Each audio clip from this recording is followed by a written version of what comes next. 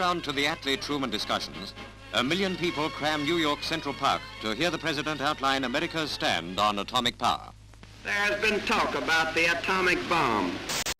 We must find the answer to the problems created by the release of atomic energy.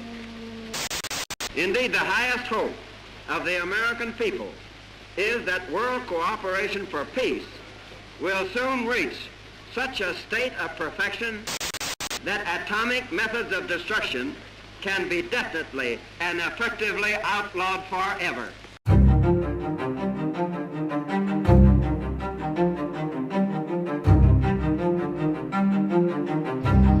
Осталось 10, 9, 8, 7, 1, 0.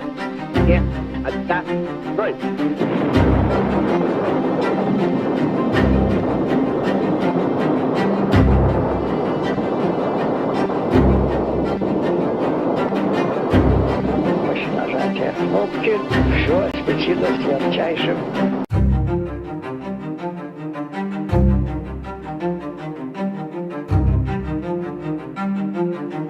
Far beyond normal shipping routes they lie, and until 1952, only pearl fishing boats entered the blue waters and left the cliffs surrounding their shores.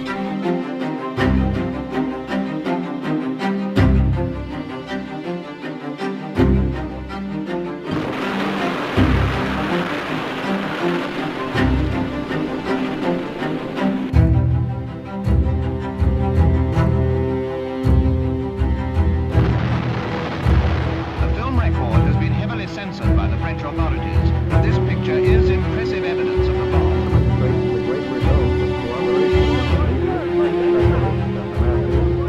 and the cooperation of education with research. This is another victory.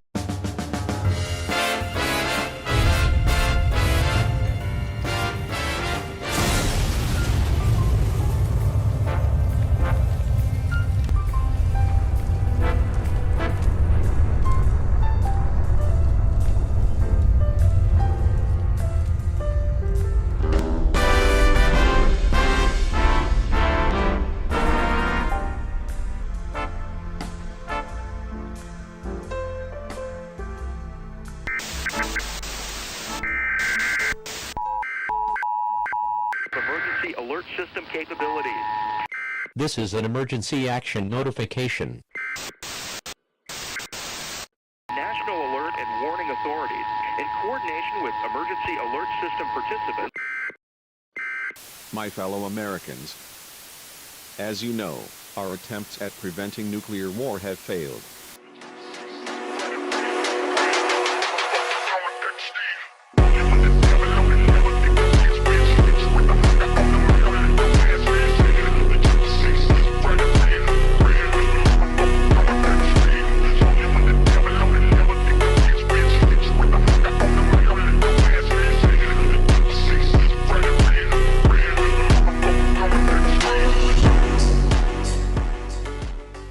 Finally, Mars has accepted my sacrifices and unleashes me. I see you, enemy. I see you, enemy. Enemy! Enemy! You are my enemy! And I swear total resistance to you with everything I've got. Disingenuous, fake, false, broke back, twisted, a defiler, a betrayer, a backstabber, a devil! You will pay. Yeah, you think I don't see your face, scum? You don't think I don't see you? I see you, you understand me? I know what you think of me and my family. I see you right back. You understand that? You understand that?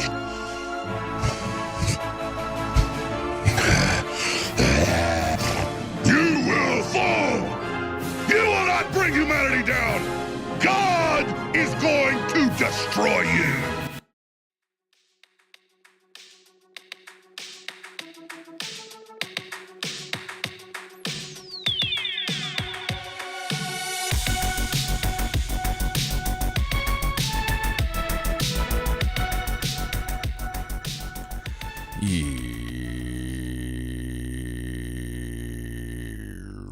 Yo.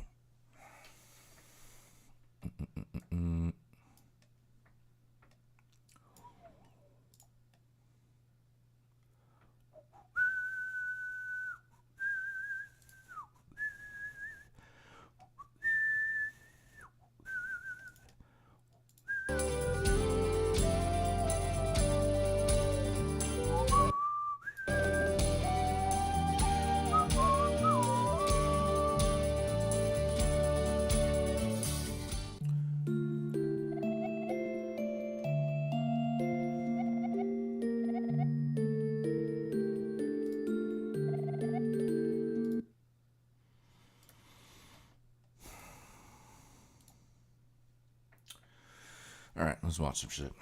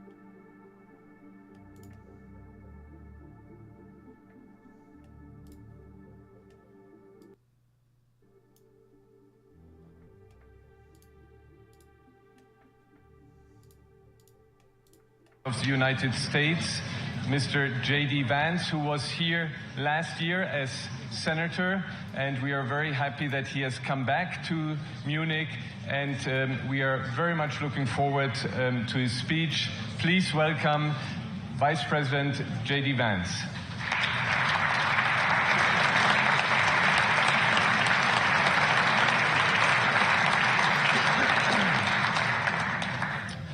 Well, thank you, and thanks to all the gathered delegates and luminaries and media professionals, and thanks especially to the host of the Munich Security Conference for being able to put on such an incredible event. We're, of course, thrilled to be here. We're happy to be here. And, you know, one of the things that I wanted to talk about today is, of course, our shared values. And, you know, it's great to be back in Germany. As you heard earlier, I was here last year as United States Senator. I saw Foreign Secretary David Lammy and joked that both of us last year had different jobs than we have now. But now it's time for all of our countries, for all of us who have been fortunate enough to be given political power by our respective peoples, to use it wisely to improve their lives. And I want to say that, you know, I was fortunate in my time here to spend some time outside the walls of this conference over the last 24 hours. And I've been so impressed by the hospitality of the people, even as, of course, as they're reeling from yesterday's horrendous attack. And the first time I was ever in Munich was with my wife, actually, who's here with me today, on a personal trip. And I've always loved the city of Munich, and I've always loved its people.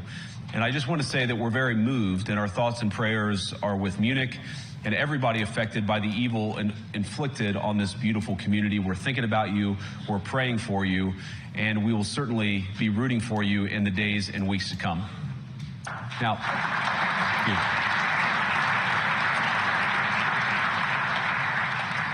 I hope that's not the last bit of applause that I get, but we gather at this conference, of course, to discuss security, and normally we mean threats to our external security. I see many great military leaders gathered here today. But while the Trump administration is very concerned with European security and believes that we can come to a reasonable settlement between Russia and Ukraine, and we also believe that it's important in the coming years for Europe to step up in a big way to provide for its own defense, the threat that I worry the most about vis-a-vis Europe is not Russia, it's not China, it's not any other external actor.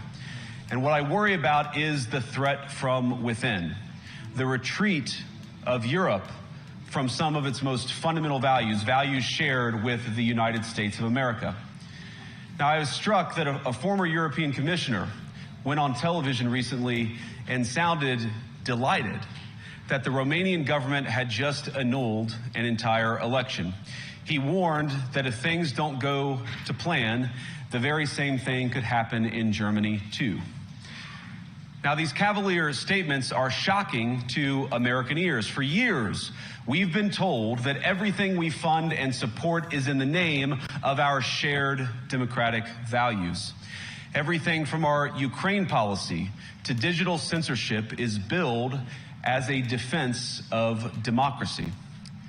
But when we see European courts canceling elections and senior officials threatening to cancel others, we ought to ask whether we're holding ourselves to an appropriately high standard. And I say ourselves because I fundamentally believe that we are on the same team.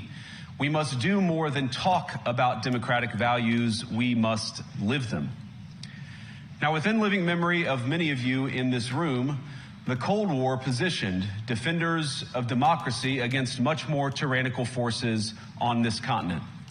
And consider the side in that fight that censored dissidents, that closed churches, that canceled elections.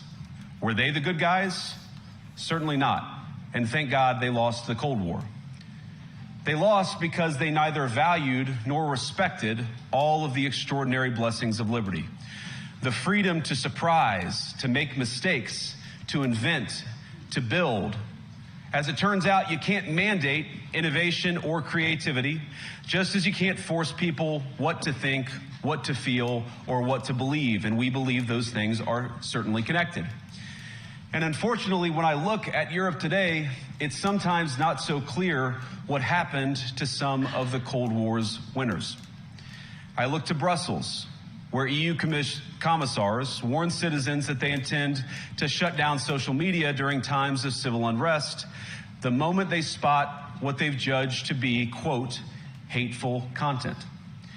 Or to this very country, where police have carried out raids against citizens suspected of posting anti-feminist comments online as part of, quote, combating misogyny on the internet, a day of action.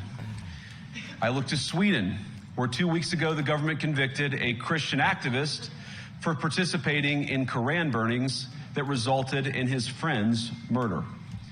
And as the judge in his case chillingly noted, Sweden's laws to supposedly protect free expression do not, in fact, grant, and I'm quoting, a free pass to do or say anything without risking offending the group that holds that belief. And perhaps most concerningly, I look to our very dear friends, the United Kingdom, where the backslide away from conscience rights has placed the basic liberties of religious Britons in particular in the crosshairs. A little over 2 years ago, the British government charged Adam Smith Connor, a 51-year-old physiotherapist and an Army veteran, with the heinous crime of standing 50 meters from an abortion clinic and silently praying for 3 minutes.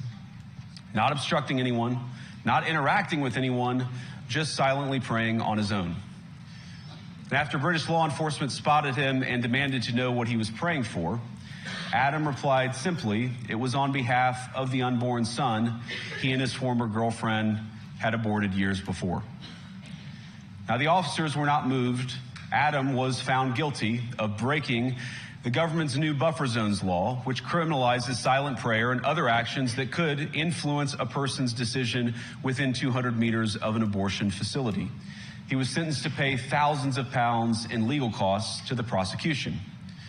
Now, I wish I could say that this was a fluke, a one-off crazy example of a badly written law being enacted against a single person. But no, this last October, just a few months ago, the Scottish government began distributing letters to citizens whose houses lay within so-called safe access zones, warning them that even private prayer within their own homes may amount to breaking the law. Naturally, the government urged readers to report any fellow citizens suspected guilty of thought crime. In Britain and across Europe, free speech, I fear, is in retreat. And in the interest of comedy, my friends, but also in the interest of truth, I will admit that sometimes the loudest voices for censorship have come not from within Europe, but from within my own country, where the prior administration threatened and bullied social media companies to censor so-called misinformation, Misinformation like, for example, the idea that coronavirus had likely leaked from a laboratory in China. Our own government encouraged private companies to silence people who dared to utter what turned out to be an obvious truth. So I come here today not just with an observation, but with an offer.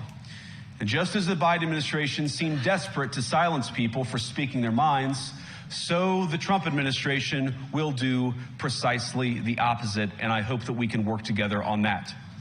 In Washington, there is a new sheriff in town, and under Donald Trump's leadership, we may disagree with your views, but we will fight to defend your right to offer it in the public square, agree or disagree.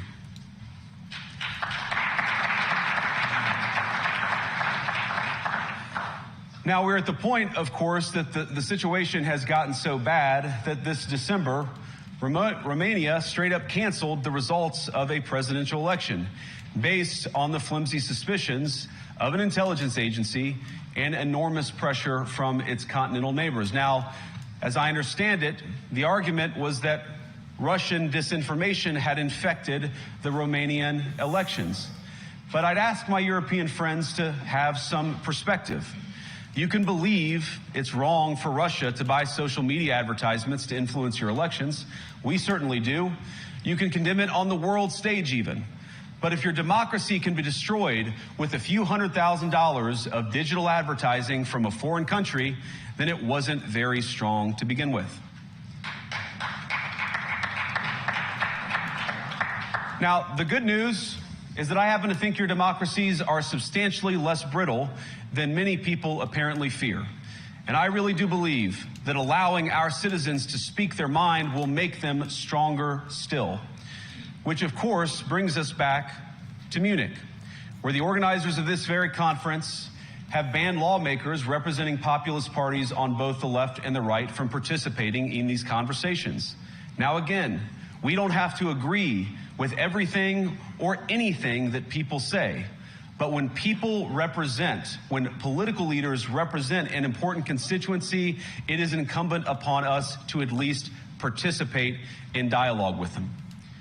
Now, to many of us on the other side of the Atlantic, it looks more and more like old entrenched interests hiding behind ugly Soviet-era words like misinformation and disinformation, who simply don't like the idea that somebody with an alternative viewpoint might express a different opinion or, God forbid, vote a different way or, even worse, win an election. Now, this is a security conference, and I'm sure you all came here prepared to talk about how exactly you intend to increase defense spending over the next few years in line with some new target. And that's great. Yo, what's up, Conrad? Yeah, we're watching a video from your homeland. I got another video actually queued up that you're gonna like. Where is it? Inside the Rise.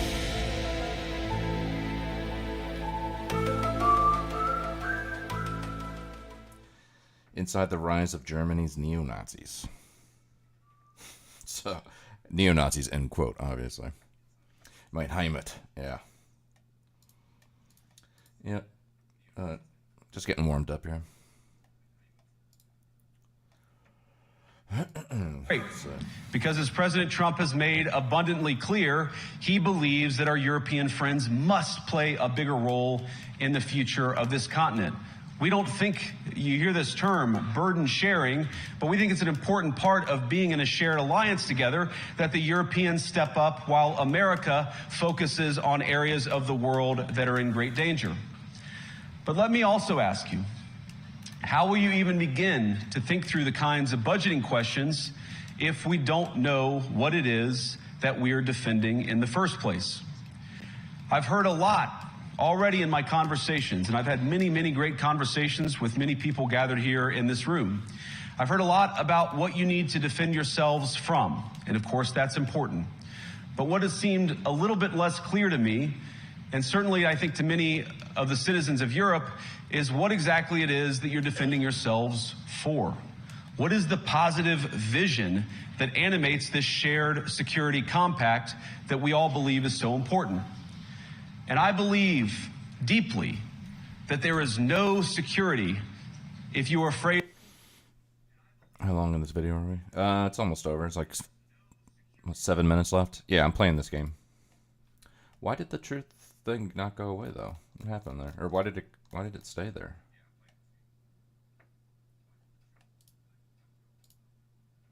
Huh, what's up with that? I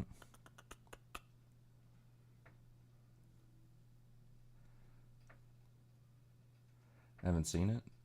It's like the truth is out there thing is just stuck on the screen. That's weird. Where's it at?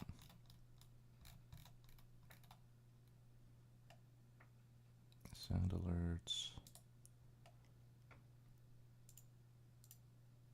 Okay, there we go. Wonder what happened there.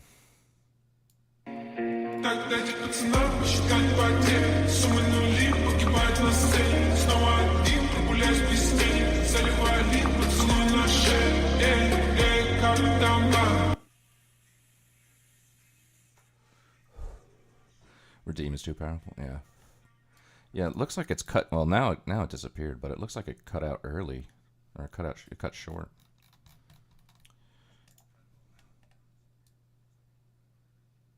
Let me make this bigger.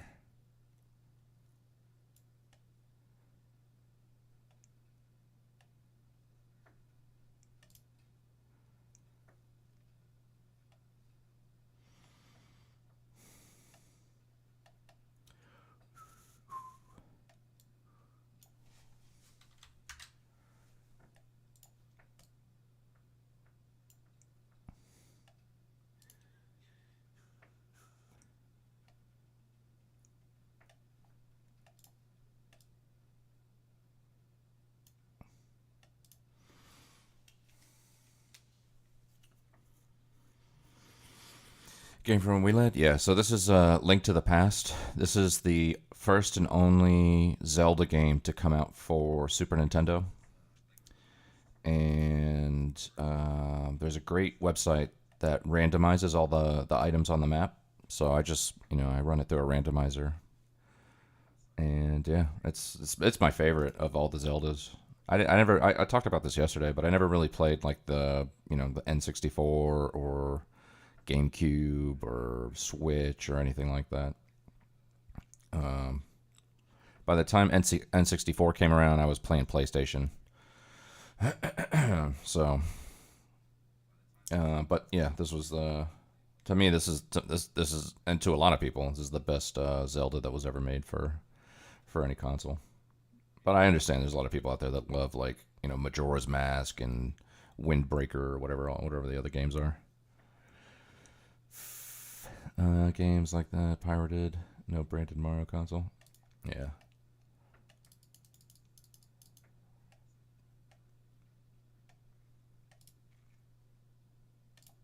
Okay. Yeah, but this one's almost over though.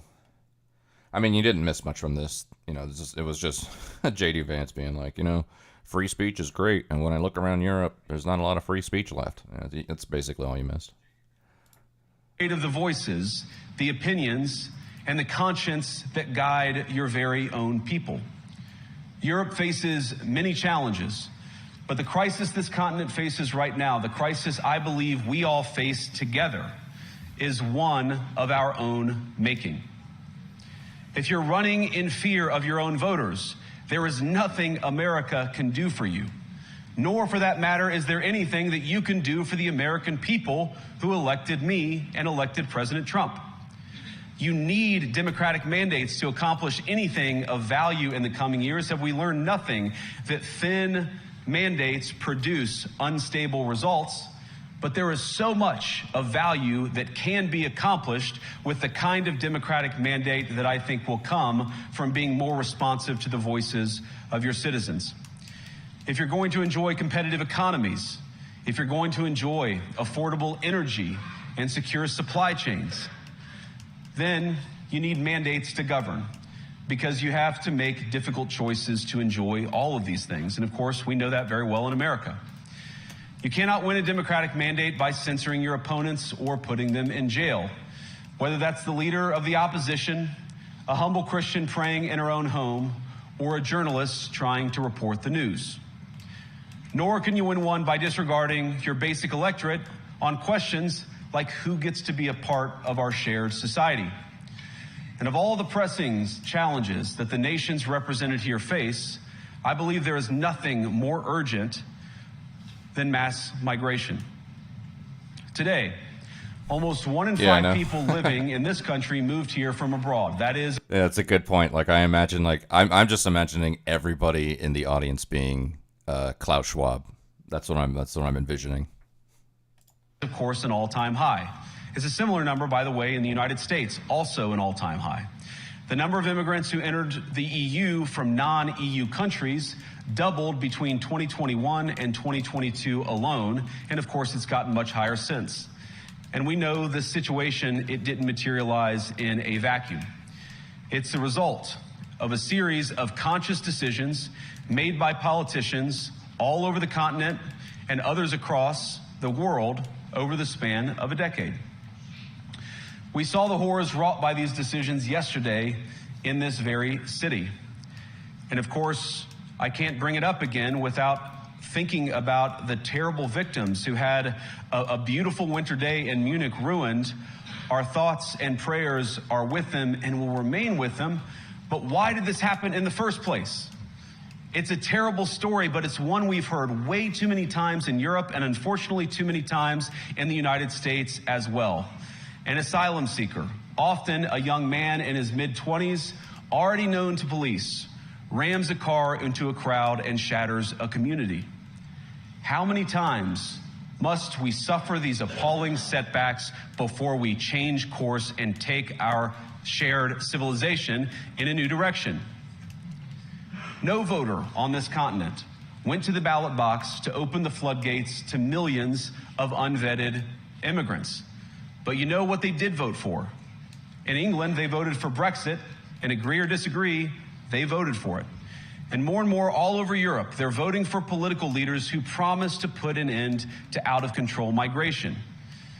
Now, I happen to agree with a lot of these concerns, but you don't have to agree with me. I just think that people care about their homes, they care about their dreams, they care about their safety and their capacity to provide for themselves and their children. And they're smart. I think this is one of the most important things I've learned in my brief time in politics. Contrary to what you might hear a couple mountains over in Davos, the citizens of all of our nations don't generally think of themselves as educated animals or as interchangeable cogs of a global economy. And it's hardly surprising that they don't want to be shuffled about or relentlessly ignored by their leaders. And it is the business of democracy to adjudicate these big questions at the ballot box. I believe that dismissing people, dismissing their concerns, or worse yet, shutting down media, shutting down elections, or shutting people out of the political process protects nothing. In fact, it is the most surefire way to destroy democracy. And speaking up and expressing opinions isn't election interference. Even when people express views outside your own country, and even when those people are very influential. And trust me, I say this with all humor, if American democracy can survive 10 years of Greta Thunberg scolding, you guys can survive a few months of Elon Musk. But what no democracy, American, German, or European, will survive is telling millions of voters that their thoughts and concerns, their aspirations, their pleas for relief are invalid or unworthy of even being considered. Democracy rests on the sacred principle that the voice of the people matters. There's no room for firewalls. You either uphold the principle or you don't. Europeans, the people, have a voice. European leaders have a choice. And my strong belief is that we do not need to be afraid of the future. You can embrace what your people tell you, even when it's surprising. even when you don't agree. And if you do so, you can face the future with certainty and with confidence, knowing that the nation stands behind each of you. And that, to me, is the great magic of democracy. It's not in these stone buildings or beautiful hotels. It's not even in the great institutions that we have built together as a shared society. To believe in democracy is to understand that each of our citizens has wisdom and has a voice. And if we refuse to listen to that voice, even our most successful fights will secure very little. As Pope John Paul II, in my view, one of the most extraordinary champions of democracy on this continent or any other, once said, "Do not be afraid."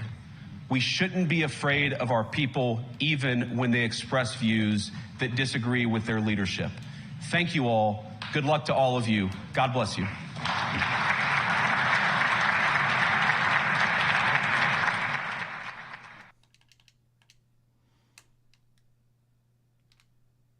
Yeah, amazing. Amazing.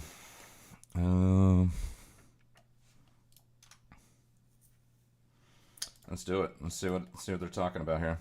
This guy, I'm pretty sure he's like clapping at their own roast. Yeah, I've seen a couple videos from this guy. He did like a. Well, he's done a bunch of them. But I think the last one I saw was about, I guess, British immigration. And this one's about German immigration. I think I had something here from Germany. What was it?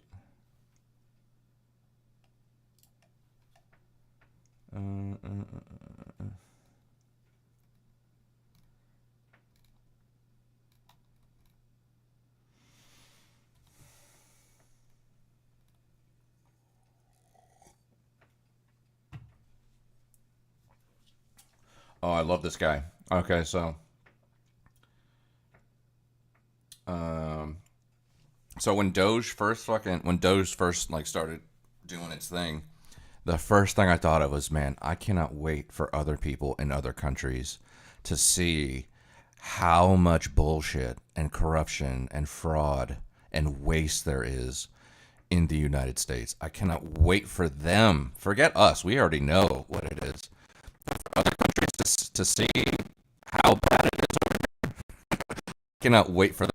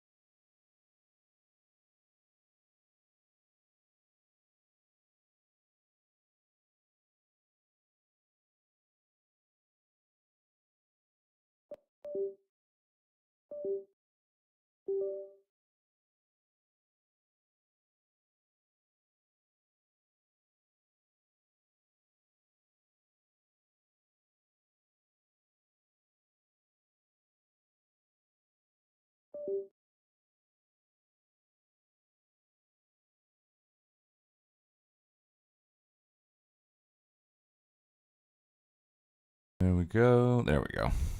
Always, it's without fail. Something always happens. Okay.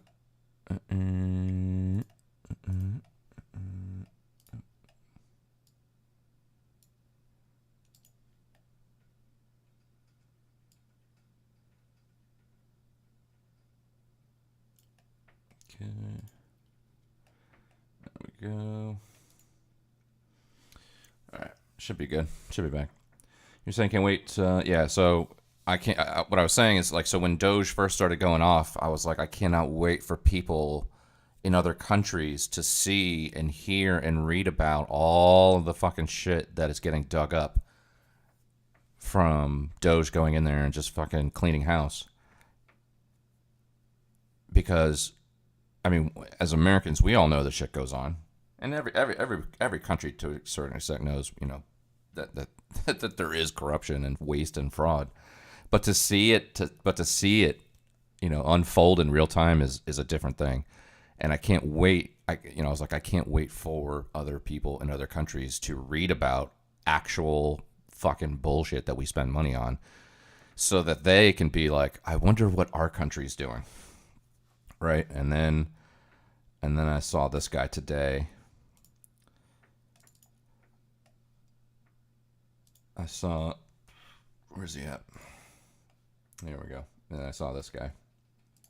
Musk exposes huge government scam. What is going on in America is wild, and I would say never happened in history before, ever. And we have the opposite of that in the UK.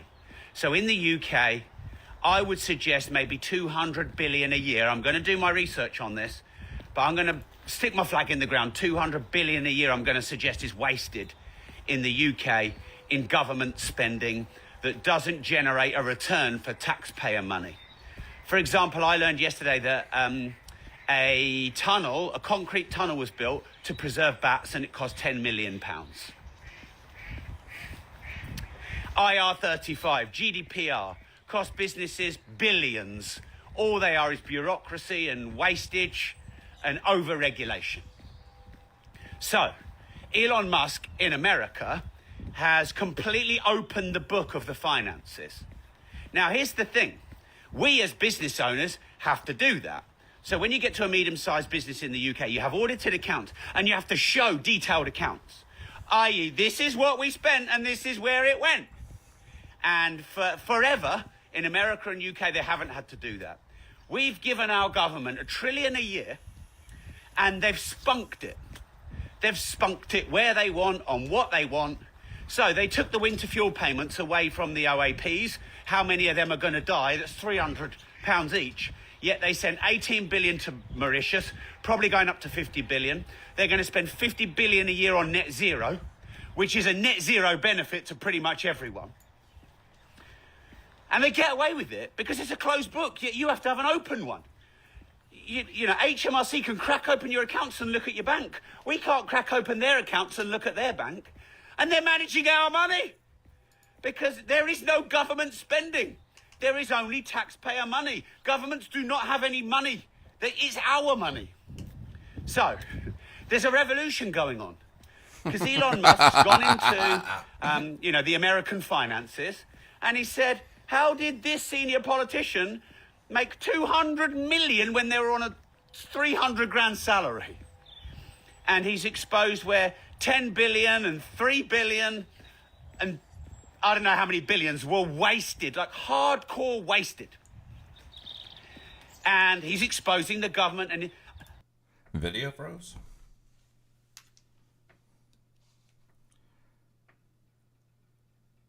I don't think so.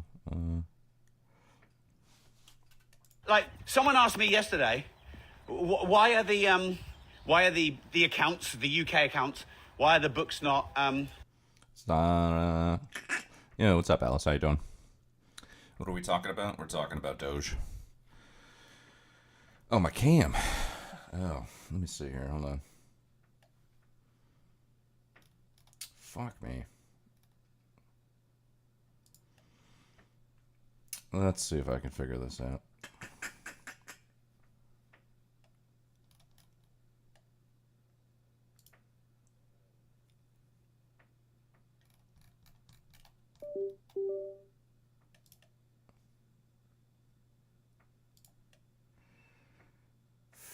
There we go. Okay. We're talking about Doge. We're talking about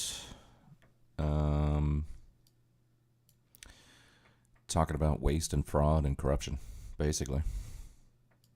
We're not really talking about. We're just watching some videos. But how you doing? What's going on? Oh shit.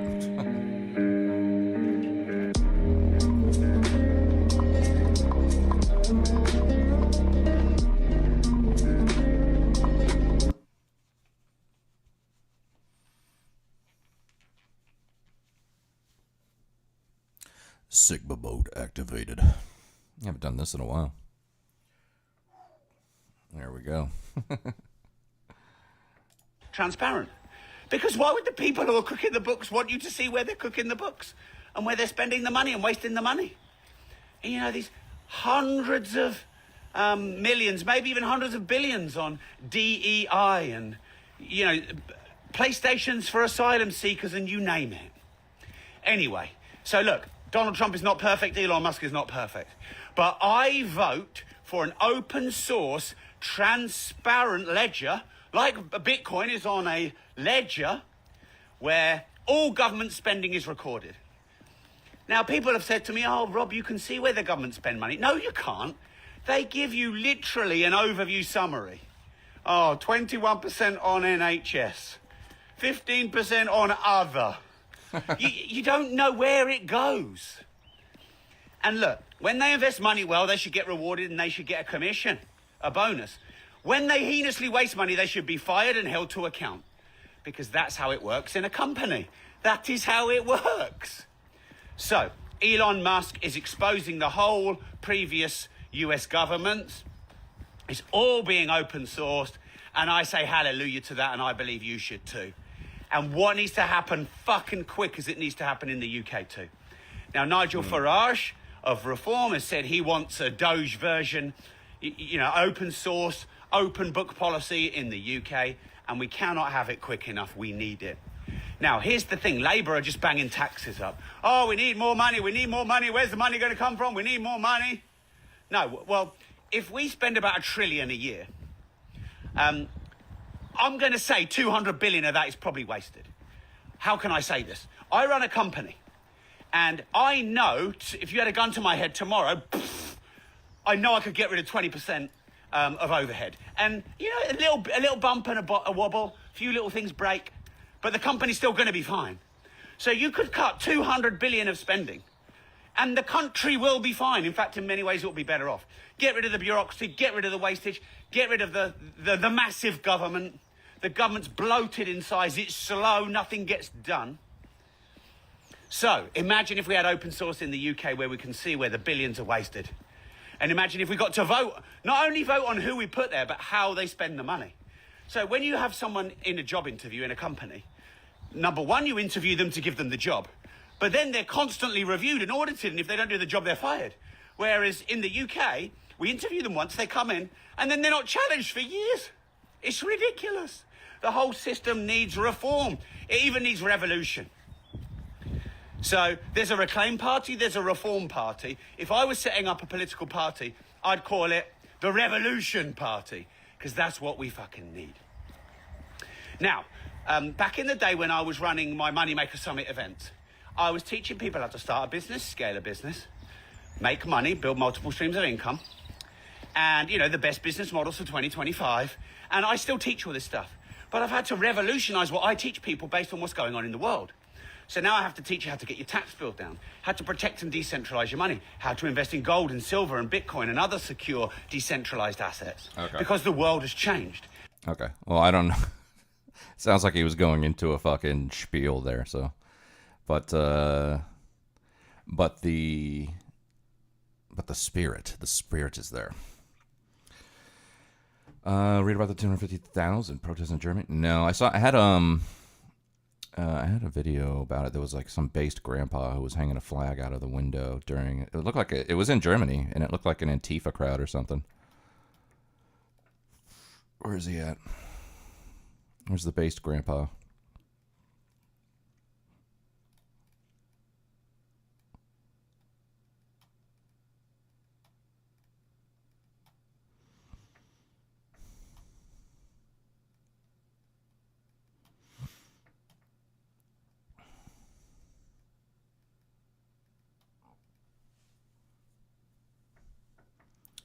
I wonder if it was in Instagram. I think it was.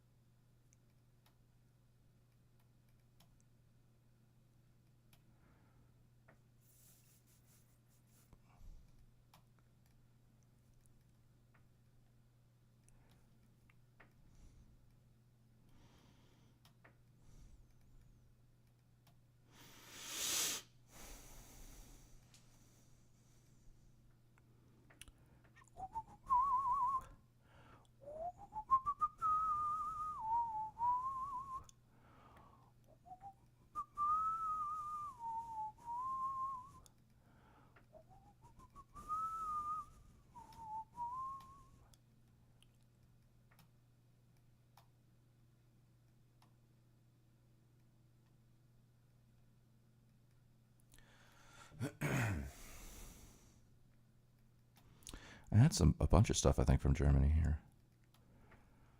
I usually save anything I see from Germany.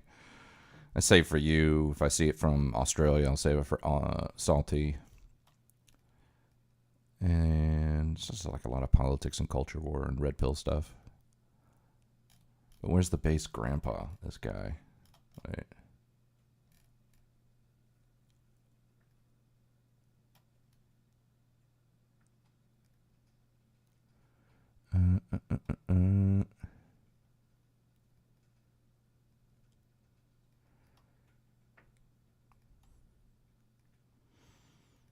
I will say it may have been on another platform.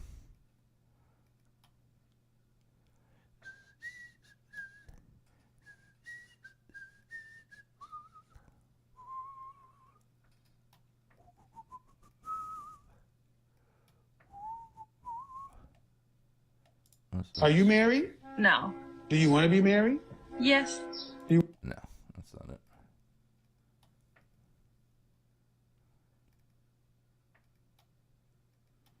Oh, this was great.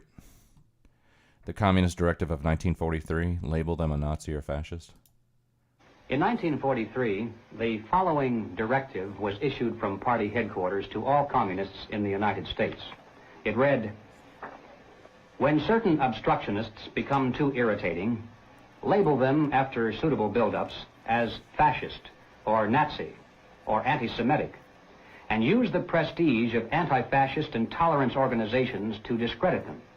In the public mind, constantly associate those who oppose us with those names which already have a bad smell. The association will, after enough repetition, become fact in the public mind." In 1940...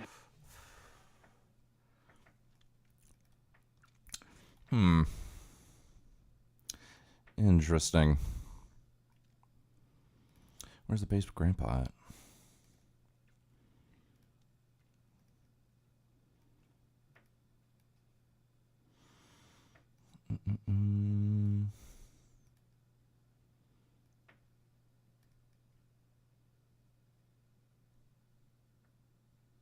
What's this? Voilà, c'est le bled.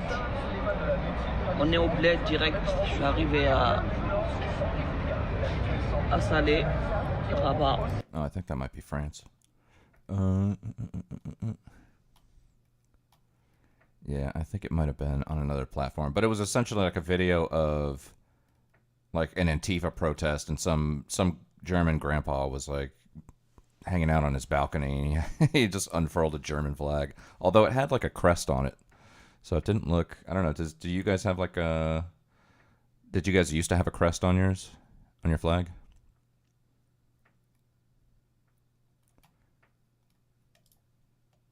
If an illegal aircraft enters into UK airspace, they immediately send out and scramble an F-15 fighter jet, which follows a procedure, and they let that hostile aircraft know.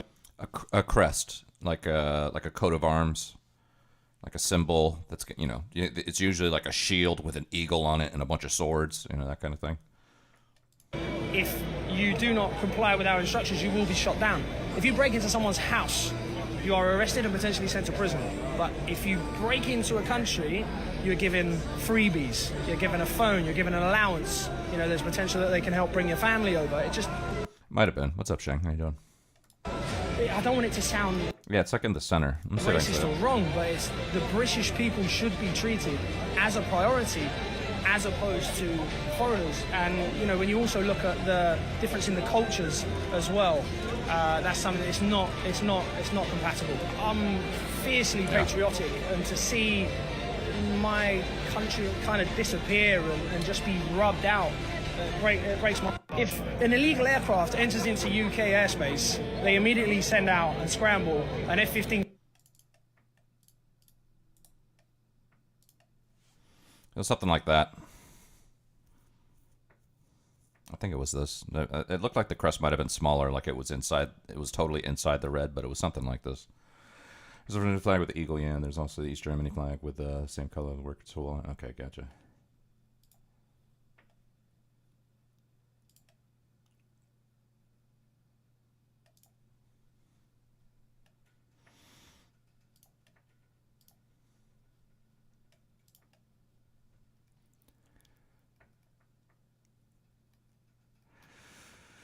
But yeah, it was like essentially like an Antifa protest, and and everybody was like yelling and throwing shit at the old guy.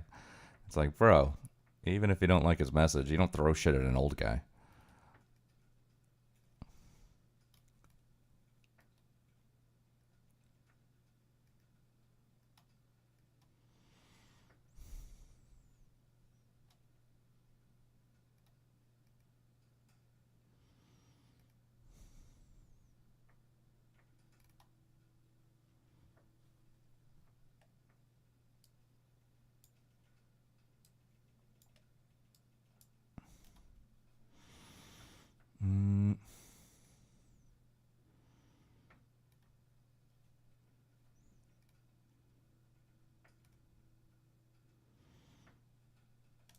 Europe won't be Europe anymore if all the Europeans are gone. People's concern is that whether they are Dutch, whether they are German, whether they are Belgian, whether they are French, whether they're Italian or English, it doesn't matter. When they walk outside of their house, they're afraid because of crime. The streets are dirty, and they're surrounded by people who don't speak the same language, who don't think the same way. And they are remembering their childhood, and they feel sad and angry that their countries are being destroyed all around them and are going to look completely different in 100 years from now. You couple a failing birth rate amongst native Europeans, along with the insane birth rate of people who come from the third world, you're talking about an absolute replacement of European population in less than 100 years. Europe in 100 years will not look anything like Europe of old. It won't. We're going to lose 50 million population in the next 30 unless we import people from God knows where, which is my exact point. Europe won't be Europe anymore if all the Europeans are gone. And we're not allowed to talk about this or discuss it. Europe won't be... Oh, man. Oh, man. And then over here, over in the U.S., we got guys like this. So we're able to be raised to help. Are you triggered? It's okay to be triggered. He's your president. Does it make you feel special to flip me off? It's okay. It's okay. It makes you special to flip me off because I like President Trump. It's okay. We all love you. It makes me feel good to flip you off because I get to let go some of my anger about at people who have manipulated and lied to you to make you feel like you have voted for someone who is going to do something for you, when all he is going to do is continue to lie to you. He's going to continue to steal from you, and he is going to continue to make people dumber, less safe, and less healthy. So I feel sad for you. I feel bad for you that you were manipulated by Fox News and people like Tucker Carlson and these Sean Hannity and these fuckholes. So that's why I feel bad for you. So good luck, take care, and fuck you. It's okay. Love you. So we're able to be... Oh, man. Your average American intersection interaction. Amazing.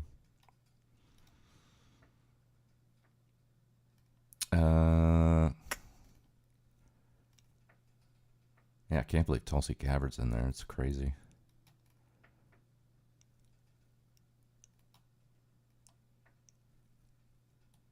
What was this one? Hey, bro. Hey, man. What's going on? So I decided to leave the Republican Party. Oh, dang. Why is that? Well, it's just recently a lot of my views have shifted, you know, but Yeah. I hope we can still be friends. Come on, man. Of course we're still friends. Wait, really? Absolutely. Listen, man, I don't agree with your choice, but our friendship's bigger than having the same political views. Yeah, I totally agree. I mean, I'd love to discuss and understand why your views have changed. Sure. Or we can just put politics aside and keep hanging out like we always do, man. Dude, what do you think? that'd be great. Sweet. Thank you for understanding. That's what friends are for, man. Cool. Hey, man, what's up? So I decided to leave the Democratic Party. Whoa, are you serious? Yeah, it's just recently a lot of my views have shifted, you know. Got it. So you're a racist. What? Which also means you're a fascist. No. And a low-life bigot who hates women. Good to know. No, I don't hate women. I just think liberal views are getting too extreme for me. Well, and... if you're not with us, then you're the enemy. Seriously? Yep, and as of this moment, I am disowning you and you are no longer in my life. Dude, we've been best friends for like 12 years. No, not anymore. What? From now on, I'm blocking you on all social media, your phone number, and never talking to you again. You're kidding. Not one bit. To me, it'll be as though you never existed. Wow, dude, I thought our friendship was bigger than that. Well, looks like you thought wrong, so... Well, dude, that really sucks, but I will respect your wishes. Oh, sorry, is the Nazi still talking? Jesus Christ! Hey, bro. Hey, man. That's exactly what it's like here.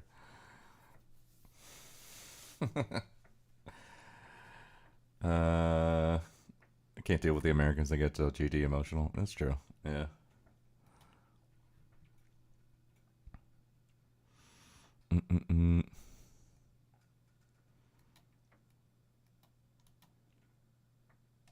You gotta set your eye on the enemy, not worry about what propaganda they put out. You're the enemy, you're the scum, you're the filth, you're the murderers, you're going down. We're never stopping. Hell or high water, we're going over the top, and you're never gonna stop us. You understand that?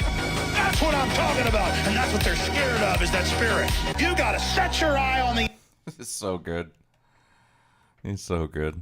I will go to hell before I sit here and I watch this country and the world turned over to these savages. I'm done, I'm pissed, and I'm not putting up with it anymore. You Satanists want to sacrifice the West.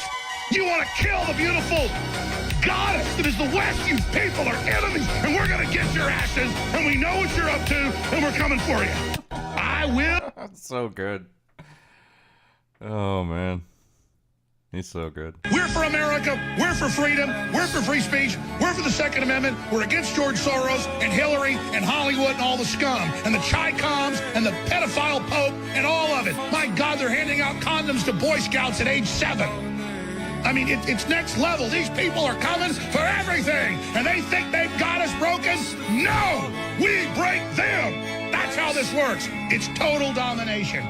They want to enslave the place known for having the strong, upright people that couldn't be enslaved. They're coming for us to enslave us. It's spiritual. They want to mount our head on the wall. They want to count coup on us. It will not happen. We're for America. Oh, man. Oh, wait, was this? Something's got a hold on me lately. No, I have another really good gun video where the European mind can just definitely not comprehend it at all. Oh, man, I'll see if I can come across it real quick. Oh, this is actually pretty good. Okay, Roger, your special subject This is about the European debt crisis. This is from a while ago. tonight is the economies of the European community. Your time starts now. Best of luck. Thank you. How much does Greece owe, Roger? $367 billion. Correct. And who do they owe it to? Mostly to the other European economies. Correct. How much does Ireland owe? $865 billion. Correct. And who do they owe it to? Other European economies, mostly. Correct. How much do Spain and Italy owe? $1 trillion each. Correct. Who to? Mainly France, Britain and Germany. Correct. And how are Germany, France and Britain going, Roger? Well, they're struggling a bit, aren't they? Correct. Why? Because they've lent all these vast amounts of money to other European economies that can't possibly pay them back. Correct. So what are they going to do? They're going to have to bail them out. Correct. Where are they getting the money to do that, Roger? That's a good question. I don't know the answer to that one. How much does Portugal owe? Hang on a minute. What was the answer to that earlier question? Just keep answering the questions, Roger. Where is Portugal going to get the money it owes to Germany if Germany can't get back the money that it lent to Italy? Just a minute. What was the answer to the previous question? The question was, how can broke economies lend money to other broke economies who haven't got any money because they can't pay back the money the broke economy lent to the other broke economy and shouldn't have lent it to them in the first place because the broke economy can't pay it back? You're wasting very valuable time, Roger. How much money does Spain owe to Italy? $41 billion, but where are they going to get it? Correct. What does Italy owe to Spain? $27 billion, but they haven't got it. They're broke. Correct. How can they pay each other if neither of them has any money? They're going to get a bailout, aren't they? Correct. And where's the money coming from for the bailout? That's what I'm asking you. Correct. Why are people selling the European currency and buying the US dollar? Because the US economy is so much stronger than the European economy. Correct. Why is that, Roger? Because it's owned by China. Correct. And very well done. OK, Roger, your special subject tonight is... Is it just like a circle jerk of debt over there? I mean, that's from a while ago. I'm wondering if it's probably still like that, right?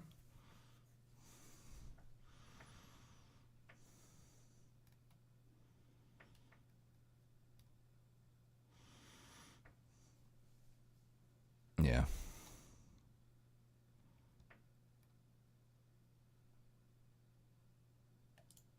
I think you'll find these health workers from New South Wales will be... Did you see the video out of Australia of these two, like, I don't know if they're nurses or doctors or whatever, but they got on, like, Omegle or one of those fucking, one of those rando chat apps or whatever. And some Israeli guy popped on and they were like fucking, they were giving him the business, as we like to say over here, on the hockey rink. Be sacked once they're identified today. They've appeared on social media on some kind of video. They're talking to a bloke in Israel, and then the health workers in New South Wales health outfits claim that they kill Jewish patients. Let's say an Israeli, God I won't forbid. treat them. I won't treat them. I'll kill them. So if an Israeli is in Australia and God forbid something happened to him and he comes Not to your God forbid. hospital, I hope to God. would you kill him? You have no idea how many Israeli Haradok came to this hospital and I sent him to Jahannam.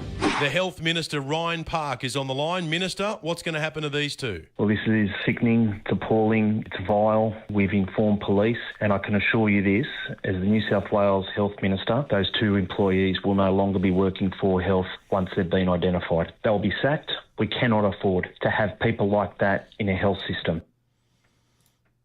I mean, no fucking self-awareness, bro. Why would you say that on the internet? Oh my god. Apparently the video is badly edited. The Israeli guy says bad things about Palestinians, and the girls responded in kind. I did hear that the video that everybody did see was the edited version, but I think he did release the unedited version. Or at least I think I read a headline and said that. But you know, if he said some bad shit in kind or prior to them having said that, then yeah, could have been a provocative exchange. Where are you from? Where are you from? Zimbabwe. Okay. This is in Portugal. Just dudes from Zimbabwe just hanging out in the park collecting,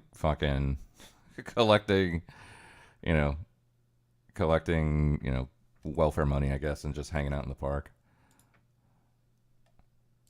Where are you from? Where are you from? Zimbabwe.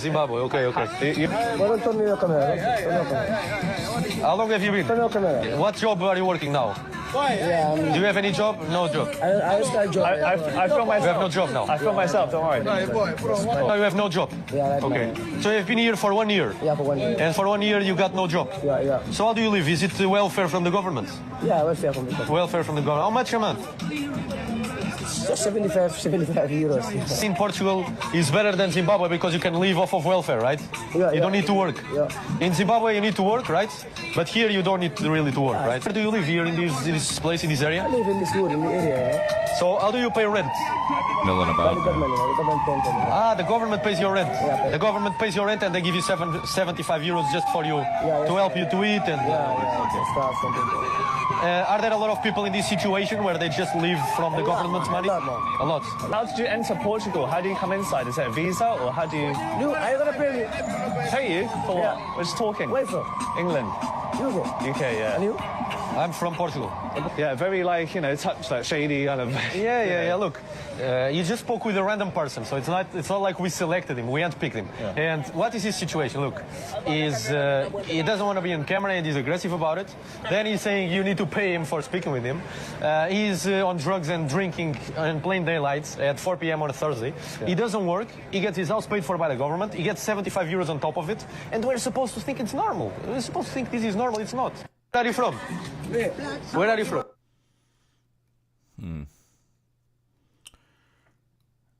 What else was there?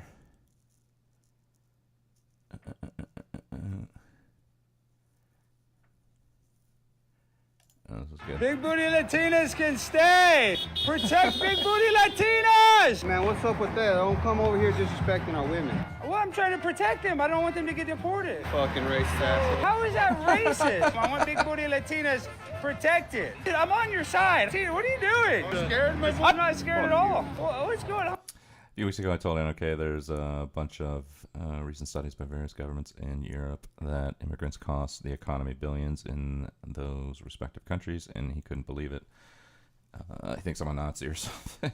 Immigration's always well. I know that you and NOK have a good working relationship.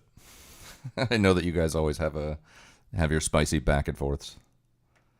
He was in here last night, so you might see him in a little bit.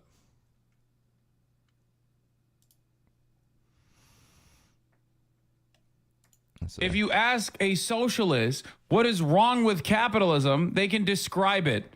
If you ask a capitalist what is wrong with socialism, they just describe capitalism. All the socialist policies in practice redistribute from the working class to the super wealthy in practice. And I can prove that. Oh, you can prove that. It's odd that these guys are so anti-capitalist in their critique of what? Socialism? I'm so mad, dude. The only people that are allowed to say anti-capitalist things, the only people that are allowed to engage in left-wing populist economics are right-wingers that want to literally continue the same system of oppression and redistributive cycle that absolutely does shaft the working poor at the behest of these super wealthy to create even higher rates of profit. It is so frustrating, dude. That's why, what is the age-old adage? If you ask a socialist what is wrong with capitalism, they can describe it. If you ask a capitalist what is wrong with socialism, they just describe capitalism. All the socialist. Oh, man. Oh, this is great. This is great. This is a Tulsi Gabbard video. The idea that the immigrants are just being brought in for fiscal reasons is a lie. I think we're gonna watch a video about that right now. Actually, I'm gonna cue it up. But I mean, the video is about essentially, the rise of the right in Germany or whatever. But obviously, it's going to be tied a lot of it with immigration. So, we'll get that conversation going here in a second. But this is Tulsi Gabbard. This is great. I'm pretty sure this is the video I saw the other day.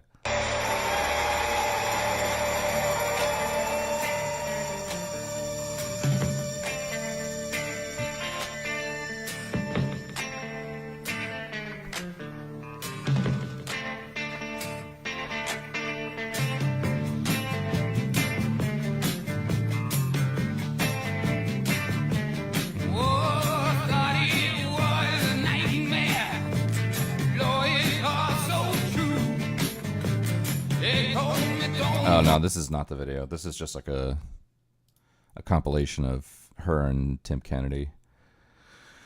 It is crazy to think that she went from being on a watch list to going to only in America can you go from being on a fucking national security watch list to being the director of national intelligence. Only in America. Oh, man.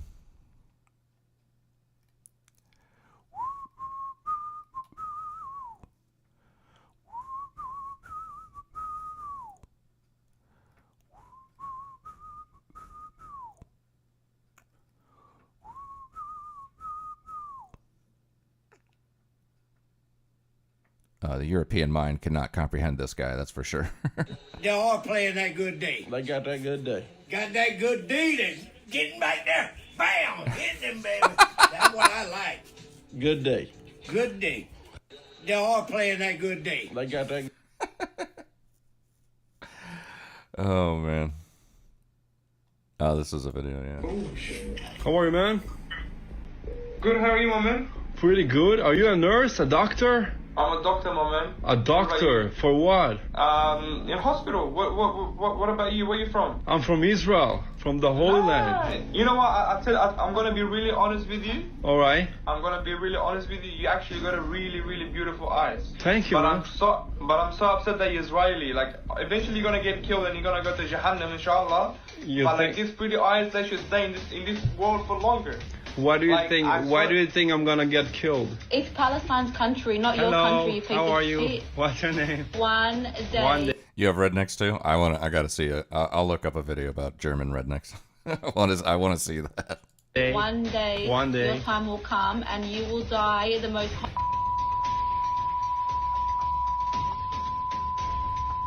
We spread Listen to me. peace Listen to me. and you you're- spread when your death. time comes. How when are your you time doctors? comes, Wait. I want you to remember my I have- face. Okay, so okay. You can understand Gotcha. That you will I have die a question the though. most disgusting death. All right, for sure. I have a question though. Yeah, what's it?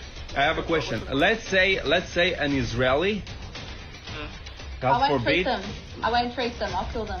You'll kill them? So if an Israeli is in Australia and God forbid something happened to him and he comes Not to your God forbid, hospital, I hope to God. would you kill him? You have no idea how many Israeli Khara dog came to this hospital and I sent him to Jahannam. I For literally real? sent him to Jahannam. How are you, man? What's up, Moz? How you doing?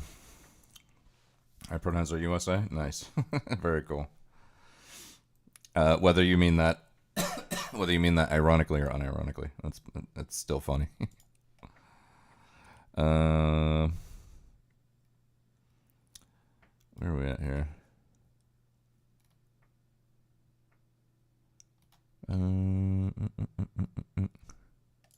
I don't agree with that at all. Lots of people argue progress. We talk endlessly in the West about racism. Okay, what other great civilizations in the world are better at race relations than we are? In China, one of the most popular commercials on TV was a Chinese girl who's approached by a black man. She pulls him off and shoves him into a washing machine. She puts the product that is being advertised into the washing machine. And what's the payoff? He comes out Chinese. Where is this great world to which we are comparing ourselves to? You cannot compare our civilization to utopia. You have to compare it to reality. And in reality, we are the best civilization in existence today. Back to that. But are we good enough? We're never going to be good enough. Are you good enough? Am I good enough as a human being? So why should we expect our civilization to be perfect? If you're comparing us to the land of milk and honey, you are dangerous. I don't agree with... Oh, man.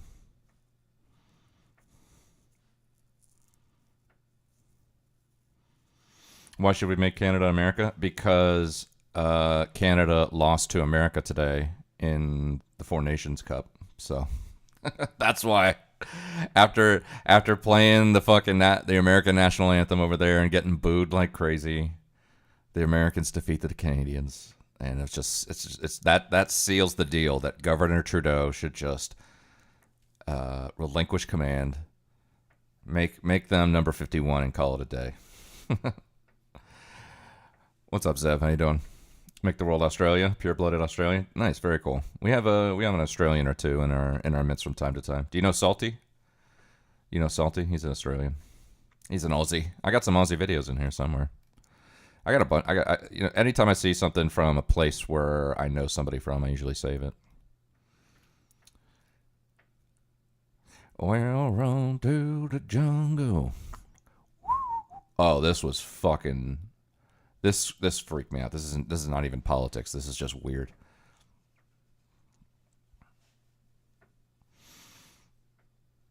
So it's already American. There you go. Well, okay. Well, we're one step closer. One step closer. This is just weird, though. This is not even politically related. This is just something I saw where I was like, man, obviously it can't be real. But if this was real, man, I would be. If I lived in a state where I had a weapon, I'd be pulling it out instantly and then running away. If I lived in a state where I couldn't have a weapon, I would just be running away. But this definitely freaked me out. Bro, is that my fork? What? Hello? No. Why is that? No. Hello? What the hell? Let's play it again. Bro, is that my fork?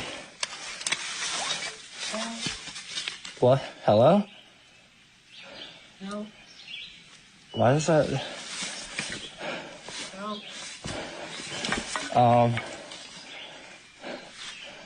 Ain't no way, dude. Ain't no way, bro. If anybody that actually needed help would be like, help me, I'm stuck, I'm trapped. They're just saying help like it's bait, you know. Hello? What the hell? Bro, I don't care about my bike. Hello? Is anybody there? Maybe they've been stuck for a long time. Dude, anybody that's actually stuck and needs help would be like, hello? Is somebody there? And even if they did say help, you know, and then the person says, hello, they would be like, oh my God, thank you. I can't believe it. Nobody's been out here for days. I need help, please. I'm stuck. But they're just saying help. That's it, bro. I don't know, dude. Am I just hearing things? Hello?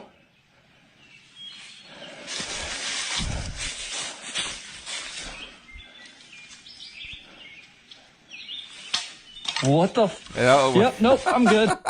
He threw something back. Bro, he threw something back at him, man. No way, dude. What's up, Anime? How you doing? What if they're starved and delirious? Doesn't matter, man. I'm not going in there. I'll call the cops. And be like, hey, you know, here's my coordinates. There's somebody here. I'm not going in there. I have no clue what's going on. I'm not armed at the moment, and I don't have a flashlight. I wasn't prepared to go cave diving today. You know, ain't no fucking way I'm going in there, dude. Even it just sounded creepy. Like, help. Bro, is that my fork?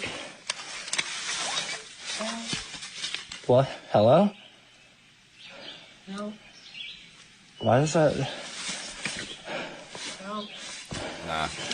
Nah, it ain't happening, bro. I'm not doing it. I'm not going in there. I will call the cops. I would be like, you need to say more than help. Say a complete sentence. Tell me what's wrong. Are you stuck? Are you hungry? Are you injured? Tell me something. Help. No fucking way, dude. I ain't not going in there. It is not happening. Hell no.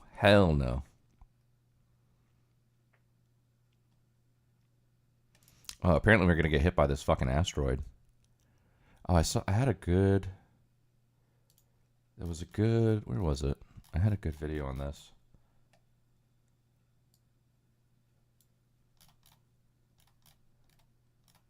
What's that?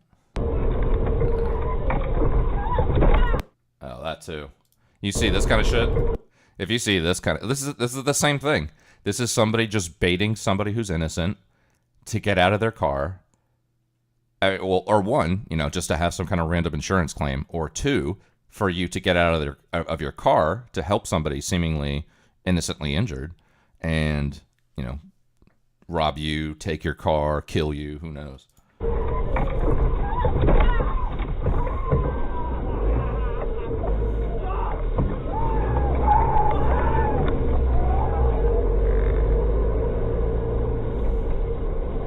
I do the same thing. I'd drive a quarter to a half mile down the road. I would stop. I'd call the police. I would tell them what happened. I would tell them I have a dash cam. I would tell them whether I'm armed or not. I would tell them my location, and then I would wait for them to come, and then I would also wait for anybody to approach me. And if they did, I'd get back in my vehicle and drive another mile down the road. I'm not fucking stopping for that shit, bro. It ain't happening, man. Does this technique even work anymore? It does in America, yeah, for sure. People used to do it in New York. I lived in New York for 7 years. They used to do it all the time because in New York, essentially, the pedestrians have the right of way. It doesn't even matter what the traffic signals are talking about. Like, pedestrians just do what they want. So they would take advantage of that and just jump in front of traffic all the time. That's a hit and run. I mean, yeah, like, you know, it technically could be. It technically could be. But it would just depend on whatever supporting evidence would be out there. I mean, she was just crossing the street in the middle of the night on a road that was well lit and just walked right into a truck. You know, like that. You know, that kind of shit goes to trial, and a jury looks at that, and they have to decide whether they believe her or not. But either way, I'm not going to put myself in an incredibly dangerous situation because I feel guilty that something happened like this. I would have been like, look, here's the smart thing to do. Drive a mile down the road, call the cops, tell them everything that happened, tell them you can provide them footage, tell them whether you're armed, tell them your location, give a description of the person involved, all that stuff, and tell them I don't feel safe interacting with that person or the other person that was involved in that. I don't feel safe, you know. There's stuff like that all the time. Like there's warnings about where there's certain roads that are kind of, you know, just not. There are roads that are pretty isolated that don't have a lot of heavy traffic, right? But sometimes you'll be driving and there'll be a cone, like a street cone, right in the middle of, you know, in your lane that you're driving. And people are warned to not stop at the cone because that's just a sign that there's somebody around that's going to essentially like come out once you stop your vehicle and they're going to fucking do something, you know. Did you also vote for Trump? I did. I voted for Donald Trump.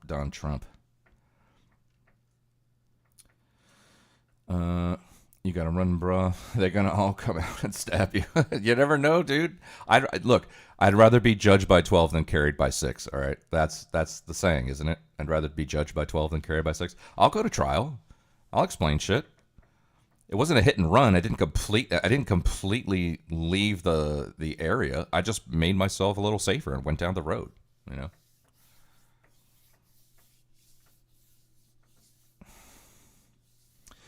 You also thankful for all the stuff he's done for us so far? I mean, we won't really know what he's done for us until Congress can pass a major bill. You know, they're probably only going to get, you know, one or two shots to, you know, send something very substantive through Congress, and then the midterms are going to come up. Everything before that is all executive orders, and I don't care about them. I mean, they're like, you know, a lot of them's like, you know, we're getting rid of plastic straws and and we're going back to this and we're going back to that. You know, the Doge stuff is cool. I like the Doge stuff. I particularly think it's interesting. Like I was saying earlier, I think it's interesting that, you know, it's, you know, we all know that the fraud and the waste is occurring all the time. We all know that, but I think it's going to be interesting when other countries learn about how much there is here and wonder, well, what about our country? And there might be like I mean, look, to be honest, we might be in the midst of a massive right-wing uprising in a lot of countries. I think, you know, the AfD is probably primed for some victory soon. Marine Le Pen is probably primed for some success. I don't know about a victory, but I think the next French election is 2027, so 2 years away. You know, the UK is, you know, the Conservatives really fucked them post-Brexit. They just did absolutely nothing and completely tarnished whatever momentum they had. So, but maybe reform takes over at some point. Who knows? Canada. You guys got Paul Olivier and whatever his name is. That guy's that guy's primed for some success, you know.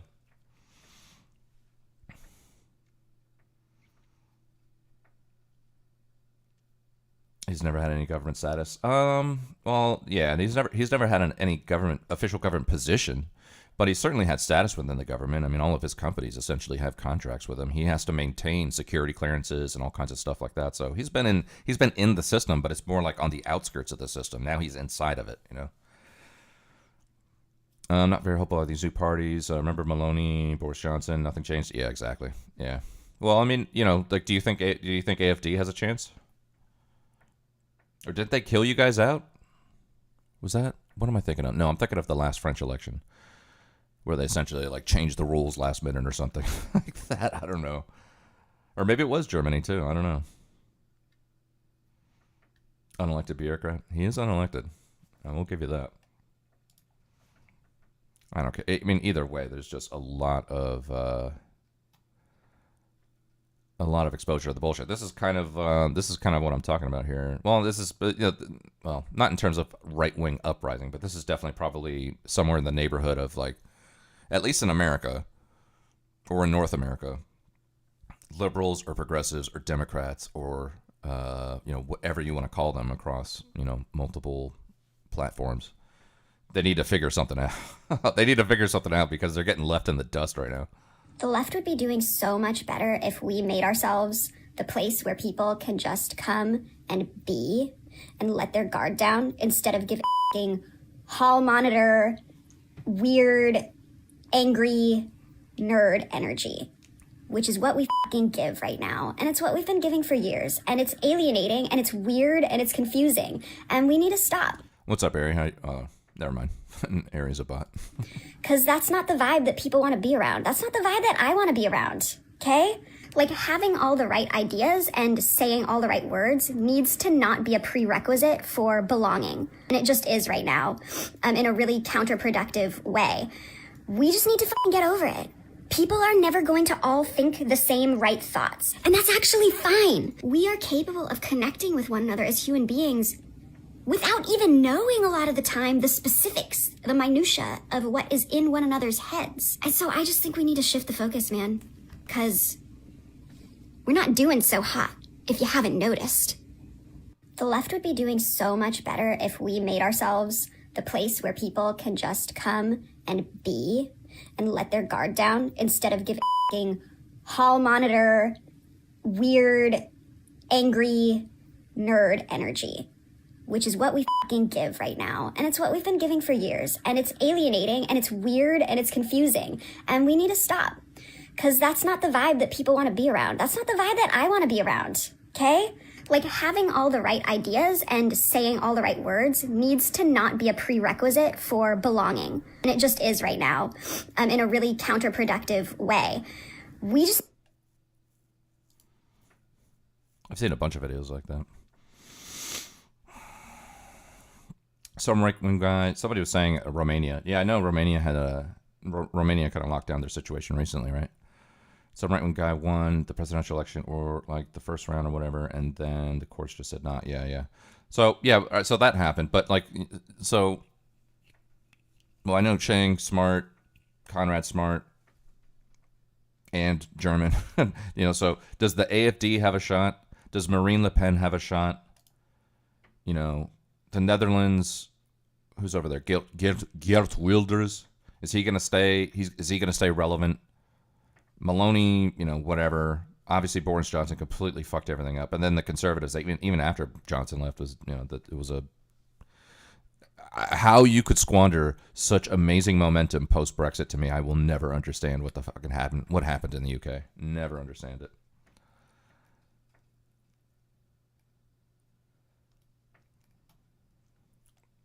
This guy. Oh, the European mind cannot comprehend this guy. That's for sure. The European mind cannot comprehend this guy right here, bro. Guess what, man? I'm an American citizen with the right to keep and bear arms. I'm going to carry my freaking gun however I want to. That's correct. You think I need your permit to conceal carry my gun? Screw you. I will disregard any law that goes against my fundamental rights as an American citizen. I carry guns everywhere I go, across state lines. I don't give a crap. I don't even look at the law. And I may wind up in prison one day. I don't freaking know, but I don't care because I will not obey a law that violates my right to keep and bear arms. And here's the second thing for you listeners. If you do not carry a gun as an American citizen every single day, everywhere you go, you are neglecting your duty as an American citizen. You are failing to exercise your rights, and actually I would go as far as to say one of your most important rights. So if you aren't carrying a gun, if you're listening to this, look at yourself right now. If you are not carrying a gun or you are not within arm's reach of a gun, you are wrong. You are dead wrong. Guess what, man? I'm an American citizen with the right to... Like I said last night, I'm not within arm's reach, but it's over here. It's like 5 or 6 arms reaches. That guy is nuts though. Dude, not the words coming out this man's mouth is ancient Germanic law. Nice. Oh, here's the base German grandfather. German grandfather gives a lesson in patriotism to Islamic and extreme leftist crowd.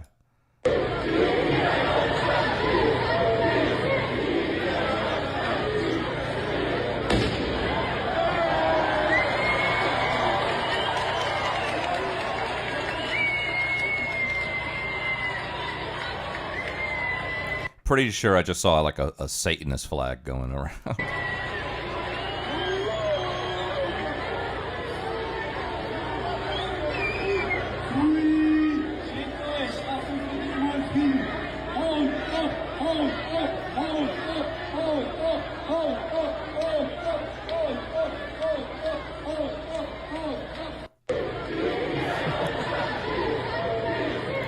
This guy.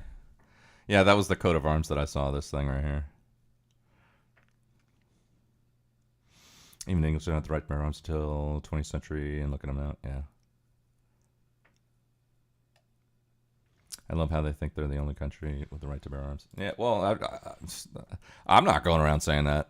I don't, maybe there's some theys out there that do think that, but I don't think that. I just don't care. If you have a country that's in line with the Second Amendment culture, great, awesome, even better.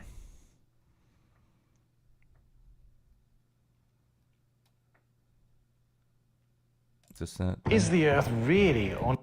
Yeah, there's this collision. There's like some asteroid that's going to hit us in like 8 or 9 years. In course with a huge asteroid. This is NASA's best guess on what asteroid 2024 YR4 looks like. It's estimated to be between 40 and 90 meters across, around the size of an apartment block. And yes, it actually could hit Earth. Right now, 2024 YR4 is heading away from the Earth. By the end of April, it will be too far away for even the most powerful telescopes to see as it loops further out into the solar system. But it comes back into view in 2028, and then there's just 4 years before its path could cross the Earth's orbit. The latest calculations suggest that on the 22nd of December 2032, there is a 1 in 45 chance of an impact, causing severe damage across a wide area. Obviously, there's still a lot of uncertainty, but as we gather more information on the asteroid, the chances of it hitting us might fall. If there is even a small chance of it hitting Earth, NASA would almost certainly launch a mission to try and nudge it off course. It's already done that as a test, smashing a spacecraft into the larger asteroid Dimorphos. The question is, would that be enough this time, or might a nuclear device be needed? That sounds extreme, and it's also the plot of the 90s film Armageddon. But nothing will be off the table if a mission is needed to avert disaster. That's crazy.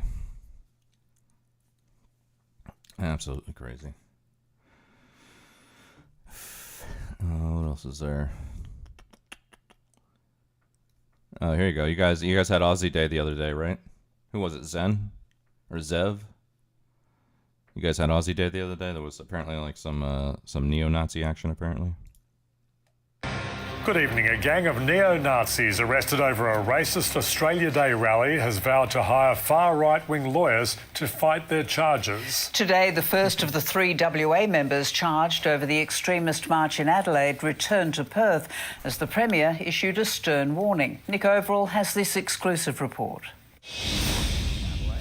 This is James Allen Holiday, a 25-year-old accused of using a Nazi symbol at an extremist rally in Adelaide. What were you doing there? Celebrating Australia Day. He's the first of 3 men from WA to return to Perth after attending the far-right march held on Australia Day.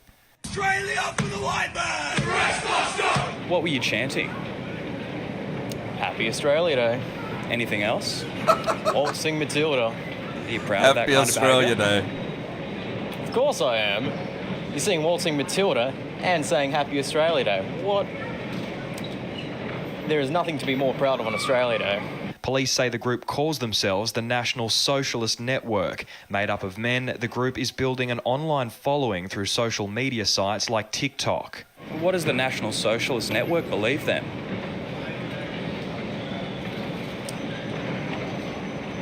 In Australian patriotism, my friend. And what does that involve? You don't want to say anything else?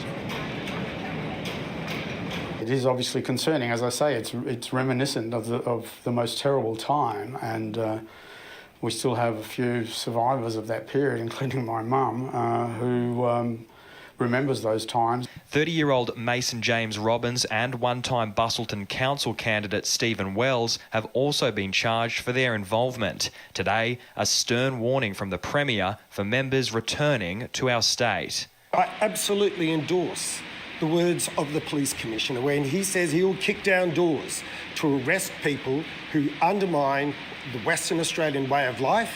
New laws passed in September mean people who display Nazi symbols in WA face up to 5 years in prison and fines of $24,000. But the Jewish community here says tough sentencing needs to back up the crackdown. If they face consequences which will act as a real deterrent, then we can make it clear that this is unacceptable. It's socially and culturally unacceptable. But there's no remorse from the accused members discussing online how they do it all again.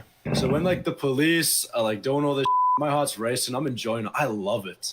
I love it all. But they could have guns pointed at my face, and I would enjoy dying for the white race because it is my purpose in life. The group is vowing to hire right-wing lawyers to fight their cases.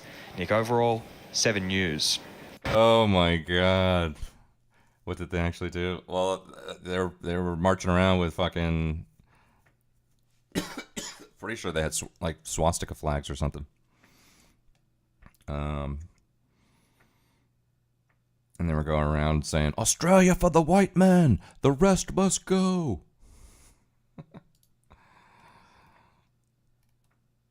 Speaking of white, I'm pretty sure Conrad's probably seen a video or two of this lady.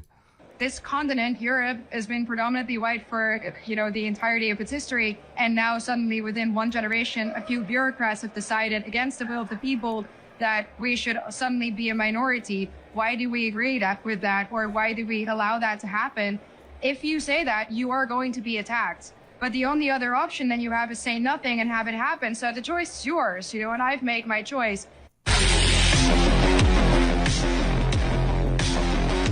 This continent here. Oh, man. You are the courier Lord Caesar has spoken of. The slaughter begins then. Yo, Nikki, thank you for the raid. I appreciate that. Welcome in. Thank you. I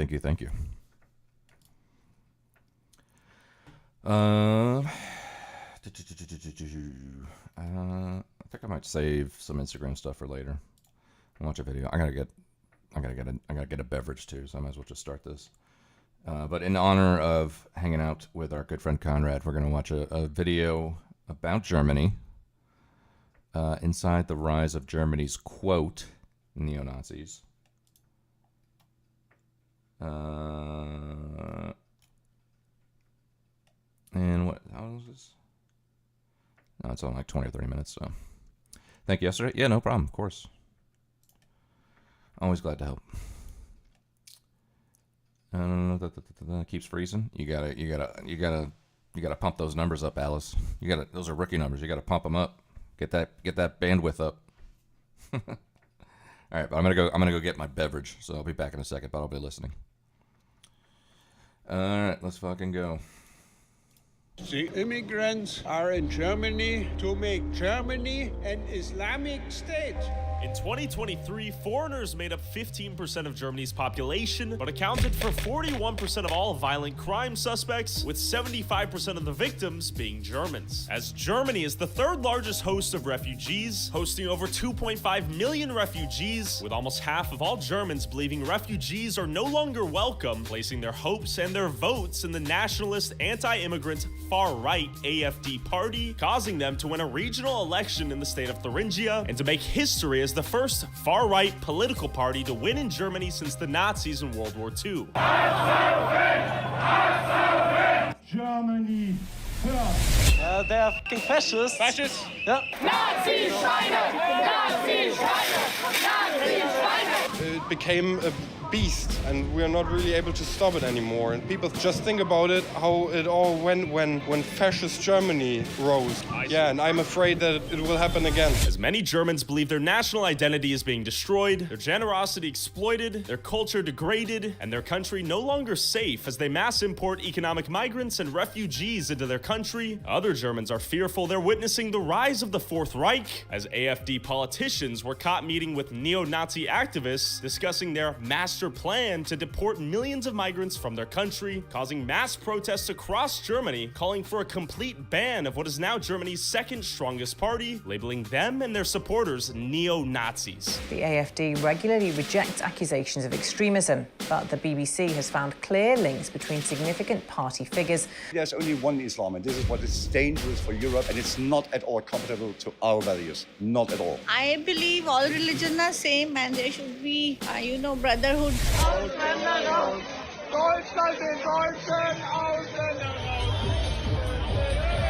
Before I go to a protest organized by Pegida, an organization opposed to mass migration and the Islamization of the West, with a counter-protest organized by Antifa right next door, what does the liberal city of Berlin think about the migrants in Germany and the rise of the so-called far right? Where are you from?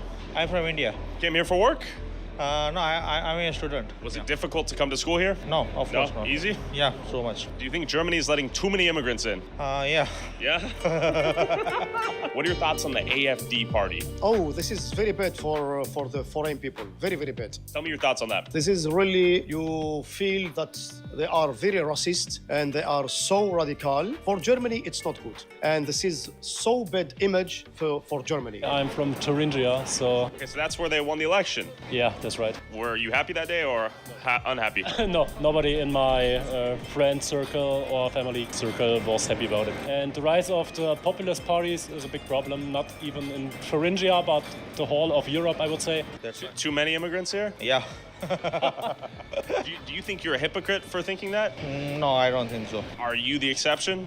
No, I guess no. I'm coming here from Tunisia for 30 years, and Germany, it's changed now, yes? They changed, so they don't like foreign people, but on the same time, they need a worker. This is a big problem for maybe the government, because they accepting a lot of refugee, but the refugee, why? Because they have no language. But if you say 2 years, you stay here and you get money and you don't work, this is a big lose for the country. I think they are a little bit racist. Why do you think the alt-right and the AfD is on the rise? Migration. I think people Germans and so getting annoyed by migration. It's a populist party. It's a party that just doesn't really have any politics or any real plans for Germany. That's my opinion, at least. Sure. And they use not only scapegoats, it's just what populism does, just quick answers to complex questions. According to Google, 14% of the population right now in Germany is immigrant population or of immigrant background. I think it's higher. Higher? Let's call it 14 or higher. Yeah. And roughly 40% of the crimes are committed by that 14%.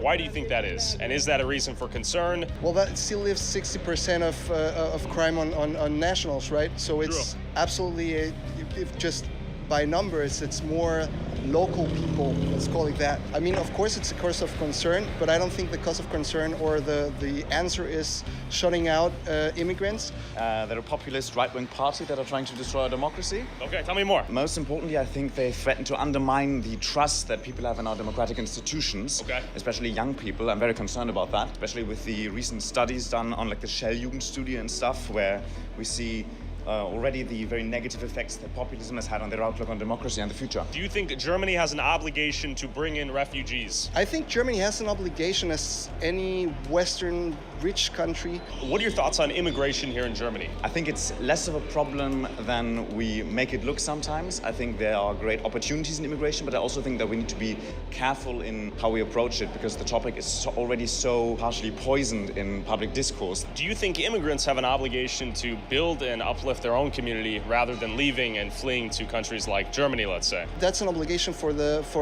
politics and politicians. Politics, of course, that's also something that I think nowadays it's being forgotten. Politics, they come from the people. Where are you from? I'm from Iran. How do you like Germany? I love it. I love Berlin, not the whole Germany. Where have you been treated differently here in Germany? In Rostock. What was the experience? They were like, "You're not welcome here. You're not one of us. Like, what are you doing here?" And then it made me go crazy because I found myself being aggressive like around people, and I was like, "Hey, it's not me," but yeah, it changed me. And does Muslim culture integrate well into Germany, from what you've seen? No. It's important to say it's because of German country. German's fault? It's not a thing of fault, but it's I think it's one of those things. Does Germany have an obligation to change and modify themselves to accommodate them, or vice versa? I would say neither. I think cultures, and we can see, for example, in the UK. The UK is a way more integrated or diverse culture. I hear many people call them racist, and they're undermining democracy. Yeah, okay. I think so too, yeah. Why do you think they're gaining popularity right now? Because they provide easy solutions for difficult problems, but the solutions are not really that simple. You see, in Germany we don't have so big problems. We are a rich country with many people, but for me, we come from South Germany. The world is okay. Life is good? The life is good, yeah. At the end of the day, you go touch grass, smell the flowers, life is good. Germany, I see no fentanyl addicts, no trash cans on fire. The city is peaceful, let's be honest. There's not a fraction of the problems I've seen in major US cities here in Germany, but anything's possible. Before I go to Dresden, I headed to Erfurt in the state of Thuringia, where the AfD won the state's elections after receiving 30.5% of the vote. Why are people in the state so supportive of the AfD? And are their feelings towards mass immigration much different than the more liberal international city of Berlin we just talked to? What does the public think here out in the city? Let's go talk. Excuse me. Do you know about the AfD? Good or bad? Bad. Bad? Yeah, he's against all the... Oh, man. Okay, why did you guys come here to Germany? We came here to live with all people, to look for safety and to have good life, but AfD is against all of this. Okay, what did you guys flee? The war? I came because of the war in my country. You guys have family here too? No, they are trying to come also. Okay. Yeah. Now, what will happen for all the refugees will happen to us. Okay, you're concerned about getting deported back home? I don't know, maybe. All right, thank you for the sticker, goodbye. Well, he gives us a sticker, protect trans kids, and fight fascism. I don't really want to get into that because it's a very complex discussion, and I think it's there are many factors playing into it, but I think it's not, the AfD is not the solution at all. It is anti-democratic. Oh, where are you guys from? India. India. Morocco. India? Okay. How long have you guys been here in Germany? 2 months. 1 year. 1 year. 1 year. Why did you guys come here to Germany?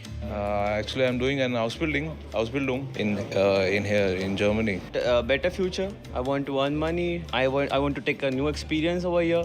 I'm here in Germany for my Ausbildung, and I'm here for making my future better. What are your thoughts on their anti-immigrant sentiment? We need them. My generation is not enough to fill all the work we can offer. So our population shrinks, and we will not be able to fill in a sufficient workforce. What are your thoughts on AfD? Okay, you're smiling. Any thoughts? I have no idea. I don't don't have any interest in this. I just live my life. I see like everything is normal here. Everything is convenience. Everyone are doing what they like, and I'm also enjoying it. How would you rate Germany on a scale of 1 to 10? Are you guys happy here? Give me a number. Sure. 8. How would you rate India? According to Germany, Compared to Germany. compared to Germany, actually, I would rate it like 6. Okay. Yeah. Statistics would say that 40% of the crime-ish is being perpetrated by those of immigrant background. Is that a concerning problem to you, or is that overblown? I think it's a problem with the segregation at hand. If I would have to flee my country out of actual fear of being and then put into basically camps and would not be allowed to work, Sure. perhaps I would also search for work, but not so much on the legal side of things. Yeah, But sexual assault, for instance, wouldn't fall under that category, right? Oh, no, definitely not. Do you think things like that are a cultural difference, or no? Or just bad apples exist in every bunch, things happen? Some things are cultural, but I wouldn't say that, we should not put everyone, which we are doing right now politically, everyone into the same cup. I'll also give 8.5 or 9. Okay. Yeah, it's good. I'm doing what I like. Anything I'm doing, if I want it, I'm doing it. No one is here to stop me until and unless I'm not doing anything wrong. What about the motherland? It's always my love. It will be always more than 10. Then why are you not in India? It's a 10 and this is an 8.5. I can't believe you now. No, the thing is, like, main problem in India is population. We don't have too much of employment there. Yeah, too much of employment. We cannot earn that much money that we earn here. I'll have sufficient money with me, then I'll go back to India, do something on my own. I won't be living up far away from my family. Yeah, family is more important than money, I know. But I'm giving this time to myself to earn money. Then later on, I'll see what I can do. You're gonna leave as well at some point, or would you stay here permanently? I plan to stay here for a long time, aber ja. Ja, ich wähle auch die AfD, weil ich habe nichts gegen Ausländer, Gottes Willen. Aber wenn der eigene Deutsche so ausgenutzt wird, ja, und das ist eben das, ja, da muss ich ein bisschen was dran ändern jetzt hier, weil wir müssen doch an uns denken. Weil auf jeden Fall, ich mache meine Sache, ich mache meine Aufgabe. Wir alle Deutsche hier, wir sind gleich, alle Männer sind gleich über alle. Es gibt keinen Unterschied, als du bist Deutscher oder nicht. Probleme ist hier, muss man wirklich richtig lernen. Erstmal die Sprache, damit man in dieses Land integrieren kann, weißt du? Muss man das machen. Ich auch, ich habe die gleiche Idee, was hat mein Kollege gesagt jetzt. Für mich, Marokko ist mein Land. Ich lebe Marokko wirklich. Ich habe viel gelernt in Marokko. Die Nummer, ich gebe Deutschland 3. Do you think many refugees coming here are actually just economic migrants using the term refugee to come here? And sometimes, but yeah, for me it's not the highest part. Deutschland versus India. I would love to stay here, but my motherland is India, as you also I see. know. So you'll come here, make some money, and then go home? Yeah, definitely. Yeah, pretty much a nation which lies on its workforce. So if that's shrinking, sure, It's crazy, bro. It is crazy to see, like, in real time, them saying, you know, yeah, I'm gonna make money and get the fuck out of here. And the local population being like, well, we need them to stay because the labor's going down, so they provide services for us, and we need that. And they're over here saying, bro, I'm gonna make my money and dip.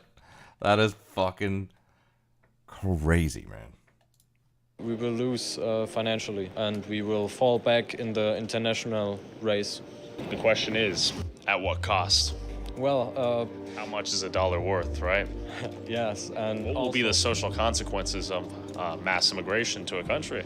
These very questions are what troubles the AfD, as the foreigners that make up 15% of Germany's population account for 41% of violent crime in 2023, although some believe acknowledging these statistics is a gateway to racism and xenophobia. I headed to Dresden's town square, formerly named after Adolf Hitler during World War II, to talk to protesters on both sides of this debate. So, this is the song that the alt-right has made their mantra. Excuse me, can I interview you? Interview? Deutsch? I've heard this song before. I've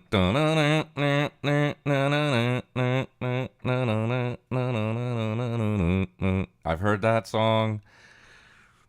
It's probably been, I think I learned that song from like right-wing content. I'm pretty sure. I'm pretty sure. Is there, let's see, maybe there's a,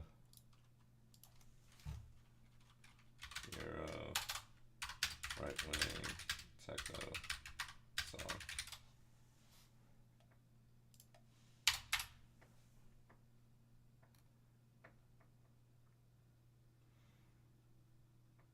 Oh, look at that. What's real? The worrying rise of Europe's hard right. Let me see. No, I bought the song. Just the song.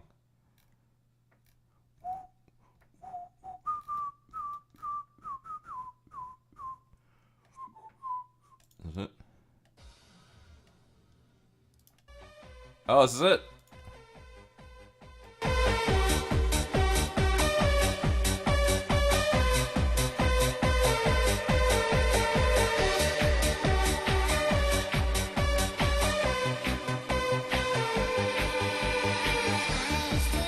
I've heard this song in so many videos, bro.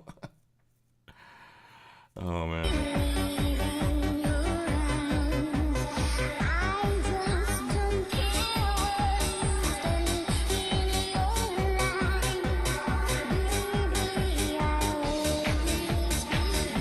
This is it. That's it. That's the song. What's it called? Le Mort te Jure by Gigi D'Agostino. That's the right-wing song right there.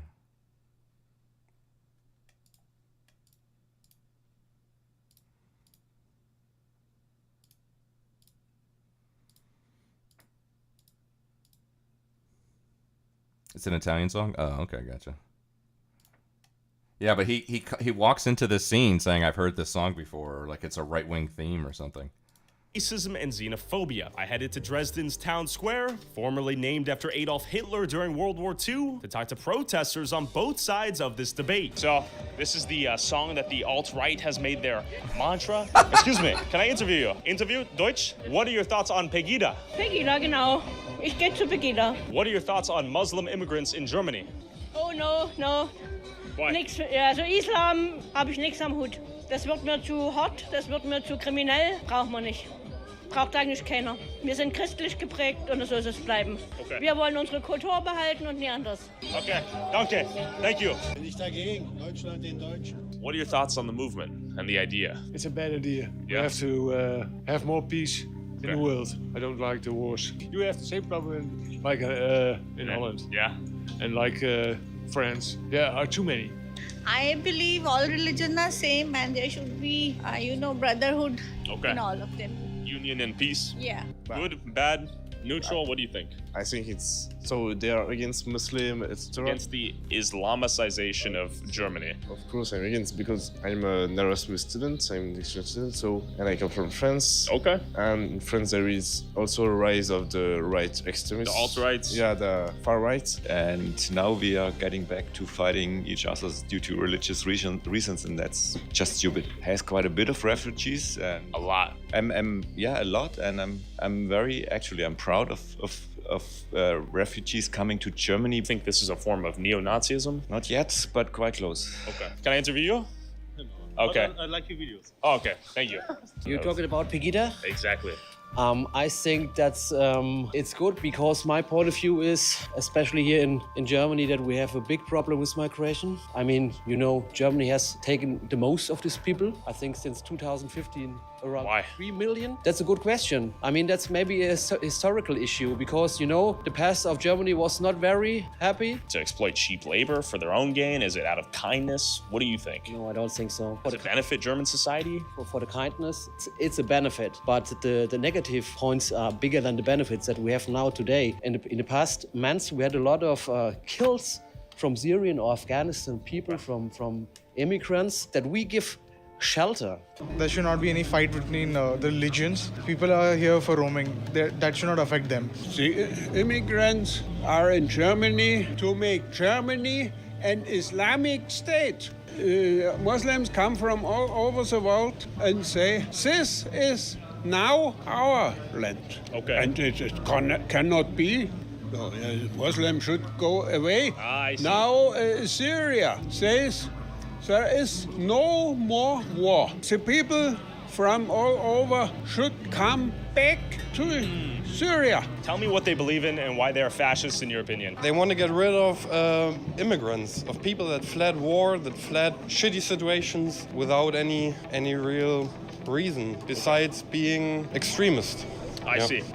Many of them have told me the war is over in Syria, now it's time to go back home. Do you agree with that idea, or is that too harsh? I mean, think about the US with the melting pot thing and just, yeah, and it's the same. We should be more welcoming, and that's not the way to do it, just getting rid of them. It became a beast, and we're not really able to stop it anymore, and people think that it's okay, but just think about it, how it all went when fascist Germany rose. Yeah, and I'm afraid that it will happen again. Yeah. Do you think Islam is compatible with German values and German culture? I mean, it's monotheist, so they believe in one God like we do, and it's a welcoming religion in my opinion, so I don't see anything wrong with it's comparable in my opinion. But after hearing the public's perspective of Pegida, I met up with the controversial founder himself, Lutz Bachmann. Tell me about your role in Pegida, who you are, backstory. I've been basically the founder of Pegida. I'm one of two founders. We founded 10 years ago. On the day, 10 years ago, on this day, 20th of October 2014, we had our first rally here in Dresden. Okay. It's this kind of demonstration is going to be the last one. What does Pegida mean? What is the reason for the movement here? It actually all started over, as the name already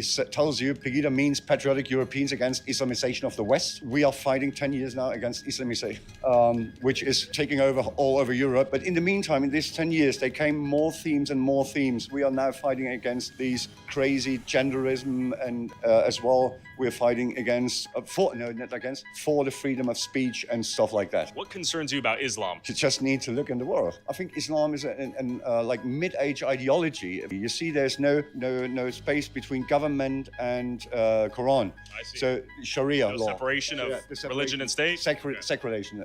And the problem is, it's not just these maybe 10,000 crazy Islamists they are running around. What the problem is, if they behead somebody, the normal Muslim is standing and watching it because he can't do anything because his book, the Quran, tells him it's right, like behead all the unbelievers and stuff like that. So they're actually not allowed to fight themselves against the crazy ones. UK, I always say it's 10 years in front of us. Okay. You see what's happening there. Churches becoming mosques and stuff like that. In every government, they already have their people in the right positions, and they obviously take over. You see it all over Europe. And this is what we were fighting from the beginning. We wanted to stop that. Do you think Islam and Western values are compatible? Not at all. This is what I think. There's even the head of the Muslim Council in Germany. It's called Ayman Maziek, this guy. This is basically the highest Muslim in Germany. Okay. Himself, he says there's only one Islam. There's not like the press and the media telling us there's a moderate Islam and there's one really Islamist. And even the head says, no, there's only one Islam. And this is what is dangerous for Europe. And it's not at all compatible to our values. Not at all. Okay. So there's a German politician that has been saying in the 60s or 70s, he says, you don't save Calcutta. If you bring whole Calcutta to your country, then you're... I can come legally to Japan, integrate, speak Japanese, and don't commit any crimes, right? But that doesn't mean I start calling myself a Japanese person. I'm not Japanese. Japanese people live in Japan. Yeah, we've had this conversation before. How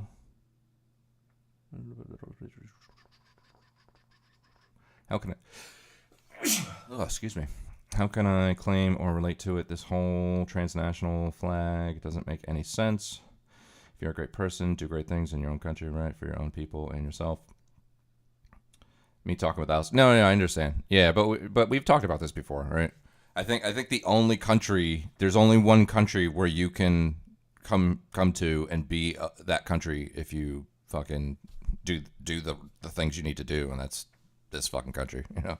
America's the only country where you can do that, you know. Now you can say, well, the founders were white and Christian and never intended for there to be, you know, any mix of the races and all that. Whatever. No, I'm not gonna fucking go off fucking something that happened a couple hundred years ago.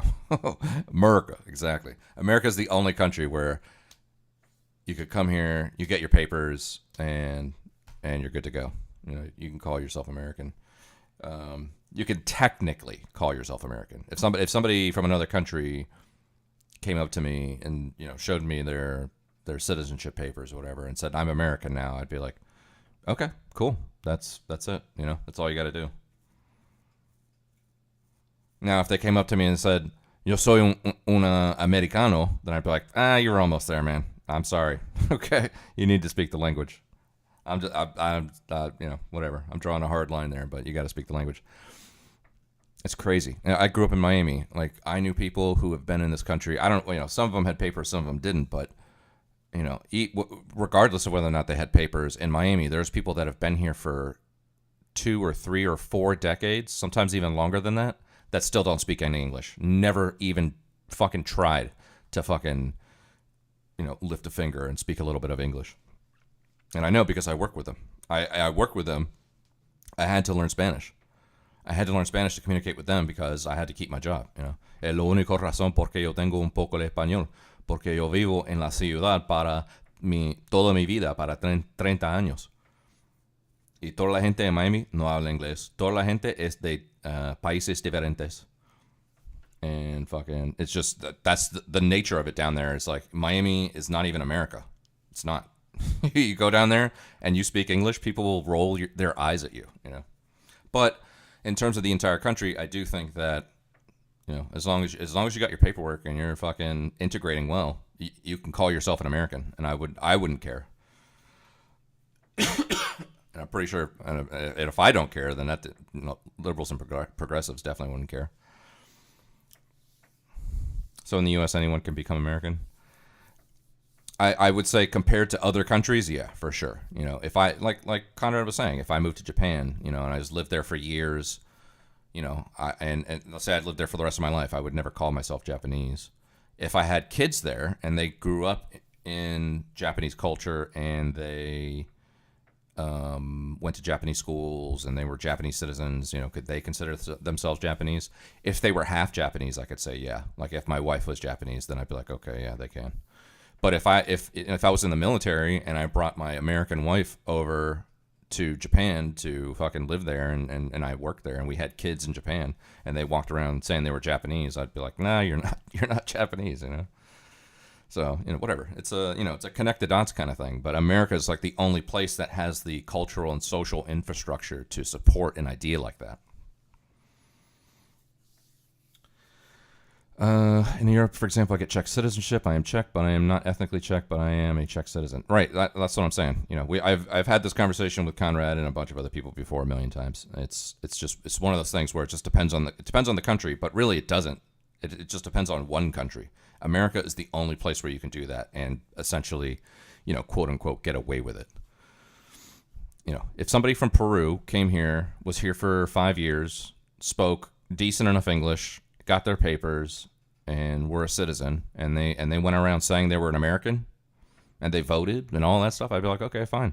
You know, it's not that big of a deal. But in other countries, I mean, yeah, I can understand why.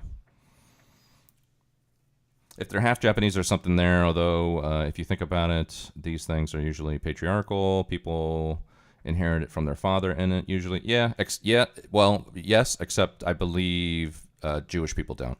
I think the Jewish inheritance comes from the mother. The mother is where it's really important. But I think for the most part, you might be right. All right, let's get back to it.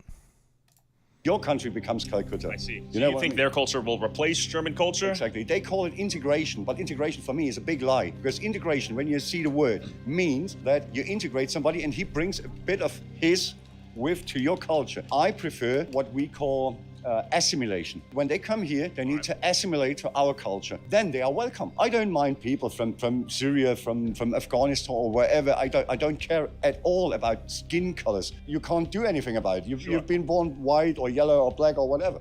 But they have to assimilate to our culture, to our values, and to everything. And what are your thoughts to some of these counter-protesters who may say you're like racist, neo-Nazi, xenophobic, those sorts of things? I always ask them, give me one proof that I'm racist. I've even got my best man for my wedding is a Turkish guy. He's Muslim. I've got so many friends, black friends from everywhere. Okay, secret question. Was the photo of you as Hitler doctored? Is that Photoshop? Yeah, it was Photoshop. Straight up Photoshop? Even the press brought, maybe 2 months after, one of these journalists, he actually had to prove in court, and he lost the case. And there was, the picture is real, but the beard was Photoshopped from them. And at this current rate, what will Europe look like in 50 years, in your opinion?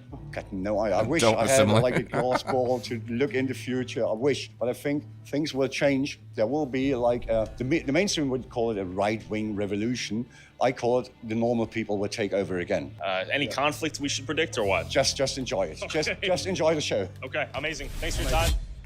I'd be like, go on down the road, you fuck. If you want to support our boots on the ground, independent journalism that is not bought and paid for by corporate interests, along with exclusive DLC content that YouTube won't let me upload, and uncensored early all my videos before they go up on YouTube, go subscribe at patreon.com/Tyler Oliveira for less than $5 a month. Back to the protests.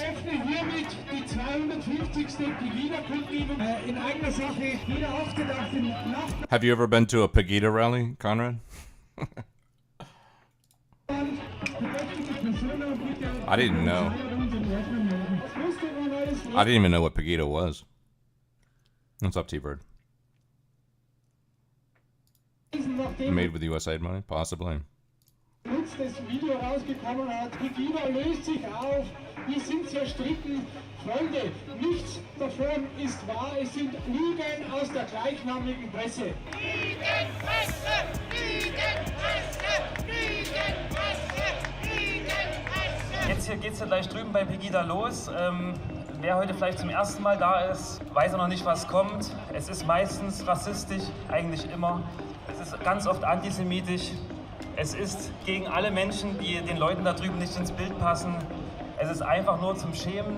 Noch viel lauter sein müssen. Menschen, die hierher kommen, haben es verdient, dass wir sie integrieren und nicht, dass wir sie pauschal an die Grenzen abweisen oder ihnen nur noch Butterbrot und Seife zur Verfügung stellen. Also, Fake News, Pegida wird es weitergeben, aber wir machen ein neues Projekt. So, und damit die erste hier auf der Bühne, Angelika Barbe. Herzlichen Dank und ich danke allen, die hierher gekommen sind. Wir versammeln uns hier heute, weil wir alle zum Grundgesetz stehen und weil sie das Grundgesetz aushebeln. Das akzeptiere ich nicht.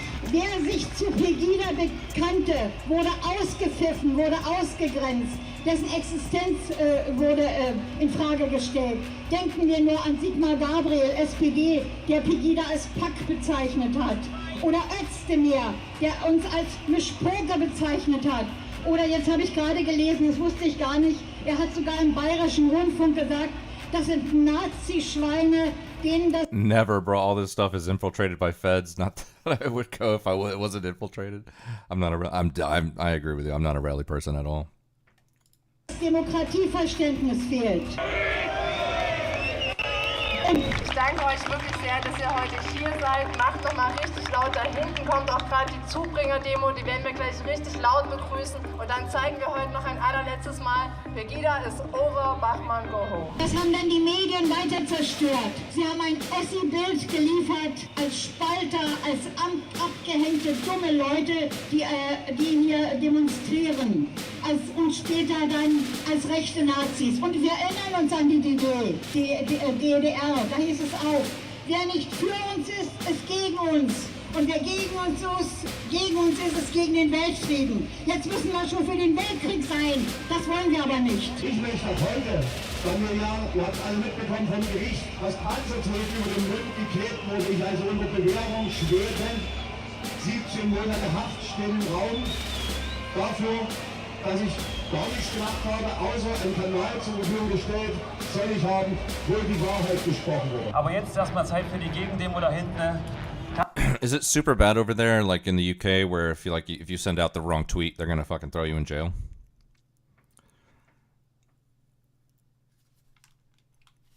No. Why? Damn it. I've heard Germany's pretty bad with that kind of stuff. Klatscht doch mal richtig und macht mal richtig laut. Die kommen gerade mit richtig vielen Leuten da hinten reingefahren.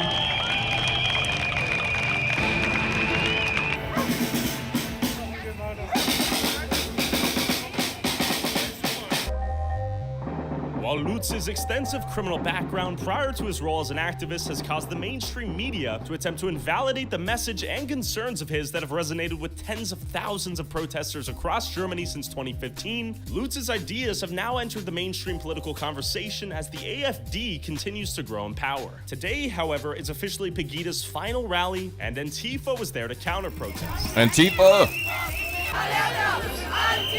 Antifa!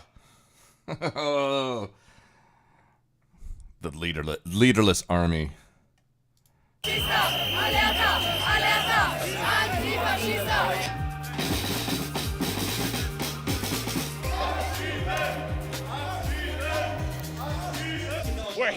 We got the Pegida protest, and we got the protest of the Pegida protest. Both sides are pissed off, but the question is why. Pegida, liebe Freunde, Pegida war immer Freiheit und Tradition irgendetwas bedeuten.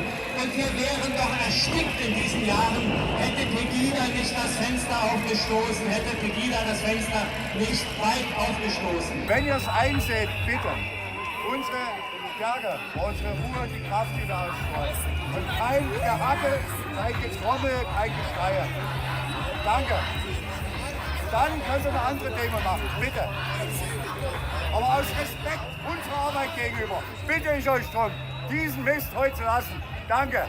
We keep getting asked if we're left wing or right wing. People are very quick to throw us in a partisan bucket here. What are your thoughts on Pegida? They're fascists. Fascists? They're fascists. Are they Nazis? Totally, yes. Okay. What are the main problems? They are totally, yes. From what I've read, it's like that in Britain, for real. You get like 18 months in the UK. Yeah, no, but I've heard it's Germany was always like that. Okay, gotcha. Fajita sounds like my grandmother mispronouncing a Mexican dish. No, it's Pegida, I think, right? Pegida, I think. This guy gets asked, are they Nazis? Yeah, they are Nazis. They are fascists. They are Nazis. Yeah. Quick to throw us in a partisan bucket here. What are your thoughts on Pegida? They're fascists. Fascists? Yeah. Are they Nazis? Totally, yes. Okay. What are the main problems you have with Pegida? Actually, you can hear it all in just their name. They're like patriotic European people against Muslims. Okay. So, yeah, and all their banners and flags also show their opinion, like the Reichsflagge, which was used by the Kaiserreich and by the Nazis. What if they said like, yo, we just want the borders to be safe and less immigrants? Is that cool or no? That's not cool. No. They are coming from places where there's war or bad economy, so you can't live there. And everybody has the right to have a peaceful life. I think it's important for society that they support basic human rights and everyone can live on this planet, but they say things about people that's not okay. If people need to go from their home place, it's never pretty. And if there's war, they should have the right to seek some place where they're safe. Some of them have said that they're economic migrants and the war is over and they should go back. What are your thoughts on that? I don't think that. When they're integrated in this society, they have worked, they've started a family here, I think they should have the right to stay in Germany. Okay. Yeah, I think that's okay. And what is the group you guys represent on this side of the barriers here? We present Antifa, anti-fascists. We are against them, and we fight for human rights, basic human rights. Well, they're racist, they're almost fascist, they endorse fascist parties. We already had this in Germany, and we don't really want that again. It really didn't work out for us. Like, this was completely destroyed, I see. And we kinda don't want it here again. So you see parallels between this and Nazi Germany? Yeah, definitely. Like, they're, of course, anti-Semitic, extremists. It all started kinda small, but I sadly don't think you can call that small anymore. How many people? As our counter says, it's 3,200 sort of. Are you proud? I'm happy, yeah. Okay. I'm happy with this, and I think it's going to be a good finish today. And for the new projects, it's already a good start. What are your thoughts on Muslim immigrants that have come here to Germany? With Muslims, my personal opinion, all is a question of quantity. Okay. Personally, I know I have Muslim friends, no problem. Sure. But it's a different culture, it's a different aspect of life, and especially with Islamization, it's in the quantity, it's becoming a real big problem. Look, I'm German. It used to be that you are German because your ancestors are German, Sure. right? So I was born in Belgium, and already 40 years ago, you could see the transformation of Brussels because of people from Morocco and Algeria, and you can see the transformation, and it's a different style of life. Okay. And so that for me was clear, and then that in Germany also it happened, especially after 2015, when Merkel didn't close the borders. Well, they're conveying national and fascistic thoughts, want to split Germany into like ethnic Germans. I see. They want an ethno state? Yeah, more or less. You know, they're against Islamization, so it's also about religion, but it's mostly about skin color and heritage. Is nationalism a bad thing? I would say yes. Yeah. She said, if I had closed the border, because all the Secret Service and all the police, state police and so said, yes, we can close the border. She didn't want to have the bad pictures. Soldiers and police at the border with guns pointing at immigrants and saying, you don't come in. I would say in the USA, all over the place, New York Times, would have been, there comes again the Nazis. Why do you think that is? Why have you guys been labeled fascists, neo-Nazis, that sort of thing? Well, the short version is, this is the most easiest way to blame someone, a group of people, political party. Okay. It's, you're a Nazi, you're out. Sure. Do you think that German people are trying to compensate for their ancestors and being a Nazi and that sort of thing? That is the core issue. We should think of... Not gonna lie, the leftists in Europe are more intelligent than American leftists. I'll defer to your expertise on that one. Not all extremists, not such a big problem if they are not extremists. My ex-husband was Lebanese, and my stepfather's Egyptian, but both are educated from good modern families and do not hold to outdated views of women. Yeah, actually, I had a video on that. There was a guy, it might have been even in Germany. Let me see. Let's see.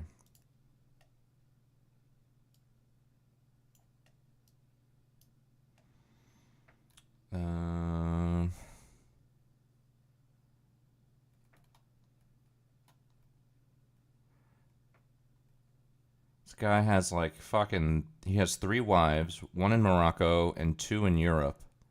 Maybe it was France, I'm not sure.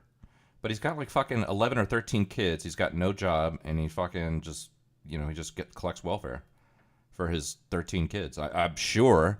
I can only imagine that his kids and his wife in Morocco are getting money from him as a welfare recipient in Europe, and he's sending some money to them. I can only imagine that being the case, because I think the premise of the video is that he has no job.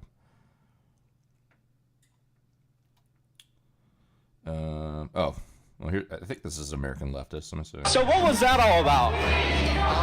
Don't touch my mic. Hey, I love you. I can stick my especially with this white right here. Me? Yes, you will. And get them the out of here before they keep arresting. It looked like what you looked like they would have you already. So be thankful when you come out here with a bunch of people who don't look like you. Out here, people who are getting ripped away from their homes, and you're a white man talking to backed up by police officers. You never even have a second of what it's like for these people to like. You have no idea, and you're out here being like it's annoying, and you're also protected by the same people killing people. My parents are immigrants. I'm not talking to you. That's so what was that? That guy comes up and he's like, "Well, my parents are immigrants. I'm not talking to you." No, there was a video. Where is it?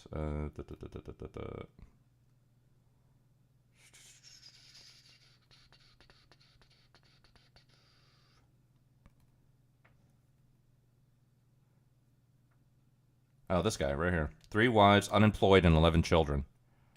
A common challenge for the men with many wives is keeping all their families happy. This is Ben Grib area where the most of No, it's in the UK, sorry. the Muslims live here. In Sheffield, Mohammed El Gene has been polygamous for over 15 years, with 3 wives and 11 children. He's worked in restaurants all his life, but now, at 43, he's been unemployed for 2 years and is struggling to find work. Some wings, please. Wings? Yeah. With skin, without skin? No, with skin.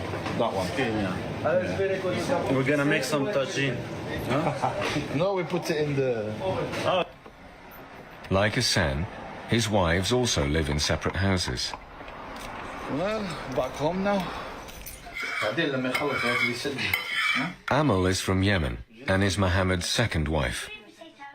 They've been married 13 years and have 4 children. He said when she looked at me, and keep looking and looking. She felt that's the man she was waiting for a long time ago. It was in her mind. A short walk away is Hannah's home, Mohammed's first wife. She's English and met Mohammed 20 years ago when he was working in a restaurant in Spain. They also have 4 children. And this is Muawiyah from my first wife, and this is Sufyan from my... I mean, you know, if you're on welfare to support your family, that's all well and good. I support that because there's going to be times where you can't find a job and you need help. I totally understand that. But not 3 families, and not another family in another country, bro. That definitely not. Ain't happening. My first wife. And this is Jude, My next friend. door neighbor. Yeah, And that's Zubair from my second wife. Those 2 are brothers, and those 2 are brothers. People who have got more than one wife is because they like women. I don't have that mentality. No. To me, is having more than one wife is sharing a marriage wife with another person, like you're making another house. To man to open another house is a big matter. Yeah, I don't care. I mean, if you can pay for it all, go for it. I don't give a shit. But I'm not paying for it. Ain't no way, dude. Why not for these families? His reproductive success story on easy mode? Yeah, exactly.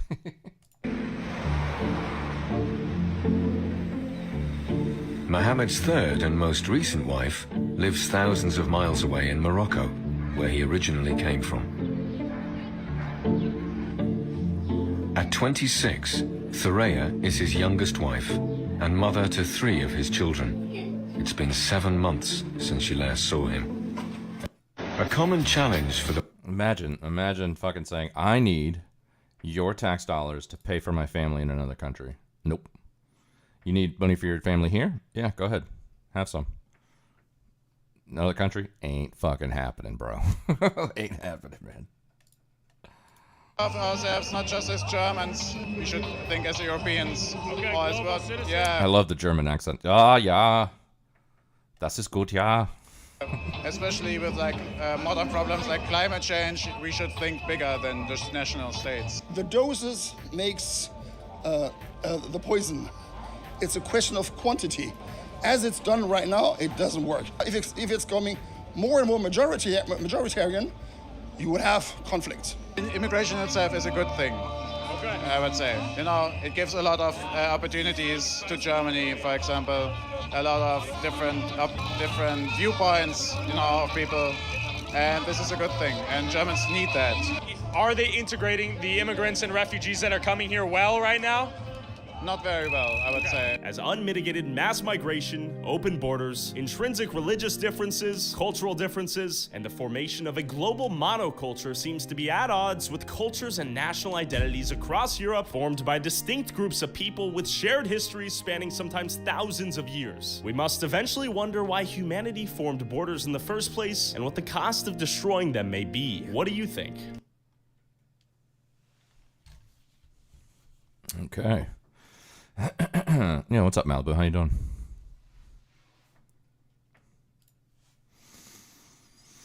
All right. Well, that was fun. I got all kinds of fun stuff here.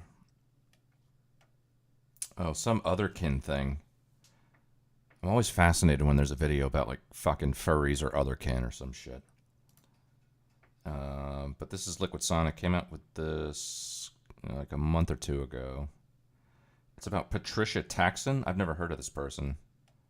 But apparently they're like a, I don't know, otherkin? Is that like you fucking think you're a wolf or some shit? I don't know.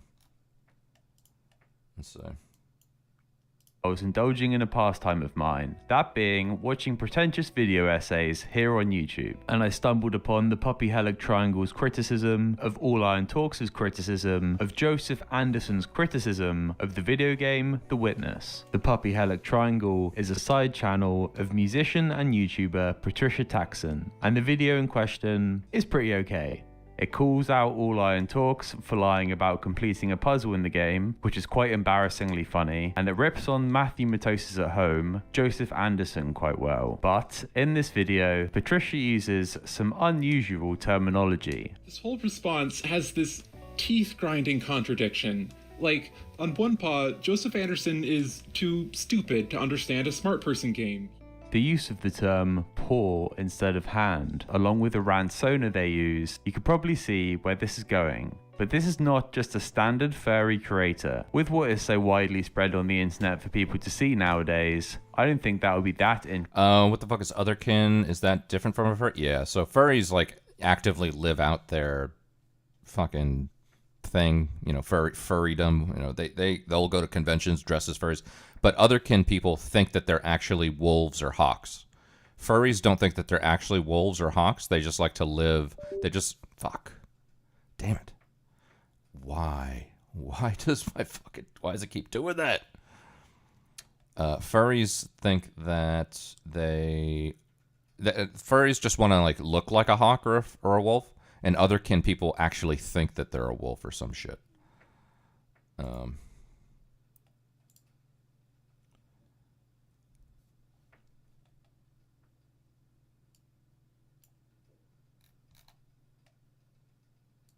God, every time you hear that doo-doo, that means that's bad. That like all of my windows get rearranged. I have to fucking, I don't know why it does that. Fucking.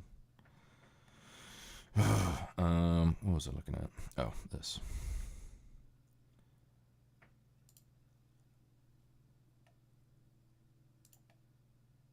Where is it?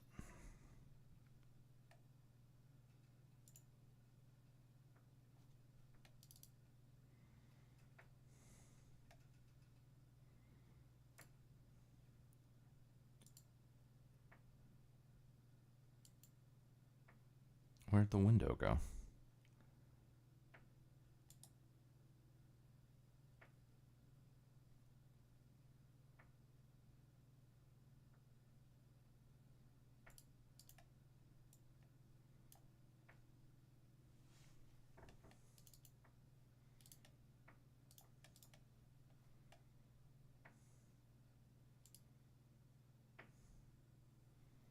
Fuck me.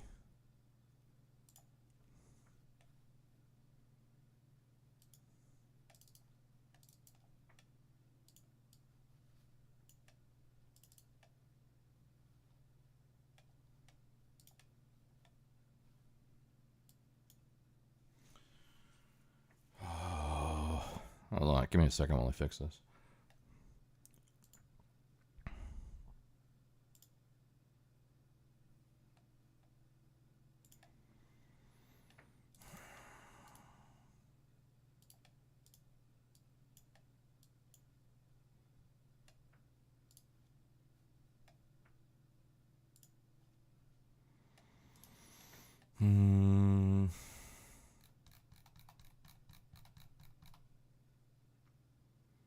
Have you ever watched on stream the video titled "Why Can't the Dutch Speak About This" from channel name Hindsight? No, I have not. What's up with that one? Sounds like it might be about immigration.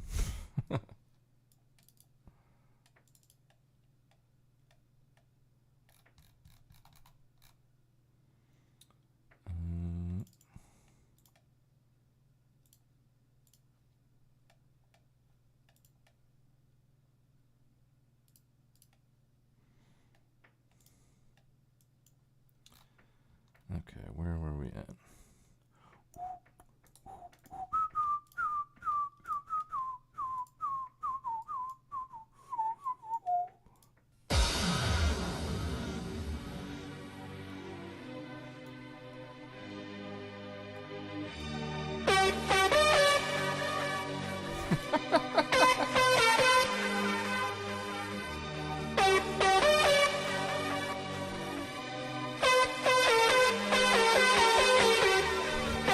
This is my new favorite song now.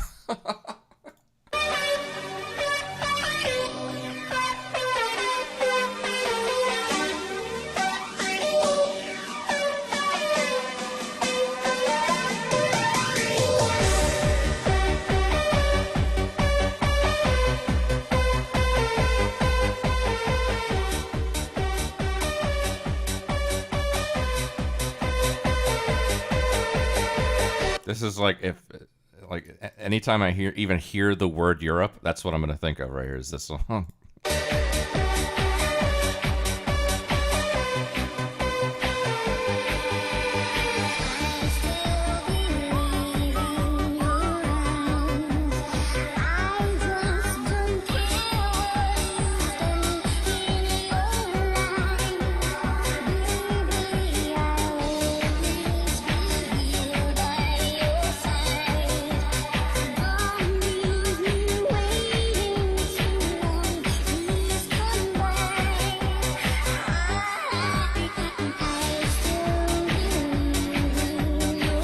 Amazing. Amazing. All right, I think I'm back here. Oh, God, I gotta figure out why my computer keeps doing this.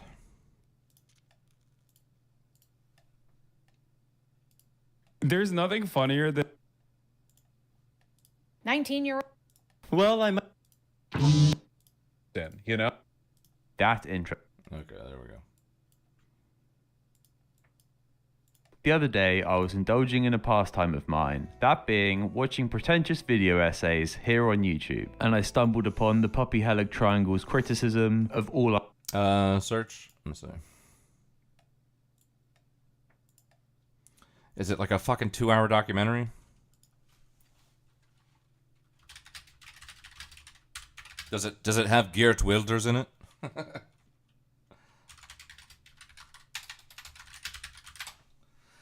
It better have Geert Wilders in it.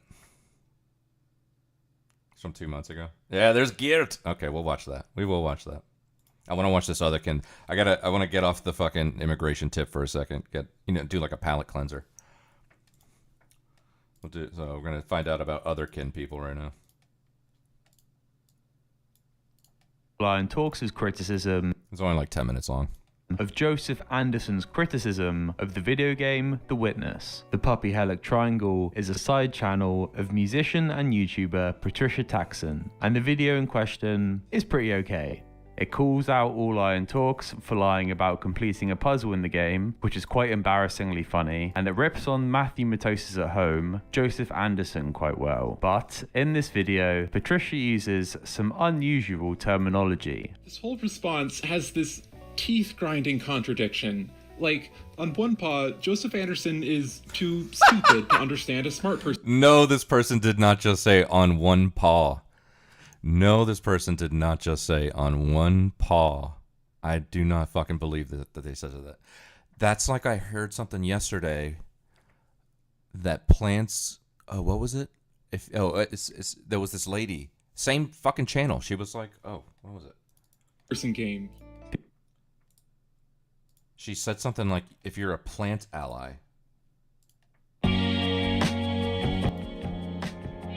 Claim it's unscientific Content, and I'm here to share my findings. And I would like to listen to this. Listen to fucking this. I could not believe what I was hearing when this fucking lady said this.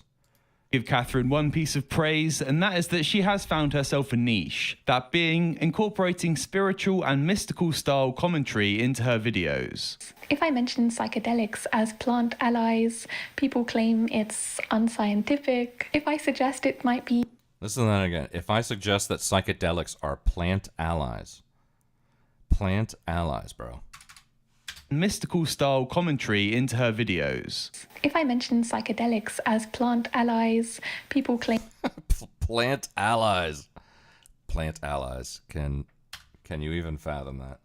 And this person was saying, yeah, paw. On the one paw, if you think this, then whatever. But on the other paw, fuck me. On one paw, Joseph Anderson is too stupid to understand a smart person game.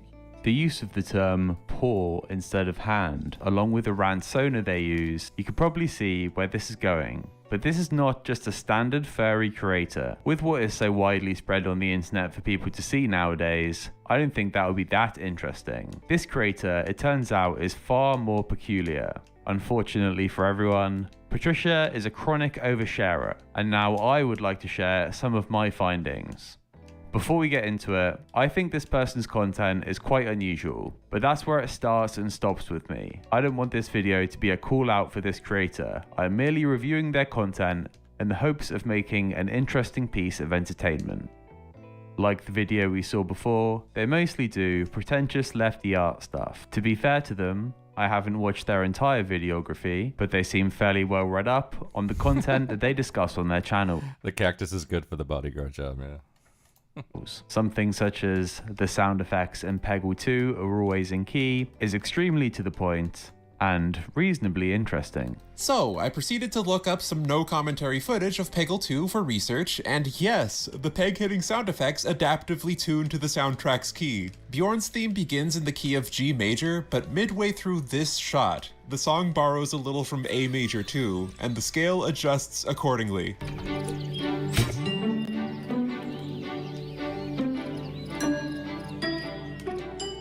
But then what do we have here? Am I Therian? When looking up what a Therian is, but you can find a very brief Wikipedia entry saying, a Therian is a member of the contemporary subculture of Therianthropy, a subcommunity of otherkin which is based on a physiological identification with animals. In Patricia's case, they suffer from a type of species dysphoria, making them think that they are a dog. I find myself more mobile in my own mind when I conceptualize my... I don't believe in fucking species dysphoria, okay? There's probably all kinds of dysphorias that I'm fine with, but that, I just don't fucking... I'm not jiving with species dysphoria, bro. It ain't jiving with me, man. Myself as a dog. My memories of youth are more real when I understand that I was just a puppy. Me and my closest friends have noted doggish elements to my personality, for better or for worse. I chew on things, I'm incredibly sensitive to sounds and smells, and furthermore, I have been known to bark sometimes. And they also say that because of this dysphoria, they want to be seen as a dog. Ultimately, I feel like I won't be happy as long as neurotypical people are able to recognize me as being the same species as them. So, yeah, all this animal behavior may be ultimately explainable by human psychological phenomena, but at the end... I think this is just like trauma and coping. There's gotta be some kind of... not even, I mean, obviously a psychological answer, but I think like a psychiatric answer, like this is just their way to deal with something that they are avoiding. Well, or maybe they're avoiding reality and they're using this to avoid reality. I'm not sure, but this has to be like a trauma response. Species dysphoria. Is anybody else jiving with species dysphoria out there, or what?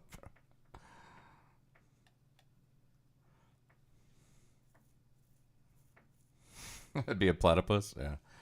I do have well, it's not a platypus, but I do have my head mod. She comes in from time to time. Her name's Platycat. And she has her own emote. And it's very platypus-like.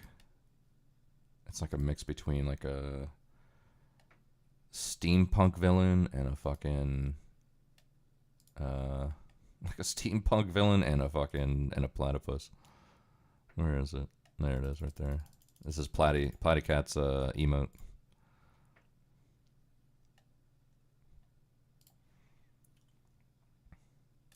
End of the day, I think I should have been born a dog. In a podcast they work on, they discuss how at a younger age they started to think this because they desperately wanted to be a character from Studio Ghibli's Pom Poko. When I was young, I did also like have genuine romantic feelings for this Tanuki. I loved him. I wanted to smooch him. I wanted to hold that smelly little gremlin very much. And I also thought like I was him as well.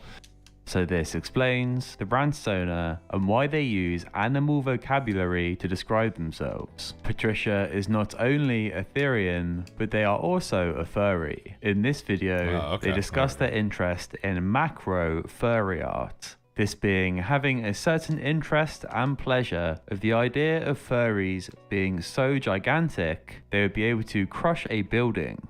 Cutesy and intimate macro art certainly exists, but it's a new niche in a big pond. This piece takes the idea of macro intimacy and runs with it all the way to the bank. In this video, they also discuss Clifford the Big Red Dog, and they make the point that they think realism is not great for this kind of thing, which is somewhat relieving. One thing to note about this video is Patricia seems to enjoy talking about the gigantic furry in the picture as if they were real. He reassures us he is warm, and I believe him wholeheartedly. He looks like he's been carefully placed into the environment, and yet I could never believe him to be meaningfully affected by it. And in the next video, Patricia goes so far to anthropomorphize Rambly the raccoon from indie horror game Indigo Park. Patricia seems to believe that Rambly is a real-world entity. You can see from the title, Patricia phrases this infatuation as "I love him," as opposed to "I love this character." This is Rambly the raccoon. I love him very much. It is known that I have a type, and it's this. I like his voice, I like how he's animated, I like that he's literally the first time any of these fucking mascot horror games has included something that I can imagine kids enjoying at some point in time. I like that he calls me buddy. I want to be his friend. I want to kiss him with tongue. I want to rest my head on his lap and beg him for treats. I want him to put his adorable conductor hat on and order me around. I desire him carnally, and I'm not ashamed to admit it. This isn't the only comments Patricia has made about... What the fuck? What in the fuck?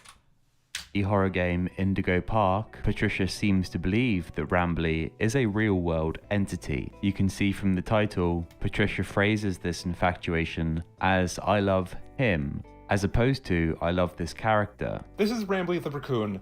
I love him very much. It is known that I have a type, and it's this. I like his voice, I like how he's animated, I like that he's literally the first time any of these fucking mascot horror games has included something that I can imagine kids enjoying at some point in time. I like that he calls me buddy. I want to be his friend. I want to kiss him with tongue. I want to rest my head on his lap and beg him for treats. I want him to put his adorable conductor hat on and order me around. I desire him carnally, and I'm not ashamed to admit it. This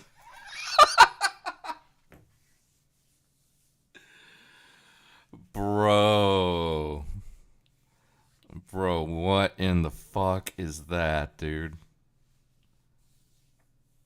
You gotta be fucking kidding me, man. We might have to check out some Patricia Taxon videos, man. That is insane, dude. This isn't the only comments Patricia has made about Rambly. The next video... Actually, you know what? Let's do... You know what? Just to give Patricia here some... We'll add the context, because apparently this is only like a 2-minute video.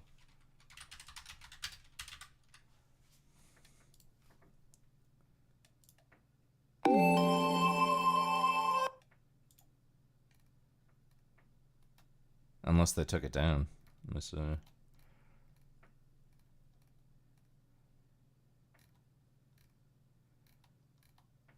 This is the channel, right? It's gotta be.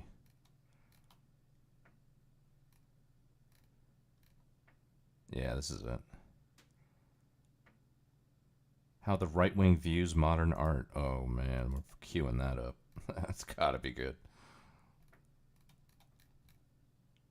Oh, they took down the video. It's not here anymore. It's definitely not. Let me see. Yeah, it's not here anymore. They took it down.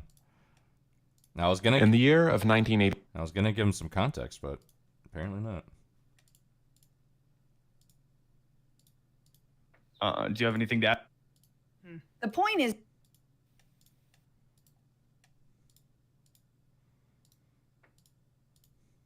in this series, if you want to call it that, is just further rambling for their actual love of the cartoon character. Rambly the raccoon specifically belongs with me. No one loves him the way I do, in universe or out. It feels like he was produced from the bottom up to appeal to me specifically, like they plucked him right out of the maladaptive daydreams I had when I was young. The third video displays much more of the same fantastical thinking, and this time they've gone to the extent of writing a Tumblr fanfic about the character that is frankly far too long for me to look through. I want to be in his universe and make out with him sloppy style. I also want to be in the game's universe, Earth, and experience irreconcilable tragedy at the nature of our parallel realities. The only way these two fantasies can coexist is as two different endings of a linear story, and I've written it all down with the help of famous MLP artist Brayburned and default Tumblr user Educario. And the fourth video is titled Reality Check. In this video, they disclosed that they had a crying fit because of their obsession with this character. I wasn't putting anything on. I actually got exactly that passionate about this character in real life as you saw in those last videos. I'm not in the business of exaggerating my emotions for the sake of a YouTube video. I really did get overwhelmed with feelings for this fictional character, and I did eventually end up bringing myself into a crying fit because of the sad story I made up for him. And even though they admit this, they still finish the video using language to anthropomorphize the character.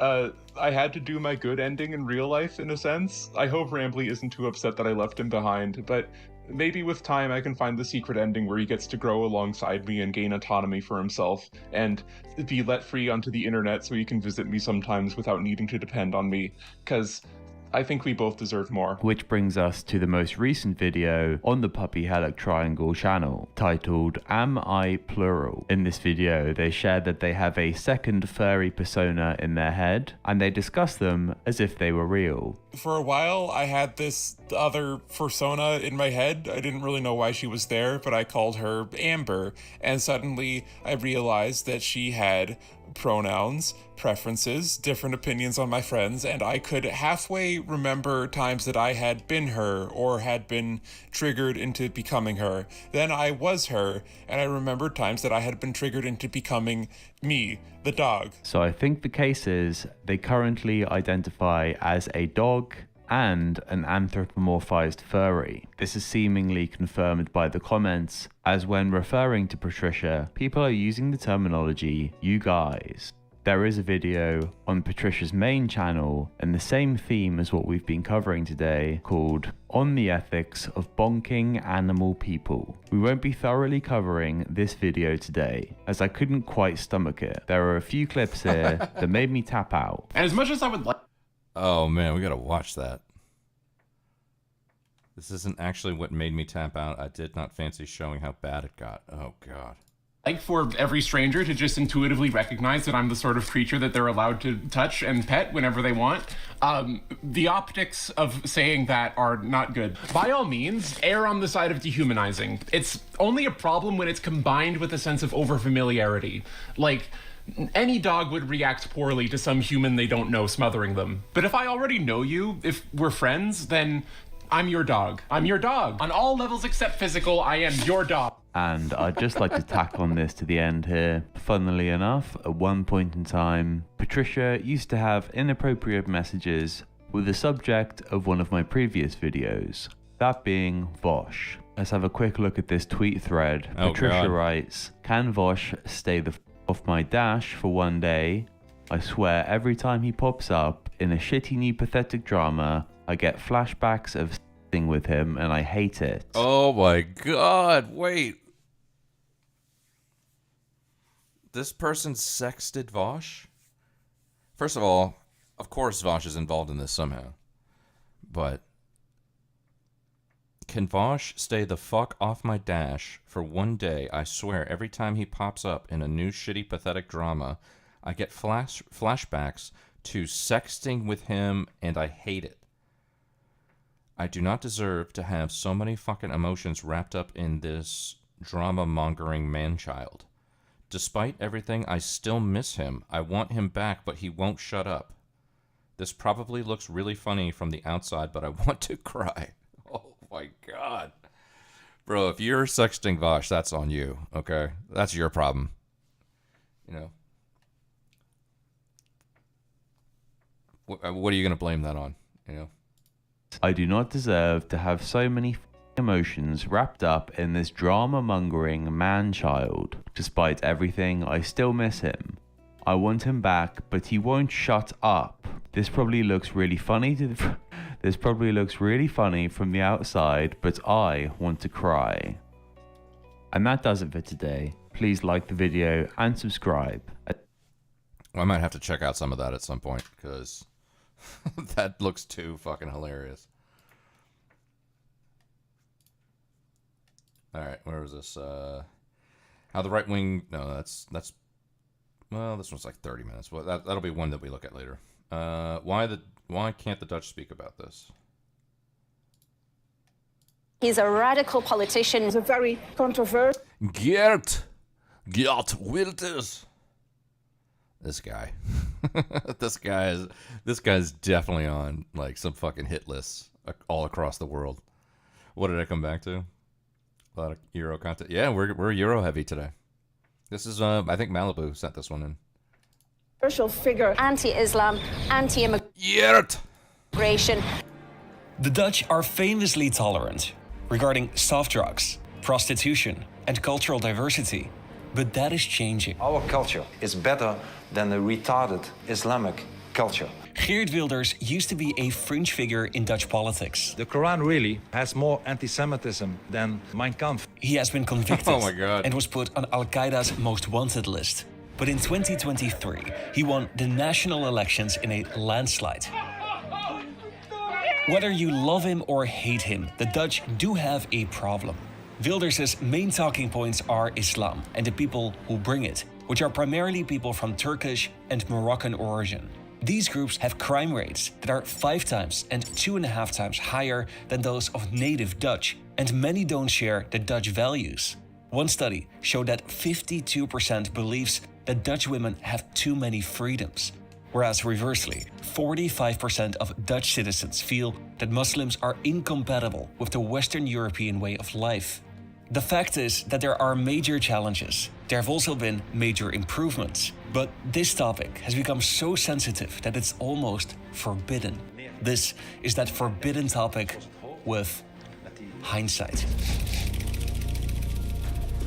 Wilders has been around for a long time, and he's mostly known for his remarks on Islam. The Islam is een bloeddorstig monster. In his early campaign videos, he'd filmed these hit-and-run monologues. You can see his driver still parking the car. He's surrounded by security, and he's always in or in front of a mosque. En er verschenen verschillende nieuwe moskeeën, ondanks de protesten. This kind of criticism had long been absent in the Netherlands. The public debate on immigration was always generally optimistic, even when some of the challenges of their multicultural policies came to the surface. Now, he's leading the biggest party in the Netherlands, and he's tasked to turn his vision into reality. But let me start with a bit of historical context. The Dutch were already famously tolerant in the early 1600s. They were themselves religiously divided, mostly between Catholics and Protestants, and they administered vast colonies in Southeast Asia and the Caribbean. They realized early on that it would be better for business if they developed a tolerance for each other's differences. By the 1960s, this culture of tolerance had become a national trait, and they were going to take it one step further. They were fighting for gay rights. They made cannabis available for recreational use. All these progressive developments happened as the Dutch were losing their faith. But like in many other countries, they had a shortage of low-skilled workers. They recruited thousands, most notably from Turkey and Morocco, to work these jobs. And in their spirit of tolerance, they encouraged them to practice their faith and to maintain their cultural identity. The Dutch thought that they would return to their country of origin after some time and saw no need to integrate them in society. They lived parallel lives, and this is where problems started to emerge. I've had the idea for this video for some time already, but I kept postponing it for, well, it's obvious, right? A friend of mine recently had a guy show up at his front door in response to a video that he made. Like, how did he even know where he lives? The truth is that all your data is out there and is sold to scammers and marketeers. That's why I'm so thankful to partner with Incogni. Incogni is a service that goes out on your behalf to take your data off lists that data brokers are using to send you spam, to call you with offers, and this can get nasty very fast. I just signed up, and within minutes, they managed to get my data from 16 lists and 31 are in progress. You can see exactly where your data is deleted and which brokers have an iffy reputation. Go to incogni.com/hindsight and apply the code hindsight at checkout to get a 60% discount on a yearly plan. Thank you again, Incogni, for sponsoring this video and for supporting the channel. Now, let's go back to the Netherlands. In the 1960s, waves of guest workers came to the Netherlands to work low-skilled jobs. In Morocco, they were recruited primarily in rural areas in the north. In Turkey, they came mostly from smaller cities in central Turkey and on the Black Sea. When they arrived in the Netherlands, almost all settled in the 4 biggest cities. They were often housed in special residential areas, or found rental apartments in low-income neighborhoods. This is where parallel societies emerged. The first generation worked long days for little money, and their crime rates were well below the national average. But their kids started causing trouble. The most problematic group were the so-called 1.5 generation of Moroccans. These were the children of the first generation of immigrants that moved to the Netherlands when they were very young. The 1.5 generations? What the hell? They often felt stuck between two cultures, and they worried. Yeah, what's up, Krill? How you doing? 65% of them were charged with a criminal offense before the age of 23. At that time, there was an unchallenged consensus amongst politicians that their multicultural policies worked brilliantly. One author said that politicians had a gentleman's agreement to refrain from using the issue in electoral campaigns. This created a bias. Positive integration results were emphasized while negative aspects were downplayed. Many of these people lived in poverty, segregated, and in disadvantaged neighborhoods. By 2005, crime rates were much higher. Native Dutch had a crime rate of 150 per 10,000, while Moroccans had a rate that was 5 times higher and Turkish 3 times higher. Many of these kids spoke the language poorly, which gave them a disadvantage at school. Over time, there emerged so-called black schools, schools where over 50% of students had a non-Western immigration background.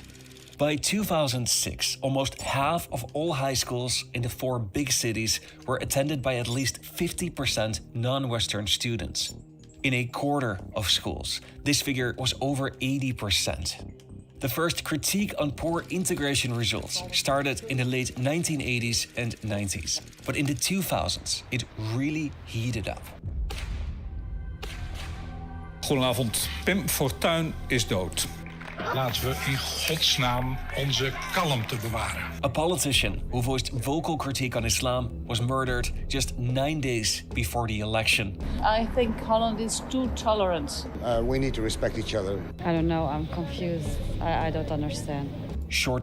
You guys have been doing some fucking Quran burning over there, haven't you? I know there was the guy in Sweden.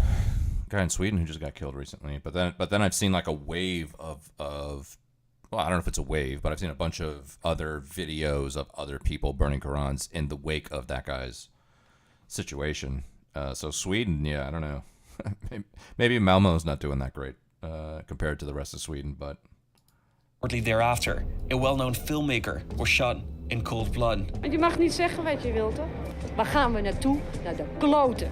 This was at a time of a heightened global anxiety about terrorism associated with groups that identified with Islam. In this context, Geert Wilders started his party. I have nothing against Muslims. I have nothing against people. I have a problem with the Islamic ideology. He made Islam his key talking point. I believe it's a totalitarian ideology, that it should not be compared so much with other religions, but with other totalitarian ideologies like communism. Of fascism. But he was much more extreme than his predecessors. It is a culture of backwardness, of retardedness, of barbarism. In his first election, he won 9 seats, which was considered an impressive result, but it was still far less than the largest party. The harsh critique from Wilders resonated with segments of society, and he doubled down on this approach. He published this article with the title "Ban the Quran, also in Mosques," and he published Fitna, a provocative short film that vilified the religion. I believe Islam is a violent and dangerous religion and even a retarded culture. This gave him international attention. I want a full stop of immigration from Muslim countries to the Netherlands. Not because I have something against the people, but I believe that they bring along a culture and an ideology, a fascist ideology that we should not let grow in our societies. This earned him a spot on Al-Qaeda's most wanted list. Dead or alive, it read. By 2009, Wilders was firmly established as a politician, and his critique on Islam cost him all his freedom. Was that him with Le Pen? Yeah, that's her, right? Yeah. They're getting the gang back together. Holy shit. Also, let me know if my mic levels are like way out of crazy, because every time my screen, when you hear that boop boop, and all my screen gets fucked, also my settings do too, so if I'm too loud, let me know, but Yeah, look, they're getting the gang back together. Geert and Maureen. Firmly established as a politician, and his critique on Islam cost him all his freedom. He was known for being provocative. He was considered extreme and outlandish, like his proposal for a headscarf tax. De introductie van een hoofddoekjesbelasting. This would cost €1,000 per year. It earned him some laughs in cabinet and some attention in the media, and the public loved it. In 2010, he won an impressive 24 seats, just 7 shy of becoming the largest. I wonder if reform in the UK has this kind of potential. You know, if he went from 9 to 24, that's a fucking big jump, man.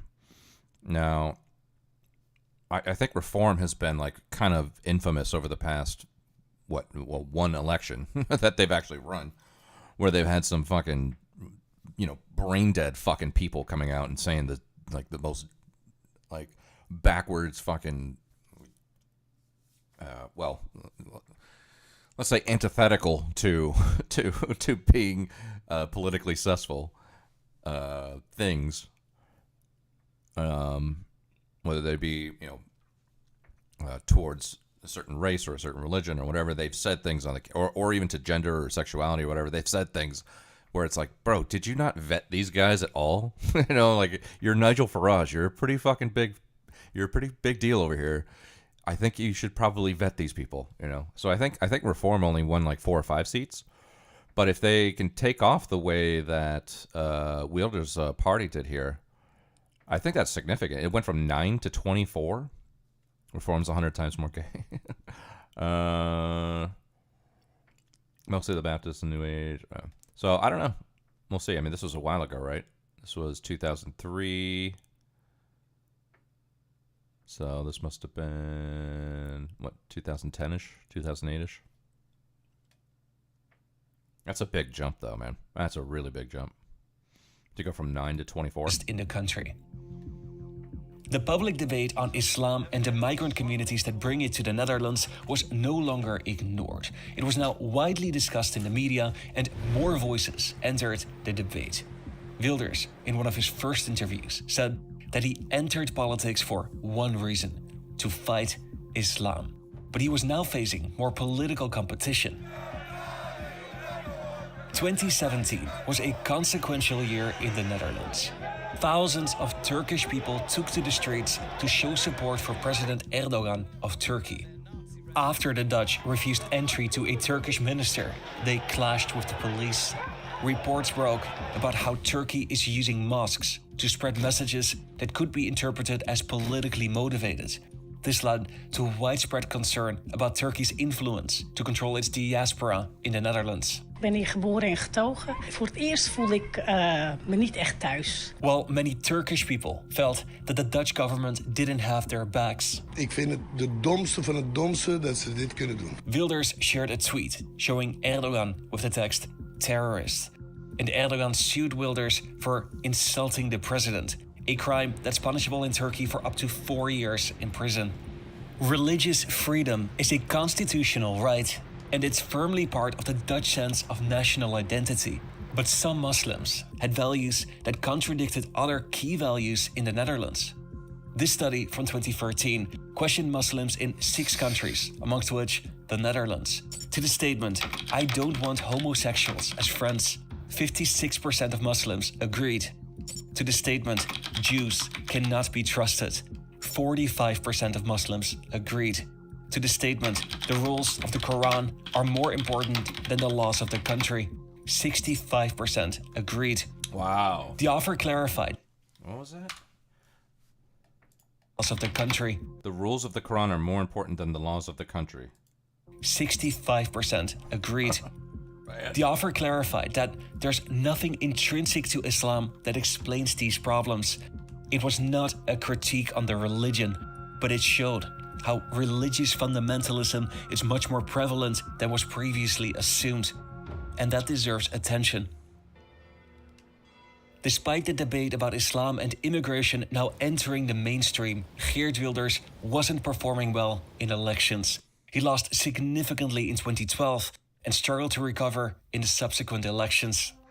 Islam and freedom, Islam and democracy are incompatible. Muslims in the Netherlands are feeling increasingly alienated, and Geert Wilders isn't helping. But people don't even practice in the same way. No, but look at every country in the world where the Islam is dominant. If you continuously hear that your culture is backward and your religion is bad, it only makes sense that it leads to feelings of alienation and resentment.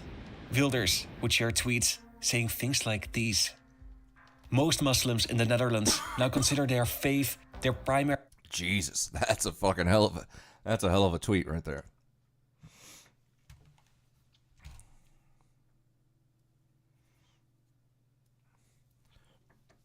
I'm not gonna lie. If you're a Muslim and you are not in that 65%, you are okay. Christians think the same thing about the rules in the Bible. Yeah. So I would agree with you, Krill. There's definitely, there's even examples of that here in America. What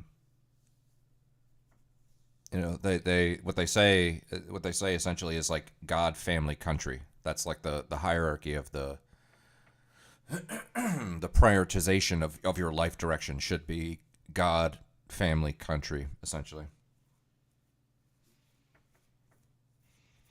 But I wouldn't say that, anywhere near 65% of Christians in America think that. No way. It'd probably be like 20, anywhere between 20 and 30. It's probably representative of what that survey was in terms of Christians. Bible is more important than law. Yeah, no, I agree. Yeah. 80%? No way, dude. No. Let me see if that's worth a quick Google.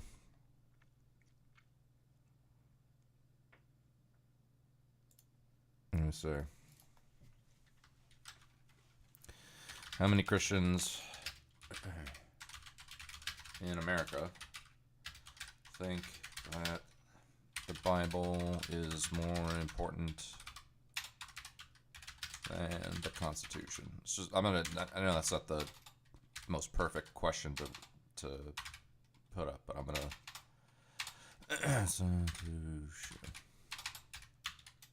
that's not the most perfect question to put up, but how many Christians in America think that the Bible is more important?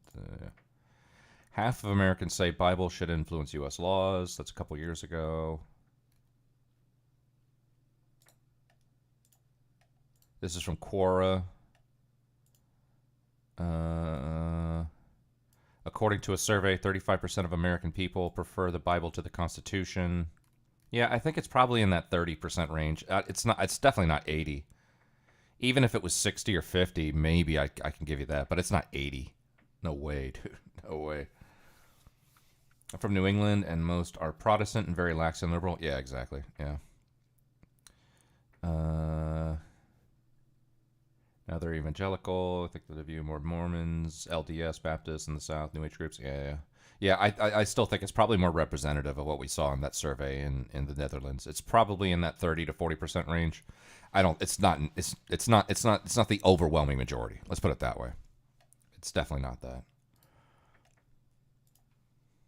Primary social identity, they feel Muslim first and Dutch second.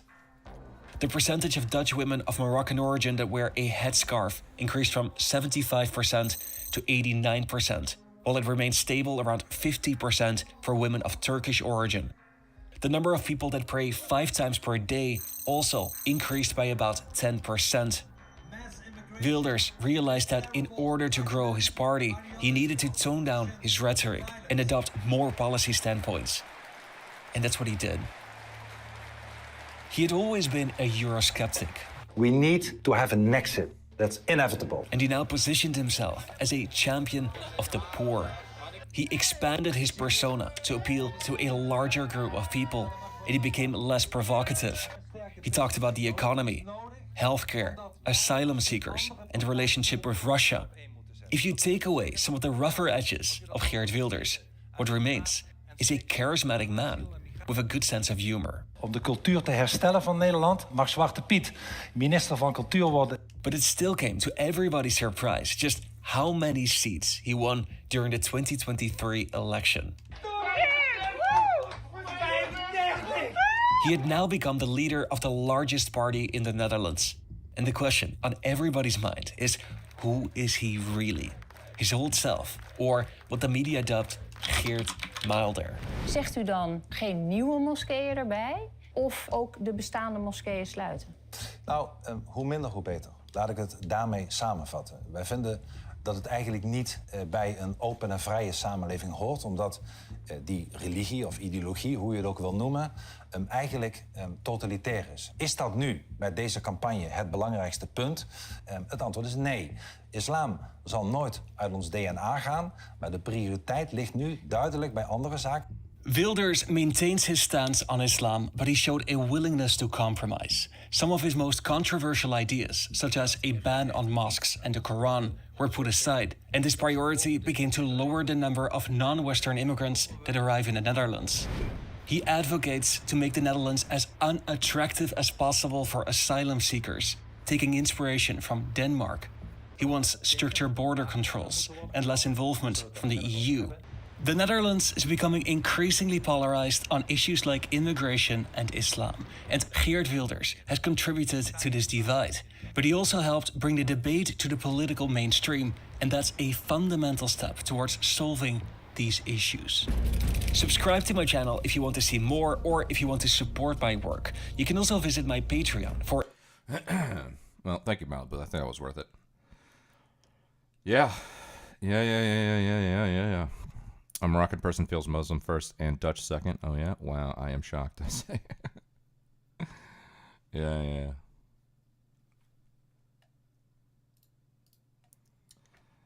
Oh, wow. Okay, not that. I want to watch that, but that's too long. I'd rather watch something else.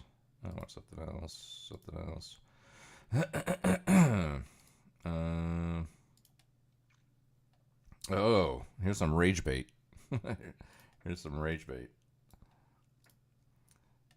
can watch everybody's favorite political streamer.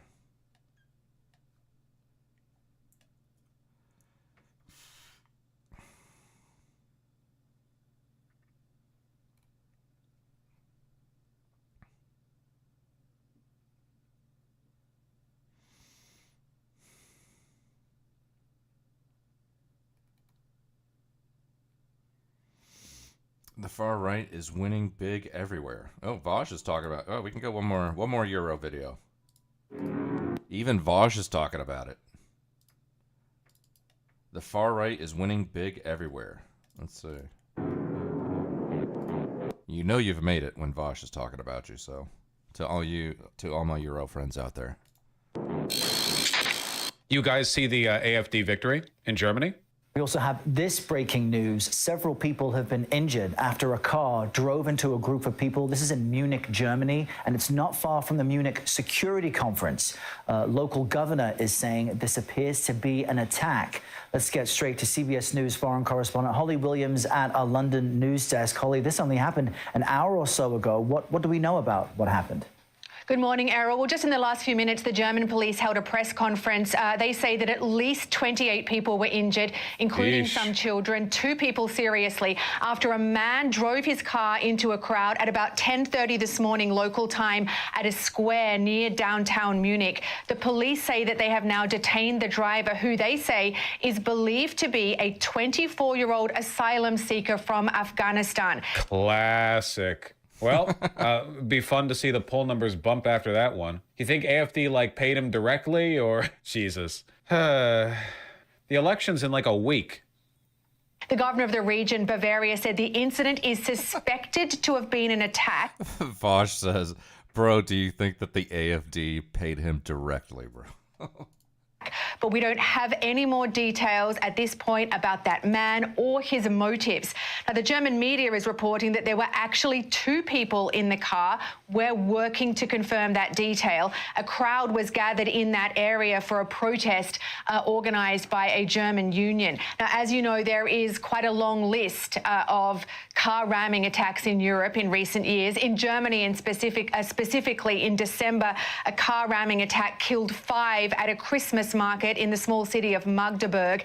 And in 2016, a similar... Which was, by the way, if you'll recall, from a white supremacist who was angry at Christian Germans for being too willing to integrate non-Christian Germans.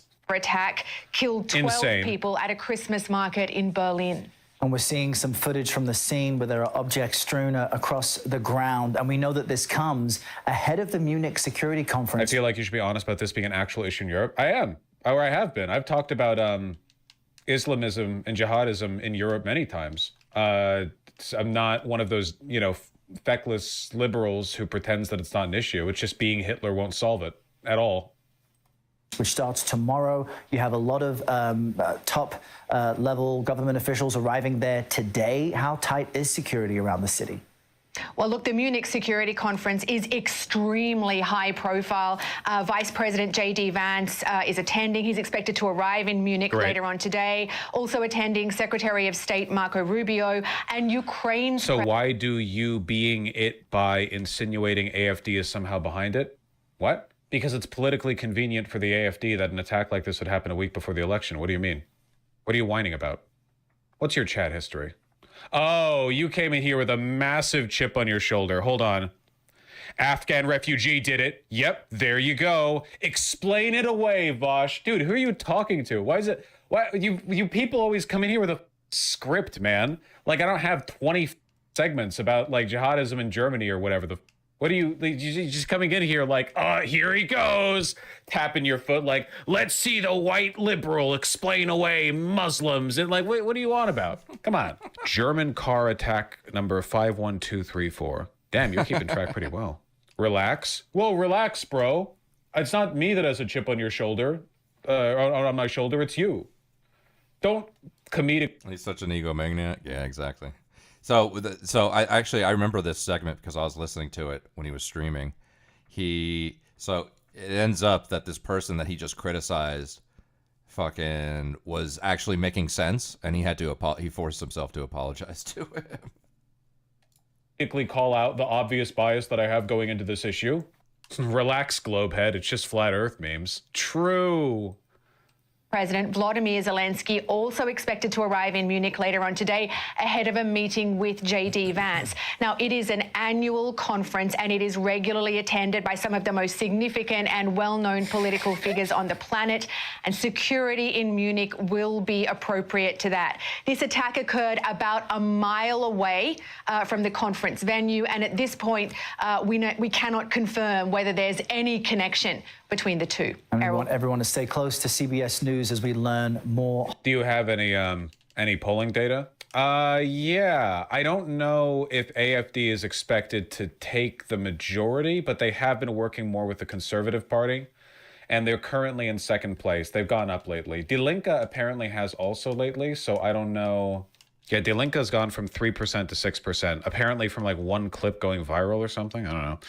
So the CDU, AFD, SPD. I mean, it really just depends on whether or not AFD gets the full coalition, right? Which people are saying like, maybe, which would be a little bit unfortunate. There's no way the AFD gets a coalition. I mean, you say that the CDU has said they won't coalition with AFD. Well, a lot of people say a lot of things, okay? Oh, shit. We're getting the... Wait, why would you like Nazi post in my donos and also give me a lot of money? Oh, sorry, wait. Let me see this load. I'm fine. Thank you for the 20 euros. I'm really interested in learning more about Islamic crimes in Germany. Do you think you could supply more to me? Thank you for the kind donation. Nazi posting. Hey, listen, I'm white. At least the money's going to a place he's okay with. I'm actually wondering if Islamic fascists are intentionally ramping up attacks to push national fascists to power. I mean, bin Laden's strategy was literally to do that. So, yeah. Islamists want Muslims to make a clean break from the Western world. So, by ramping up attacks, they, foster and develop, conservative, xenophobic sentiments in the countries they do the attacks in, which leads to more Islamophobia, which means to The dono is pointing out how silly anti-Islamic attitude is in Germany. Oh, I didn't read it that closely. Should I read it more closely? Germany numbers in 2023. Victims of Islamist-motivated crime, 1 dead, 4 injured. Victims of gender-specific crimes against women, 360 dead, 578 attempted murders, 52,000 sexual crimes, 180,000 victims of domestic violence. Oh, it wasn't Nazi posting. I'm sorry. A lot of text just popped up on my screen, and I saw the opening, and I was like... Oh, the guy I thought was a Nazi gave me $300. Oh, my bad. My bad. I don't know, imagine being a streamer, somebody gives you $300 and you call him a Nazi. I mean, if you want to tell me more, I still wouldn't mind. Concluding strikes again. Well, thank you for getting me to clarify, or I guess getting me to look again. Unban? I didn't ban. I didn't ban. You slandered a poor chatter? Well, a YouTube chatter. Let's not go overboard, okay? Chatter might be a little much. Again, like, it's literally the same that you get anywhere else, like people talking about illegal immigrant crime here in America, where everyone gets their bees in a bonnet about like Islamist motivated crimes, but they don't actually give a shit about crime. No one who talks about like Muslims raping in Germany or whatever gives a fuck about rape. And in fact, if you bring up like sexual assault or patriarchy or rape culture, they laugh at you. They don't give a shit. It's like the most obvious transparent hypocrisy in the world. They don't give a shit. They just are racist. They just like the racism. Is it sexual insecurity as always? Oh my God, yes. Have you seen how Western European racists talk about Muslims and Asians and stuff like that? Absolutely it is, 100%. Friedrich Merz, the chancellor candidate for the CDU, literally did the immigrant rape gangs bit from Britain 1-to-1. Yeah, I have a feeling they're going to end up working with the AfD, which means they're going to have a really strong government coalition. Not really Asians that much, I think. Asians to Europeans includes Middle Easterners. They categorize differently. Or whatever, I think. Maybe. The fucking AfD is 21%. What the Republican Party was like 51% in America. Or 50.5%. I'm sorry, I'm fine. Thank you for the €5. I apologize for misrepresenting what you said. I'm sorry. Trying to see if I can find any more interesting data on the polling. 1 second. Now, the issue of punitive tariffs by the U.S. was mentioned by German Chancellor Olaf Scholz during his last address to Parliament ahead of the federal election. Now, just 2 weeks away. Scholz said that Germany should be prepared for difficult times ahead, with a struggling economy that could suffer further under import duties. He also spoke of the Russian incursion in Ukraine as an ongoing challenge for Germany and Europe. Scholz is running for re-election, but his Social Democrat Party is currently lagging in the polls. And we can take a listen now to what Chancellor Scholz had to say. If the EU is targeted by American tariffs, as is already the case with steel and aluminium, then we are more dependent on European solidarity than any other country. Do you think this solidarity will be there if Germany willfully breaks European law? If Germany closes its borders? Wow, boring. I don't care. Yeah, it is crazy how the AfD support literally is entirely from East Germany. It's pretty wild how Hitlerite East Germany is, you know? The Soviets did not prep you guys for democracy. Soviets did a number here, yeah. Probably would have helped if West Germany hadn't treated East Germany like a stinky dog shit that they were poking with a stick after reunification. That probably would have helped a little bit, just slightly. But wasn't it? It's Europe. You're all stinky dog poo. It's amazing how exact the border is to the actual border. Yeah, I mean, like, the difference was pretty stark, you know? Do you think we should use and promote EU nationalism as a means to push back against US fascism? Yeah, go for it. Why not? We're all fucked anyway. The overwhelming popularity of the CDU in basically every area, man. Except for, yeah, it's just the West and East's versions of being Hitler, basically. I think their majorities are eroding, though.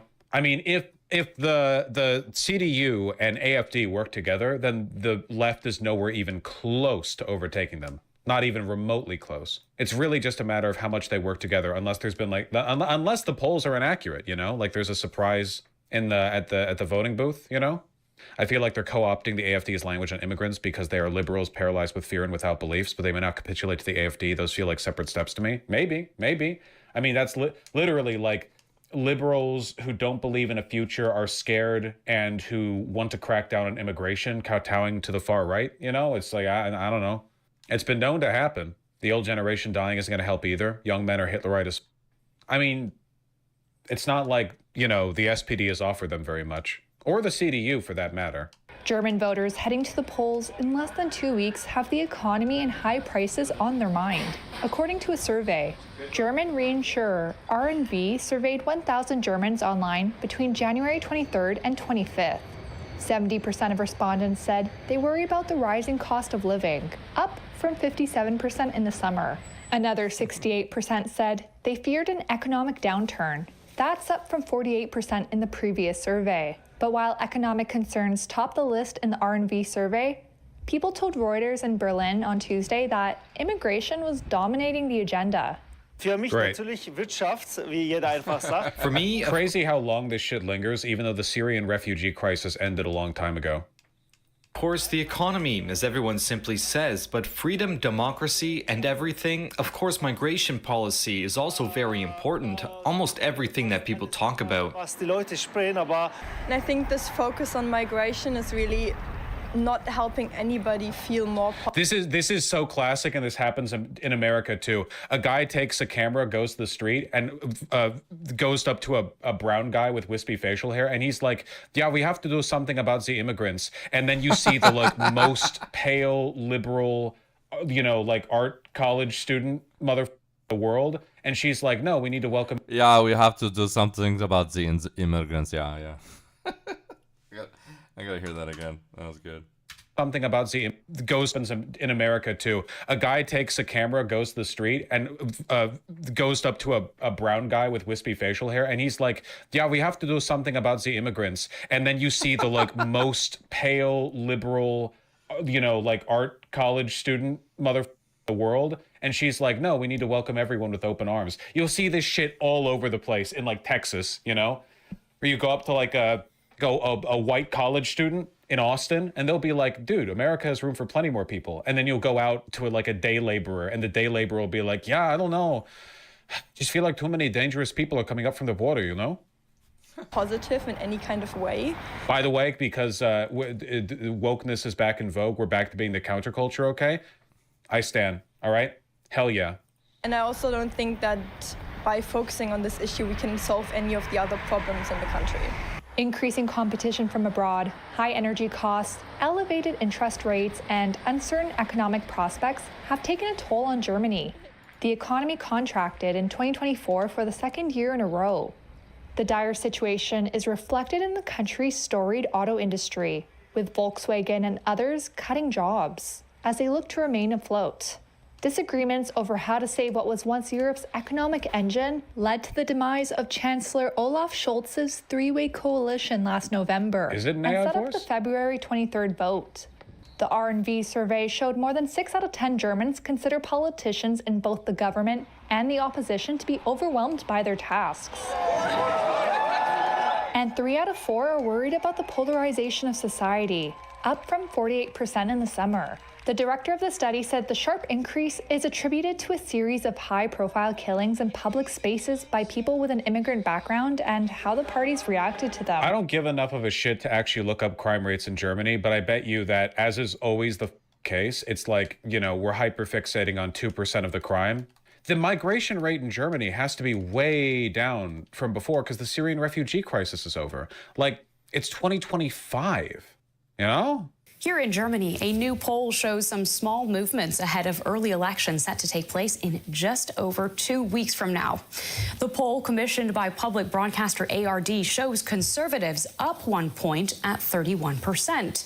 The far-right AFD is polling in second place, also up 1 point at 21%. And the Social Democrats... Number of immigrants in Germany from 1991 to 2023 in millions. Is this...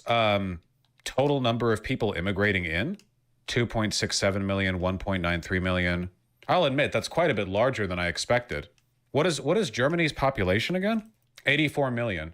I imagine a lot of this is Ukraine, right? Because the big bump here is in 2022, which is when the Ukraine war began.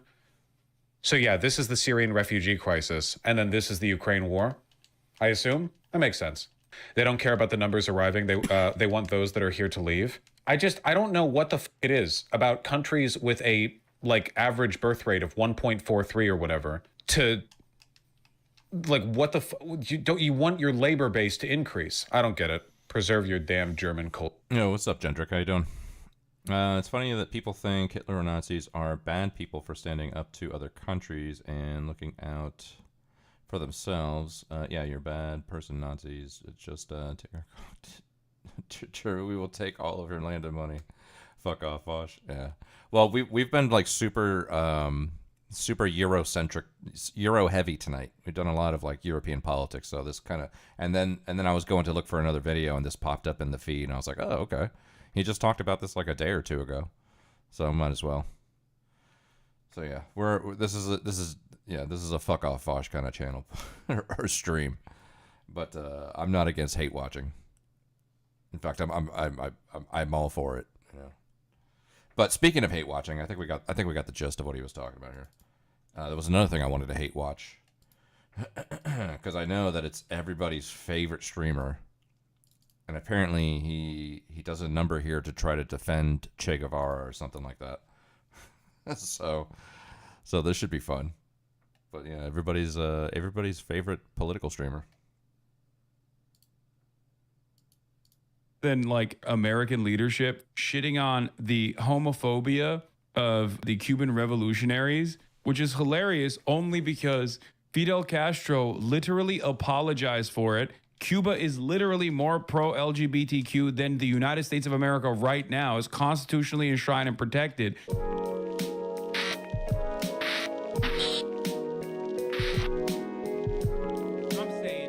Pretend Here's a vid communist. that'll really cool the hogs in the chat's head. Overzealous did a great video on Che in defense of Che Guevara, how the media lies to you. Ooh.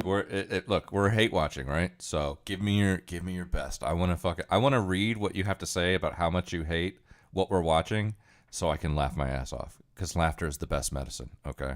And I could use some medicine right about now. Right. Ooh. Overzealous says just banger after banger. Honestly, I'm putting the Che video in the bag.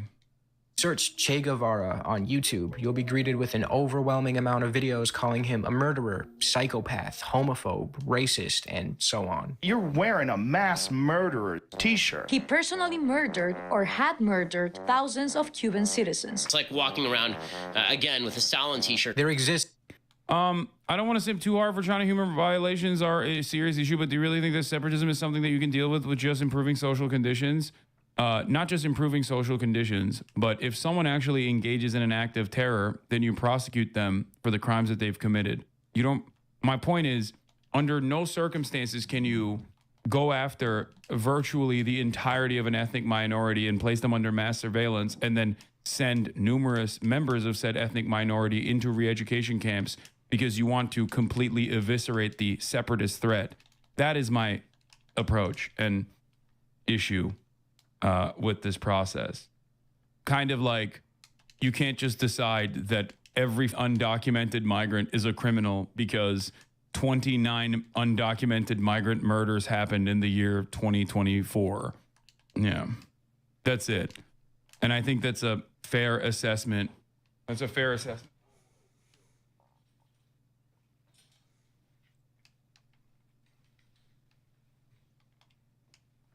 Kaya, get back in there.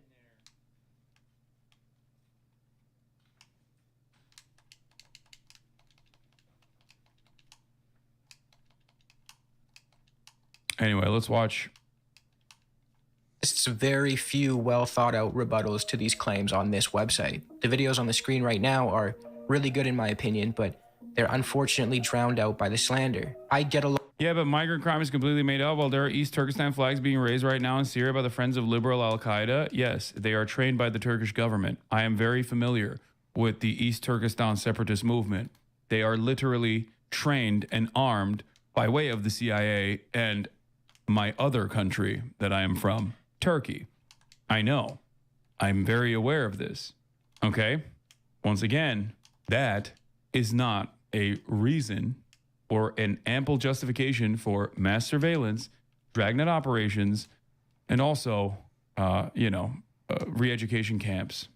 It's pre-crime. There's no justification for pre-crime. That's it. Bro, you're never getting into China, dog. Same shit Palestinians go through? No.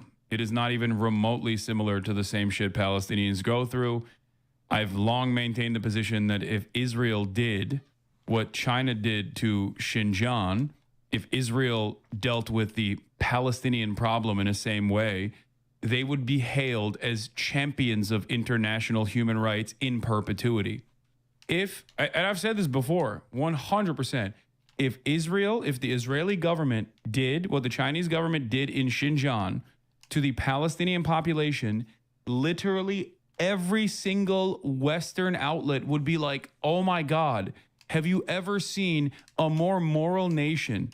Have you ever seen, this is the most moral nation on the planet. No one has ever been more moral than the Israeli government. I mean, so just the fact that whatever you just said, Malibu, has been automatically asterisked out means it could not have been good. Because it's just, that is a 3-letter. If you're typing in one 3-letter word, it's probably not good. It's probably not good. I probably won't like it. I probably would be like, okay, well, if you're the kind of person that types in, 3-letter words one at a time like that, then there's a reason why that happens, dude. There's a reason why I have a bunch of words, especially a shit ton of 3-letter words, automatically blocked. All right. It's a link. Okay, my bad. I apologize. How is that a link though? It would have said well, okay. So I don't, you have to whisper it to me on Twitch. Human Rights NGO? Okay. My bad.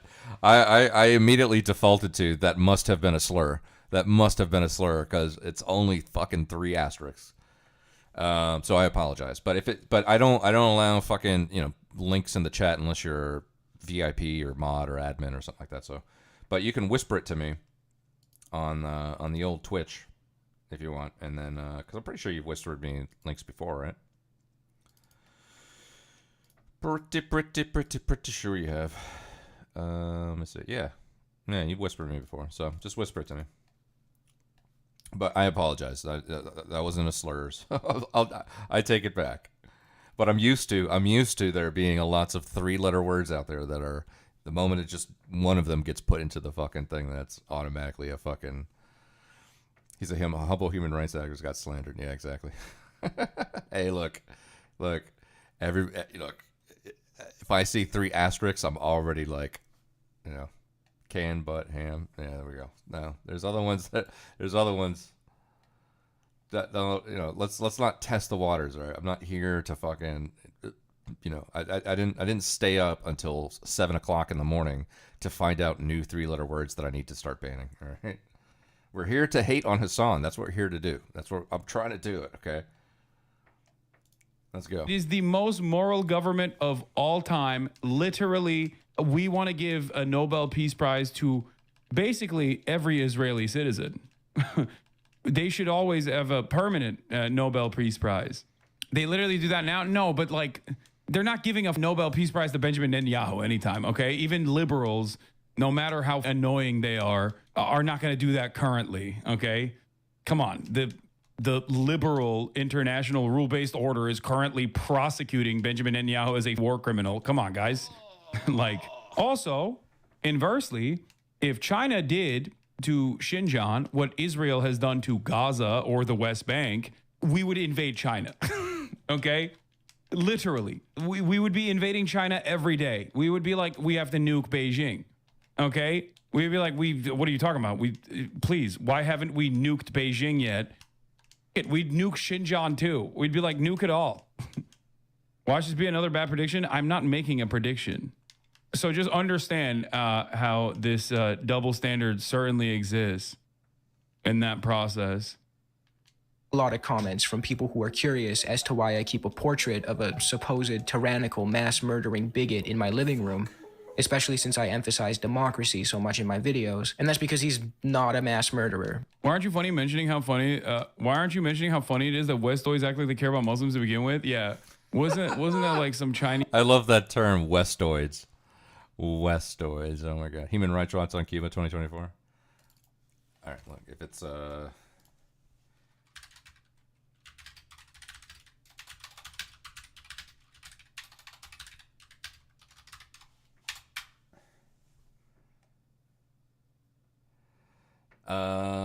House hearing Cubans Human Rights Watch record 2 months ago. Is this an American thing you're talking about? It's like an hour and 40 minutes, dude. U.S. imposes new Cuba sanctions over human rights abuses 3 years ago.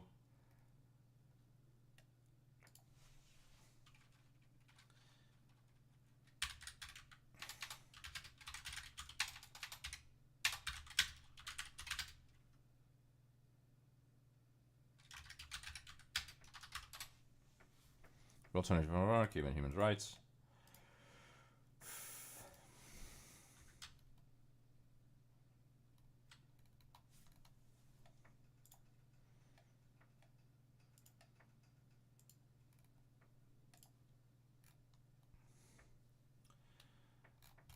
I mean, this is what am I looking at? This is political prisoners, prison conditions. Let's do political prisoners. Cuba is holding over 1,000 people, including 34 adolescents and other children who met the definition of political prisoners. As of November, Cubans who criticize the government risk criminal prosecution. Court in Havana convicted. Prison conditions. Prisons are often overcrowded. Detainees have no effective complaint mechanism to seek redress. Freedom of expression. The government controls virtually all media in Cuba. Restrict access to outside information periodically. I mean, dude, I grew up in Miami. This is like, this is par for the course from what I'm used to knowing about it. You know, not YouTube. Yeah.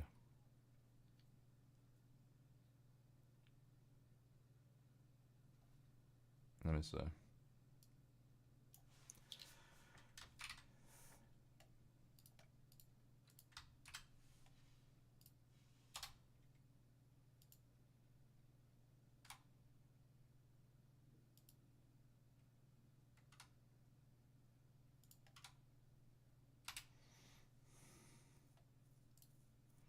Lucky girl, she got married to a boy like you. She'd kick you out if she ever knew about all the you tell me that you do.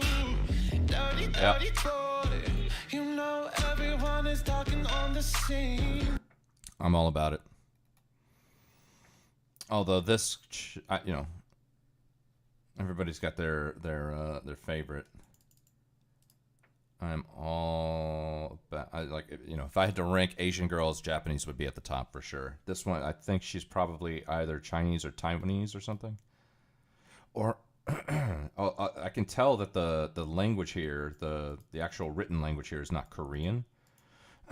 But she looks Korean. She looks like she's got like a nose job or something.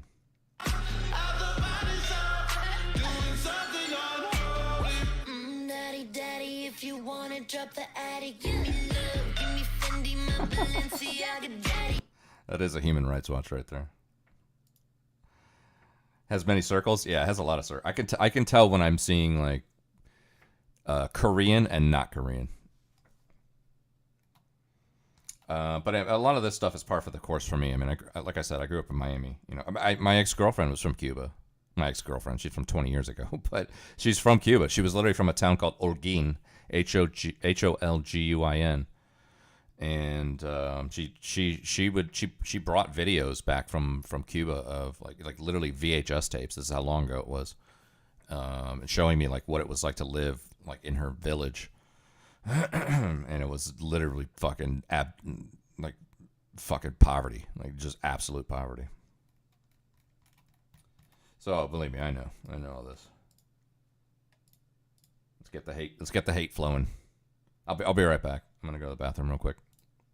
Chinese foreign minister who was like, Westerners don't care about Westerners. From what I've seen so far, don't particularly like the Chinese very much, and they don't particularly like the Muslims very much. But goddamn, they always talk about the Chinese Muslims. It's true. In fact, you'd be hard-pressed to find a single verifiable instance of him killing even one innocent person. The lack of knowledge when it comes to Che Guevara is evident. There are countless YouTube historians who can't even get the dude's birthday right, yet somehow feel the need to fill you in on the truth about Che Guevara. Ernesto Che Guevara was born June 14th, 1928 in Rosario. And he was a racist baby. Look at how racist his face is. I will not be looking into what he did for the second half of his life. Okay? That seems like a racist, violent baby. Rosario, Argentina. Yes, although Wikipedia will tell you that his birthday was June 14th, his actual birthday was a month earlier, on May 14th. We know this because the most acclaimed biography on Che, written by John Lee Anderson, explains how Che's own mother admitted this fact to an astrologer on the literal first page of the book. If you're gonna make a truth about Che Guevara video, Don't you think you should at least skim what is considered to be one of the most significant pieces written about the man? I don't bring this up to be pedantic. Anderson is such an important journalist on the topic of Guevara that he is credited with literally helping to find Che's remains after 30 years. He might be worth the read. This may seem like a small detail I'm obsessing over, but it's emblematic of the greater lack of respect for this topic. So, in this video, I'll take the 3 big accusations levied against Guevara, that he was a mass murderer, racist, and a homophobe, and refute each claim. Was Che Guevara a murderer? Well, the good folks over at PragerU sure seem to think so. They also like to draw Che as though he was a brown person for some reason, even though he was a white dude with Irish and Spanish ancestry. I guess drawing the guy with a darker complexion while trying to paint him as a terrorist plays well with their conservative base. Anyway, for those unfamiliar with Guevara's story, he was born into a well-off family in Argentina with a fucking rich socialist. God damn it, dude. Thank God my goat Engels was he never actually would do the crime of being a wealthy person. A bad case of asthma. He was very fake socialist. God damn it. Piece of shit. Hypocrite. Fuck. Bright, and he studied to become a doctor. When he was in his early 20s, he and his friend decided to go on a trip from Argentina all the way up to North America so they could experience the world around them. On this trip, Che saw the immense suffering and poverty in Latin America, and he understood the culprit to be U.S. corporations and imperialism that looted the lands and marginalized the indigenous peoples. He even witnessed the U.S.-led overthrow of democratic...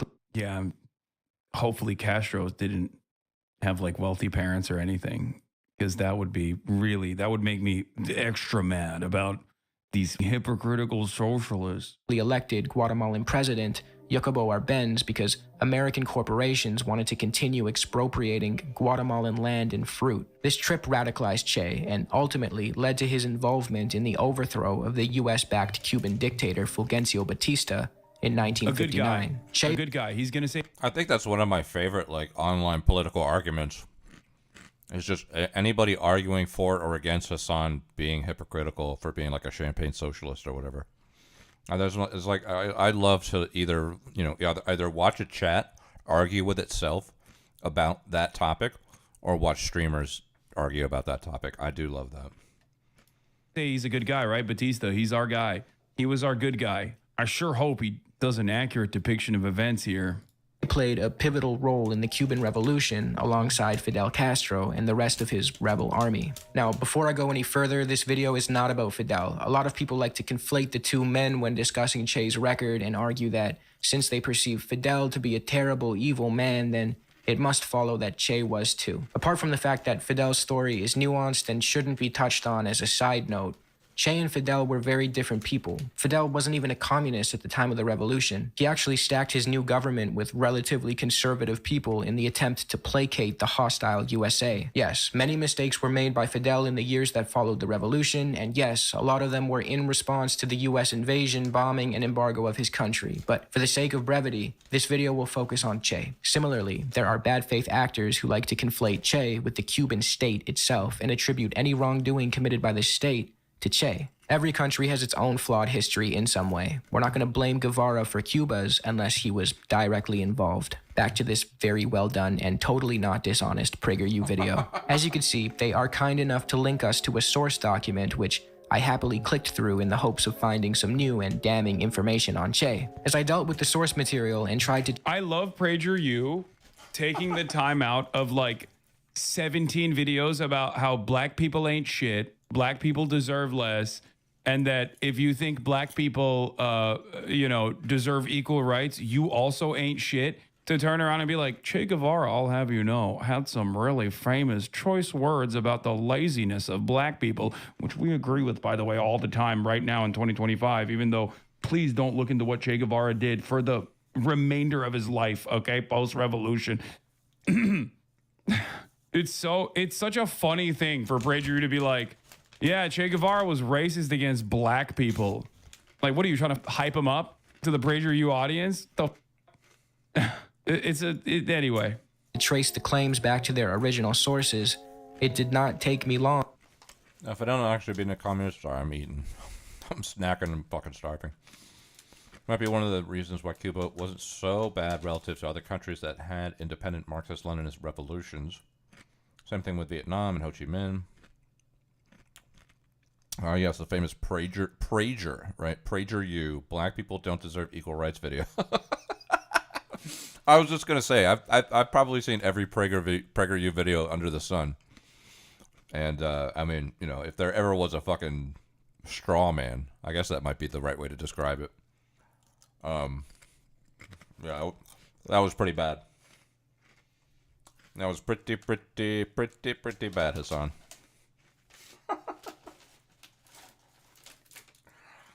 Oh my god. I love that PragerU video of David Duke to come on and make a video. Yeah.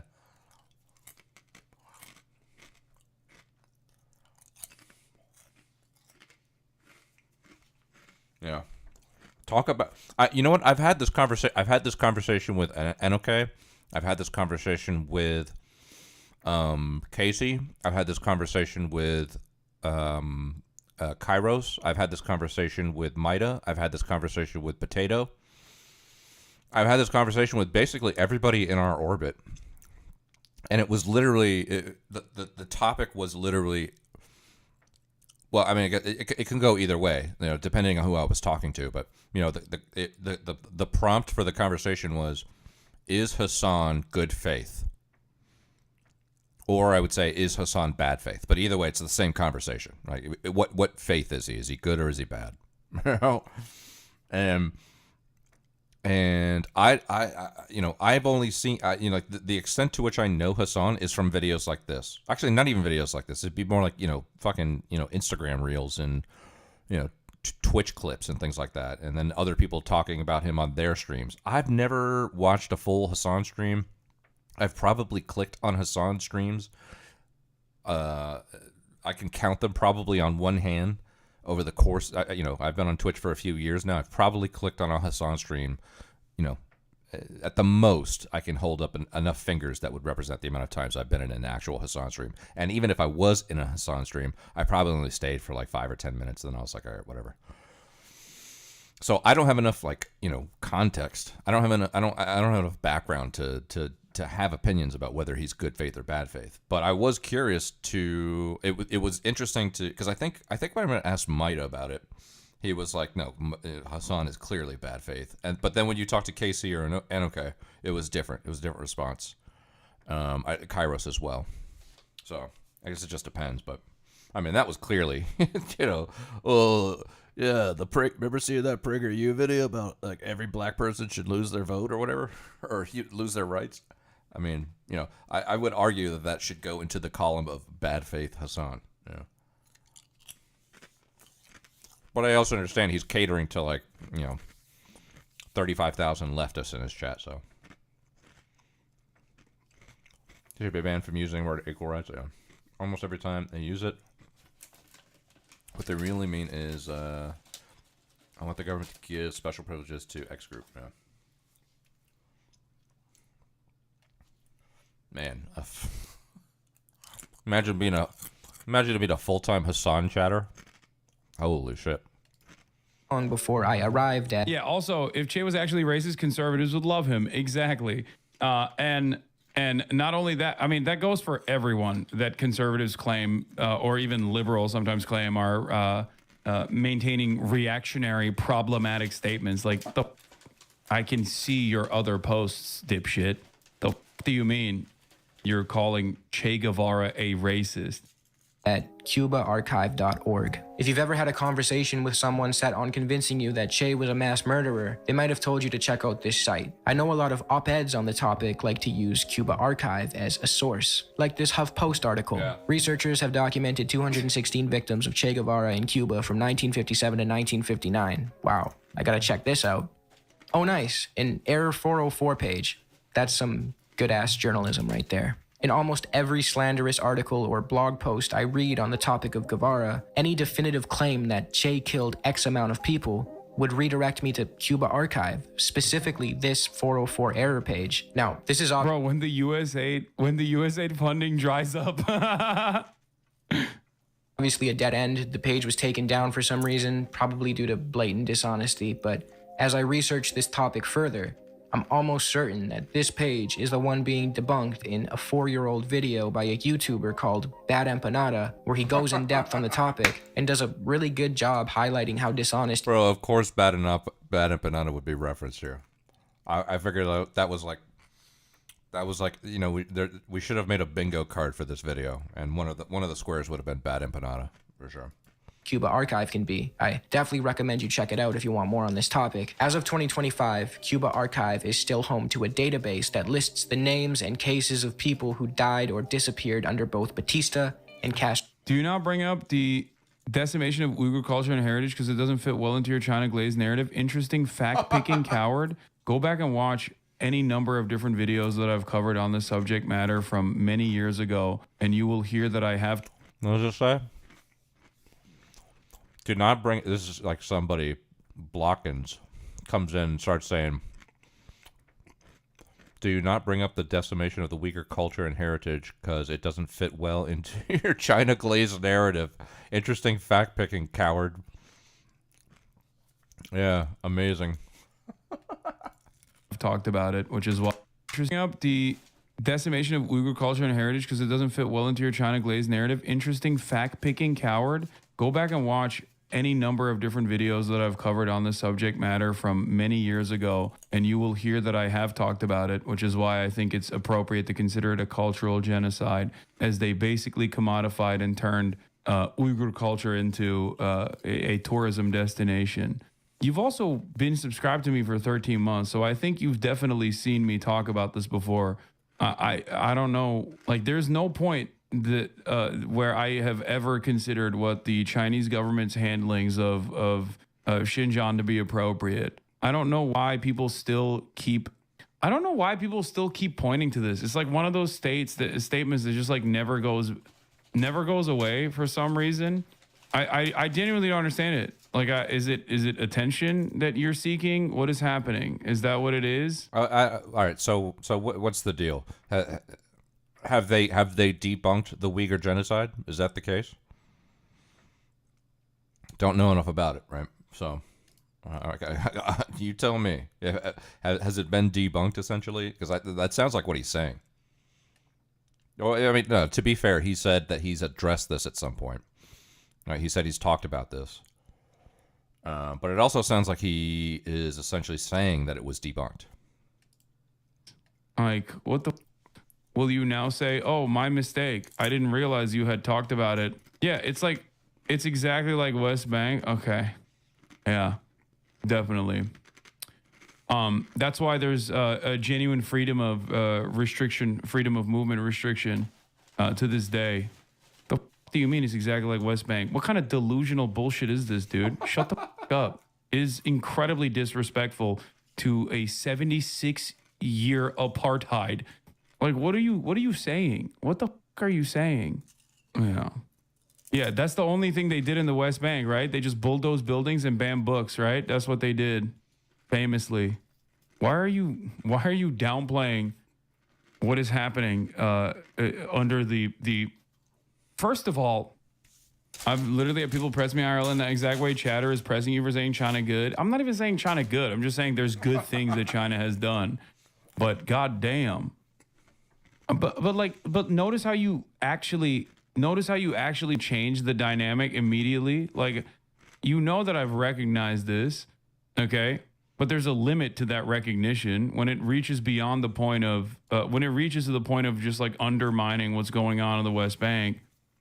You know, it's ridiculous. I think you kind of downplay the Chinese genocide. I am not downplaying Gaza and Palestine at all. That comparison that you're making is literally downplaying it. Okay? Like, if you know anything about either of these issues, if you know anything about either of these atrocities, okay? If you choose to compare them in this way, you are downplaying one over the other 100%. Especially because you also come to the recognition that it's fine now. Is it fine now in the West Bank? Is it fine now? There's 15 million people permanently displaced. What the f are you talking about? You know? I don't think if it was to the same degree, you would ever be able to say it's fine now about Gaza or it's fine now about the West Bank. Maybe you should really, reconsider the way that you're comparing these two different events. Anyway, and this is because he considers what my criticism is insufficient, which is ironic because it seems like he agrees with my criticism. How many times have you said that if Israel did Xinjiang and the West Bank, Israel be considered the greatest peacemakers, diplomats of all time? Exactly. Because it's true. It's literally true. If you could say it's fine now, Palestinians have complete freedom of movement and a say in the process of their own local governance, for example, yes, it would be considered the greatest peacekeeping achievement of all time by every Western superpower. They would never shut the up about it. Anyway, imagine if Israel discovered a cure for cancer, but people refuse to get it because Israel is doing a genocide. You can talk about good things while acknowledging the bad things. No, Israel has done nothing good for the world. No, I mean, I've even talked about Israel revitalizing in its nationalist project, revitalizing the Hebrew language as a overall benefit. There's plenty of things that would be considered.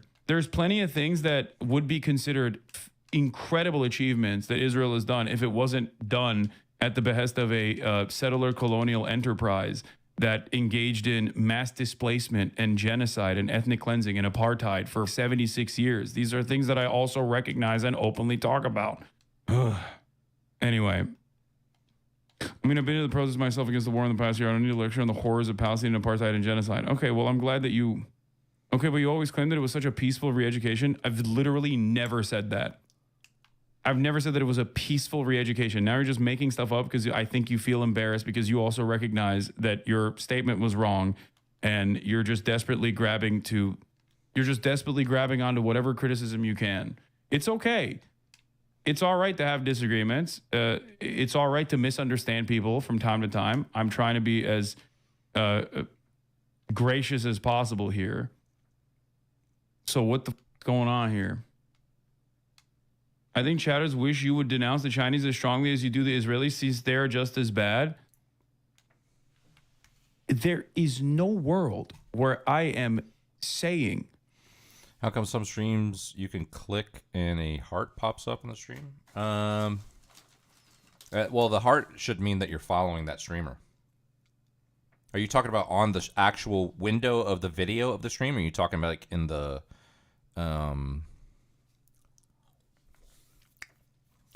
Or are you talking about like on the in the functionality? Are you talking about in the actual window of the screen or?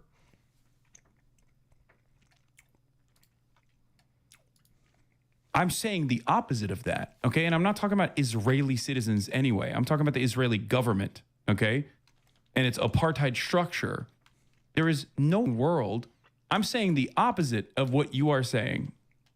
If you think that the Chinese unjustifiable, the CCP killed 100 million people. Okay, shut the f up, dumbass. Ridiculous. Castro's rule, which on its face seems like a useful tool that could help us to further understand the severity of the issue at hand, until we very quickly see that this database is filled with dishonesty and misappropriations of their very own source material. Not to mention, citing I don't even think the Black Book of Communism says that. Yeah, they don't. Cuba Archive, a database that covers deaths and disappearances committed by the Cuban state since 1952, doesn't necessarily fill you in on whether or not Che Guevara was the culprit. But to illustrate my point about the misinformation prevalent on this website, let's look at the case of a man who we know for certain. Yeah, you click it and a heart goes across the window.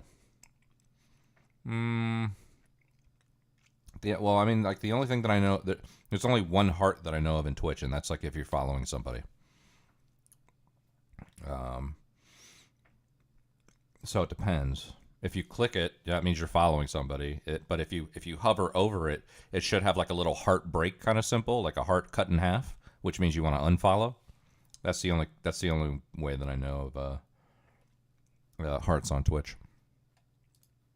Che personally killed because he wrote about it in his diaries. Killed, not murdered. There is a difference, and it's an important one, and we'll get into the distinction in a bit. This is a case that is often used when... You know what's really funny? Okay, this is the last note I'm going to mention here, okay?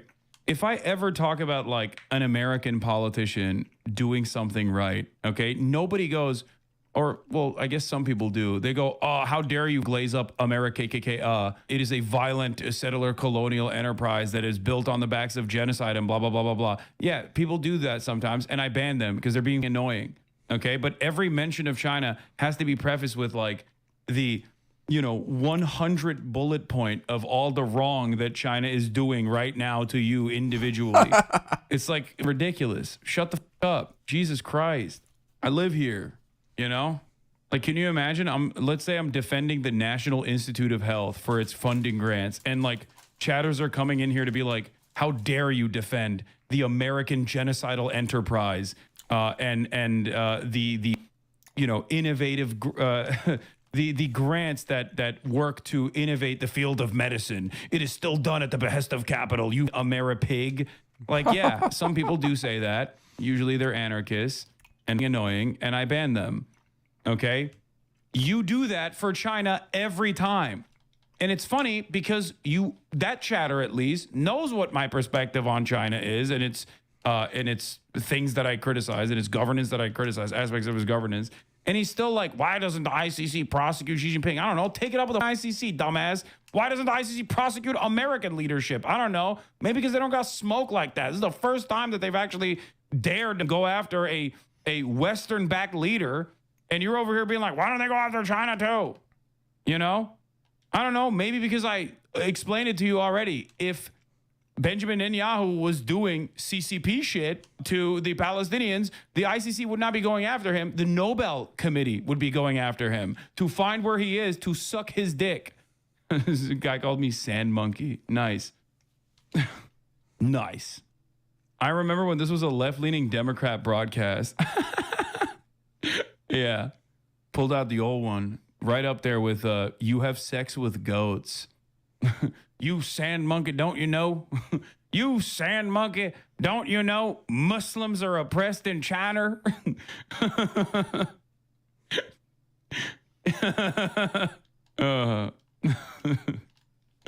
Guess you don't care about your own kind of goats when they're in China. Yeah, that's right. Remember the prophet? Anyway, woke racism. And trying to paint Che as thinking lost in prestige. I don't think so. I mean, if they can beat it into Ukraine's brain that they're not going to join NATO, and fucking, just keep and Russia could just keep whatever the hell they've already got. I don't think so. I think what they'll probably do is there will be probably like some serious, like, well, I don't know what the mechanism would be, but the American people will definitely be pissed off at how many hundreds of billions was sent over to them. I don't think so though in terms of prestige, no, because it's not like we lost a war, maybe by proxy, but who's that Muslim girl that everyone raged at? Is that Frogan? You talking about Frogan?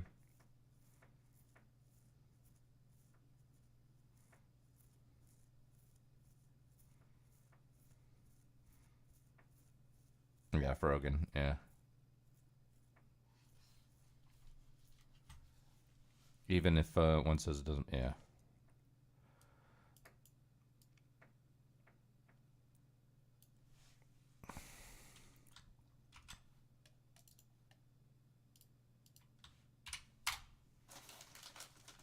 New service appearing. Where's that taxpayer funded? Animal cruelty. Mm-hmm.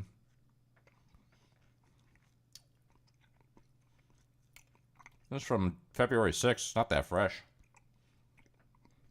From like 10 days ago.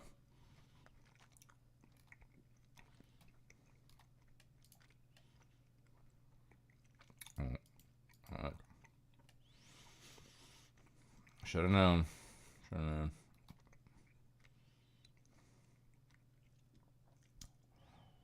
Actually, even before that, I got February 3rd. This ain't fresh, Malibu.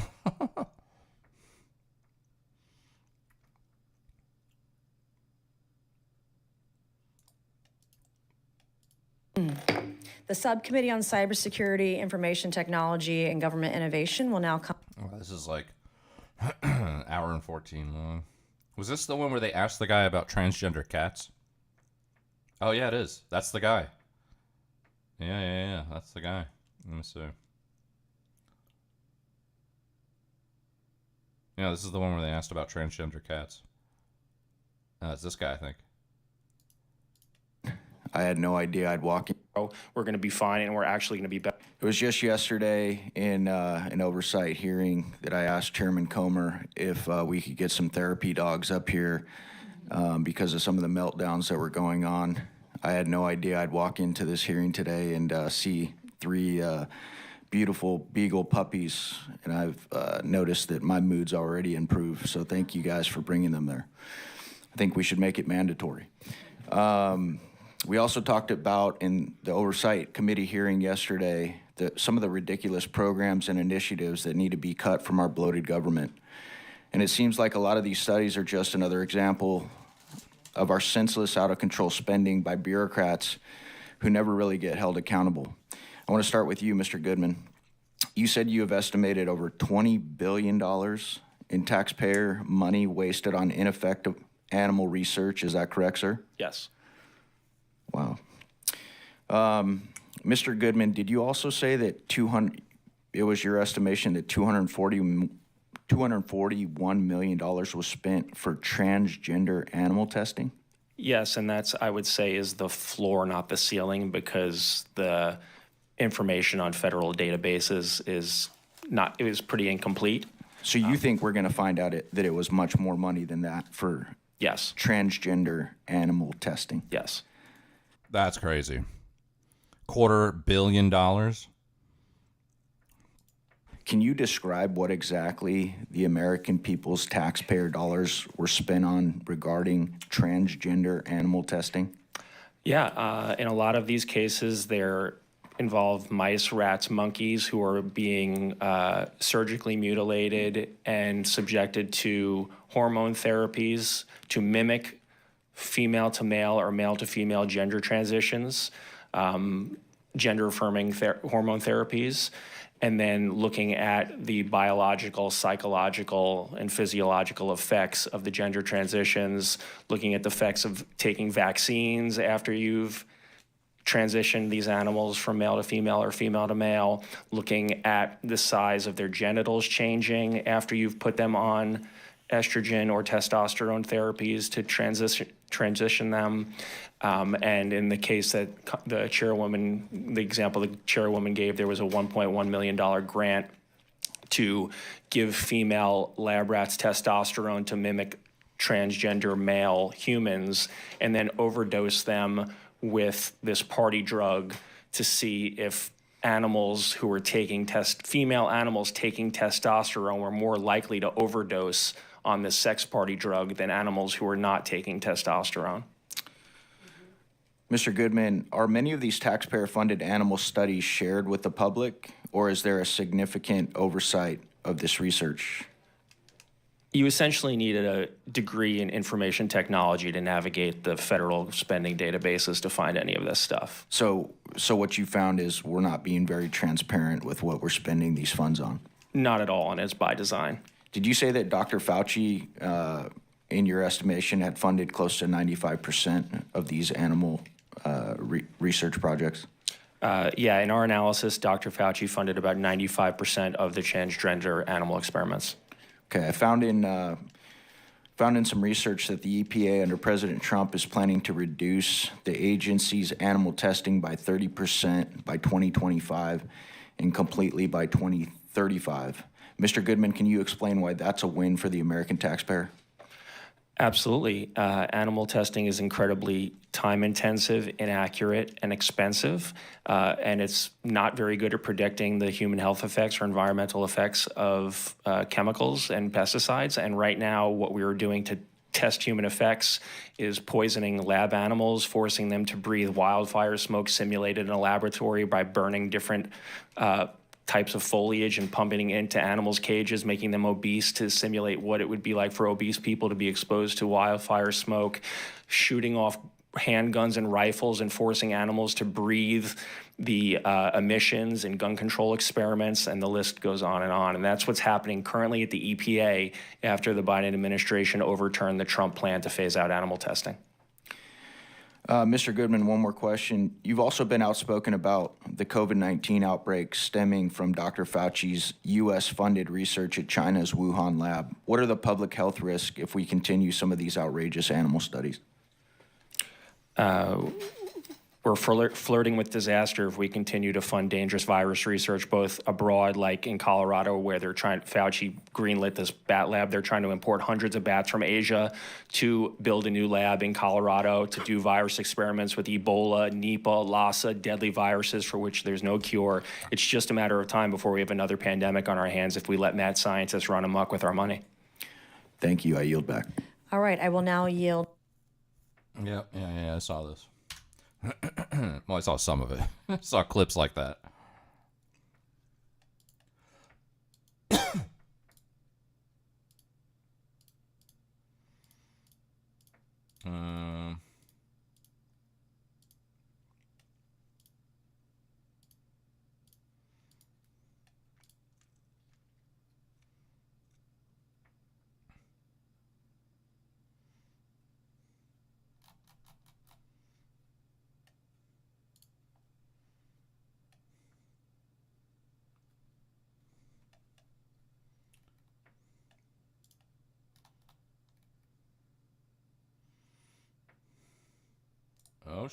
Oh, shit. And we conducted hundreds of airstrikes, perhaps 1,000, in order to prevent it, and we did. Now, if any other force in Syria today believes that Israel will permit other hostile forces to use Syria as a base of operations against us, they are gravely mistaken. Israel will act to prevent This is live. any threat from emerging near our border in southwest Syria. The Secretary and I discussed Lebanon as well. Israel is committed to the ceasefire understandings that were reached in November. We expect the government of Lebanon to be equally committed to their fulfillment. The scenes we saw this weekend in Beirut of UNIFIL forces being attacked by Hezbollah, this was not encouraging. The two UN resolutions that everyone refers to, 1559, 1709, 1701, well, they must be fully implemented. Hezbollah must be disarmed. And Israel would prefer that the Lebanese army do that job. But no one should doubt that Israel will do what it has to do to enforce the understandings of the ceasefire and defend our security. The Secretary and I also discussed how the many international institutions have been hijacked and turned Seen the Tucker program on USAID? No. into No, but I can imagine. Do I even need to see it? Is it going to blow my mind? I don't think so. I think it's been like literally just the most ridiculous shit you've ever heard, and I'm like, yep, that's what happened today. that is being waged against America and Israel at the ICC, the ICJ, and elsewhere. The ICC has outrageously libeled Israel and issued arrest warrants based on utter lies. Like America, Israel is not subject to the jurisdiction of the ICC and does not accept the court's authority. Israel commends President Trump and his administration for restoring his executive order against the ICC and for moving quickly to sanction ICC officials. The Secretary and I discussed working together to formulate a common strategy to deal with the threat of lawfare and neutralize this threat once and for all. So these are some of the issues we discussed today. Believe it or not, there were more, many more. We can say that the Middle East today has many opportunities, many challenges, and we think we can realize the opportunities and also meet the challenges.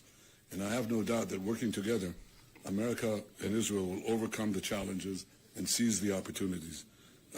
I have to say that I'm absolutely confident that under President Trump's leadership and working together with you, Secretary Rubio, Marco, the best days of our alliance are still yet to come.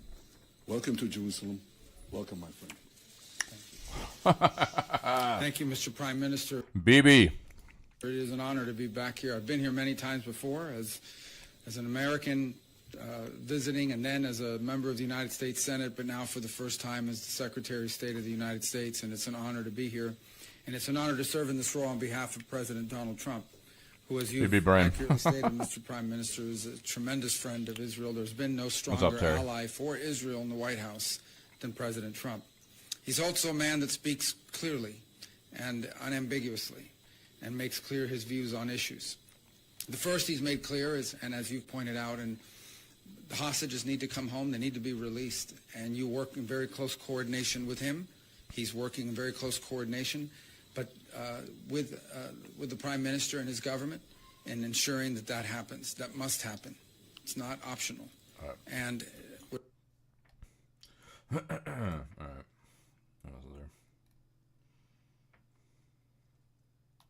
Kind of want to see that fucking otherkin person.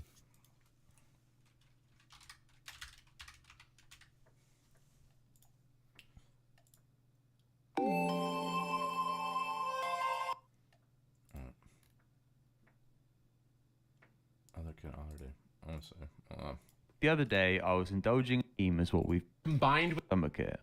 There is a video on Patricia's main channel and the same theme as what we've been covering today, called On the Ethics of Bonking.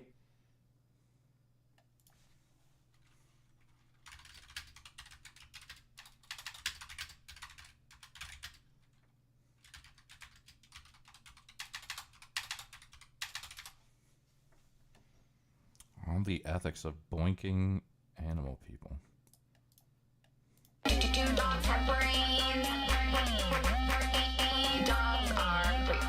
DeviantArt essence. They look like what you get when you ask. They have. I'm just going back to the fucking shit, to the fucking garbage. I'm curious now because this was the when we want that otherkin video. This was at the end where the guy was like, I don't even want to put what I've seen in that video in this video, but just trust me. Here it is. Go find it yourself if you want to look at it. And I'm curious. I got to see what this fucking person said that like disgusted that guy so much that he wouldn't even put it in his own hit piece.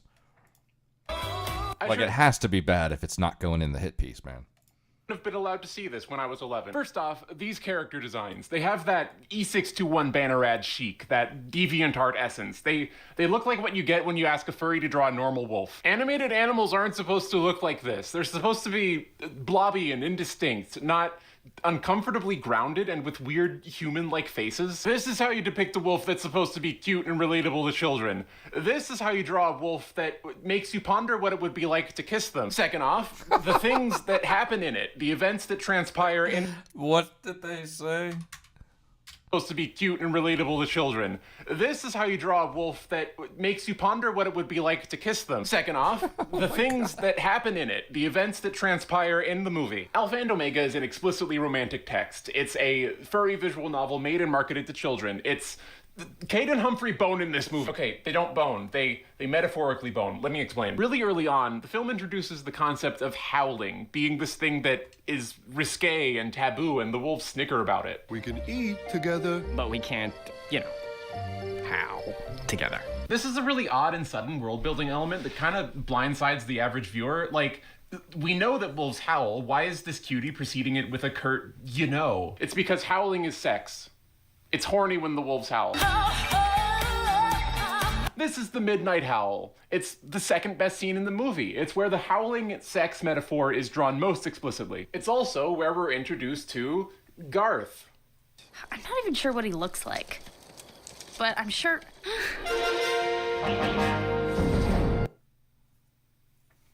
Okay, hear me out. I said hear me out. Garth is introduced as the stock, unwanted, arranged love interest for main girl Kate. He's the alpha dog of the warring pack, whose wed would unite the nations under Wolf God or something. And Garth is hot. He's a bona fide hunk. But here's the rub. Oh my God. He can't howl. He's bad at howling.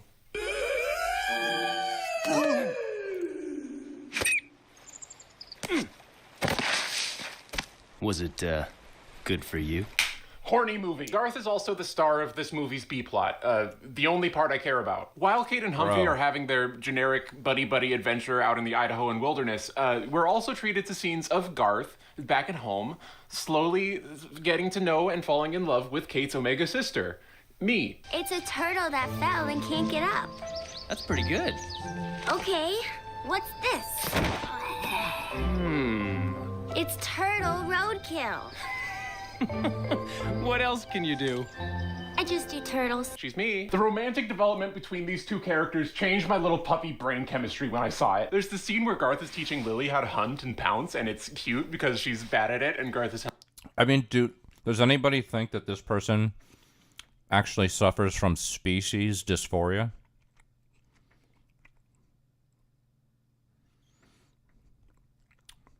Species dysphoria. Just don't go down the furry rabbit hole of the ones who actually want to do the deed with the animal. Oh, no. I've seen arguments between furries and zoophiles on Twitter that are absolutely disgusting and hilarious. Yeah.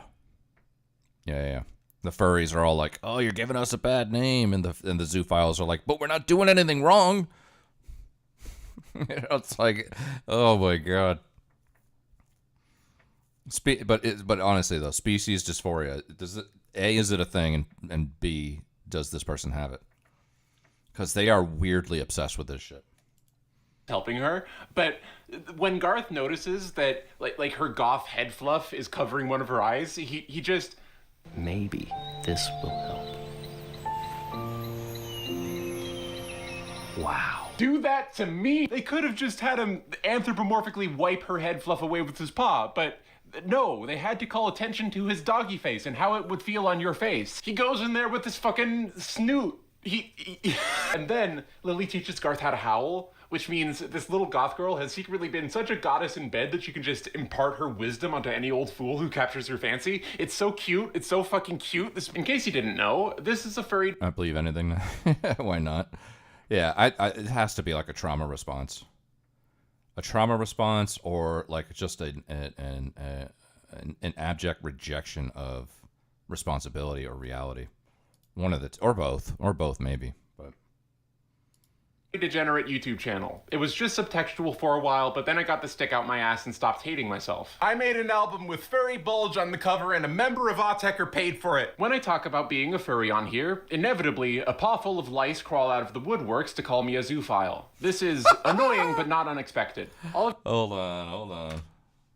Lice crawl out of the woodworks to call me a zoophile. This is zoophilia, a paraphilia in which non-human animals are repeatedly preferred or exclusively used to achieve sexual excitement and gratification. An animal, usually a household pet or farm animal, is either used as the object of intercourse or is trained to lick or rub the human partner, referred to as a zoophile. The most commonly used animals,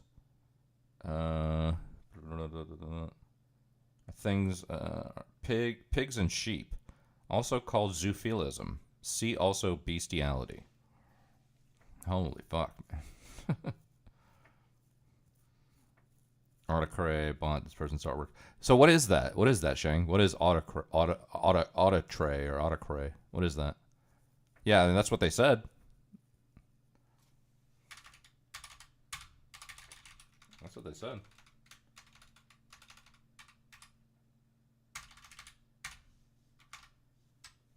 It was just subtextual for a while. Teaches Garth how to howl, which means this little goth girl has secretly been such a goddess in bed that she can just impart her wisdom onto any old fool who captures her fancy. It's so cute. It's so fucking cute. In case it's a music artist? Okay. You didn't know, this is a furry degenerate YouTube channel. It was just subtextual for a while, but then I got the stick out my ass and stopped hating myself. I made an album with furry bulge on the cover, and a member of Autechre paid for... A member of Autechre paid for it. When I talk about being a furry on here, inevitably a paw full of lice crawl out of the woodworks to call me a zoophile. This is annoying. Oh yeah, I've seen videos. I saw a video of the car guy. I remember the guy that like is like seriously in love with his car, like fucks the exhaust pipe or some shit. But not unexpected. All of you real ones out there probably get this comment on the daily as well.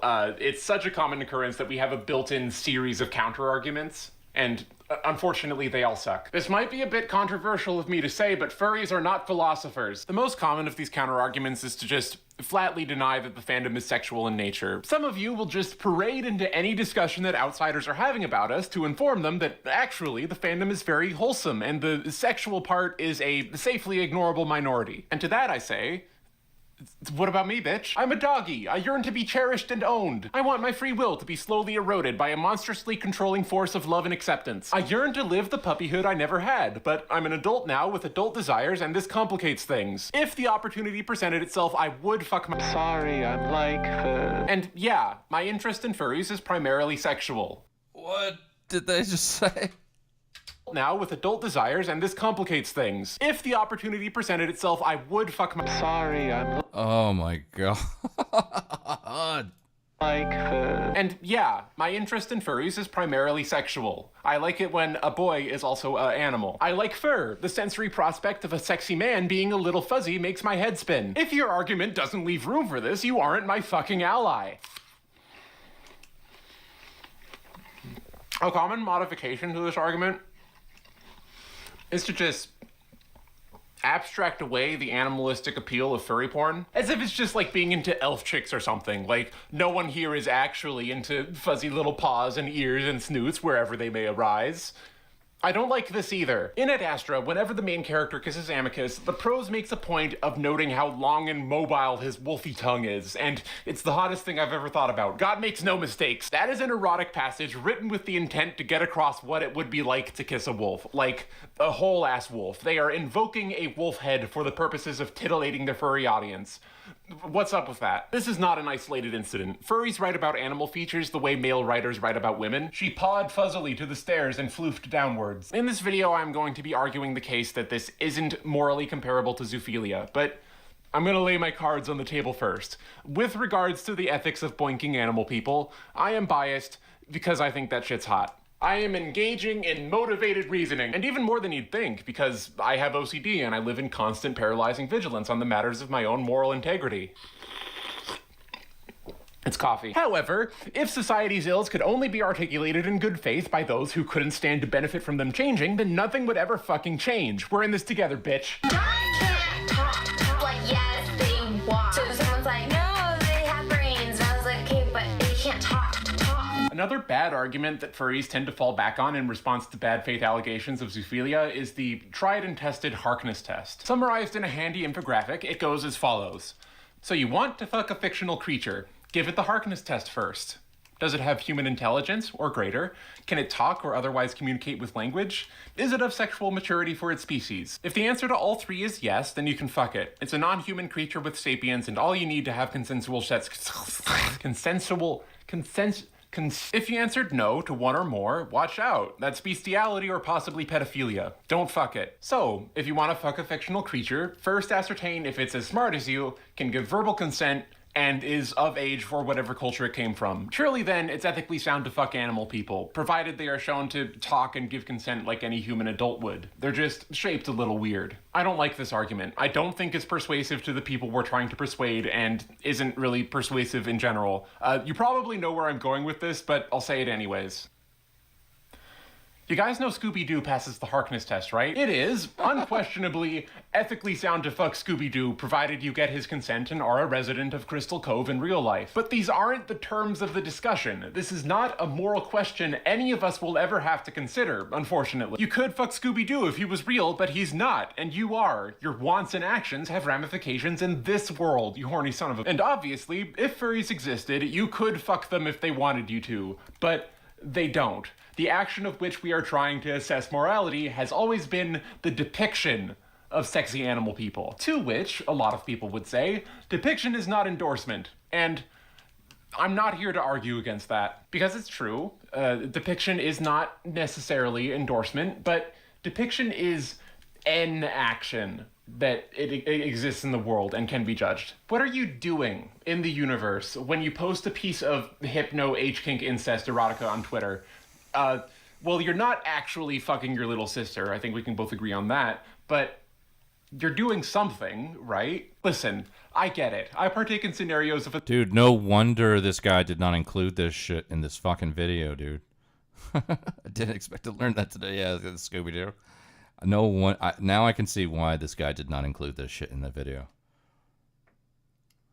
Man, we are down a fucking weird rabbit hole. No pun intended, bro.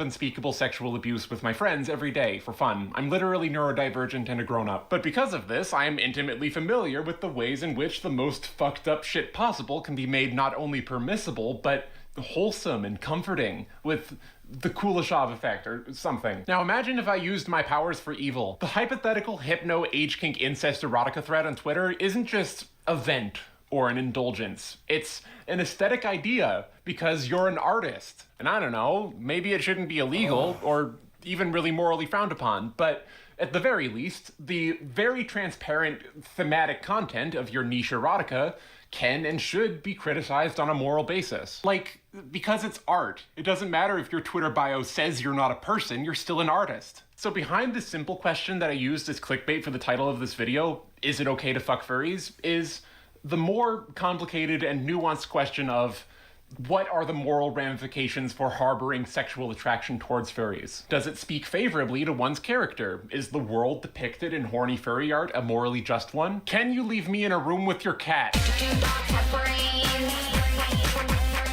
So in order to assess the morality of hot furry art, we must first invent the universe. No, we must first define what a furry is. Let's be honest, we're overdue for a robust definition of furry that isn't dependent solely on self-ID. So we don't have any more YouTubers running multi-season arcs about being drawn as a ferret without anyone informing them of the writing on the wall. Furries really like Zootopia. It's got anthropomorphic animals in it, but I don't think it counts. For the next several minutes, I will be making the bold assertion that furry is a related but distinct category from cartoon animal creature, and this is a necessary building block for my argument that furry porn is cool and normal. Hope you're ready. So, in my magnum opus, Art Furry's God, I accidentally articulated the appeal of furry art in one sentence as an aside. The furry aesthetic as a whole is a concession towards the symbolic, the sensory, the ever so slightly autistic. And yeah, let's go with that. The three axes of furry art are the symbolic, the sensory, and the autistic. Zootopia is none of these things, clearly, whereas a core fandom work like Echo exemplifies all three. But this is still a little vague, so let's fill in our paradigm with more data points. Can I quantify and exemplify all three of these axes in isolation?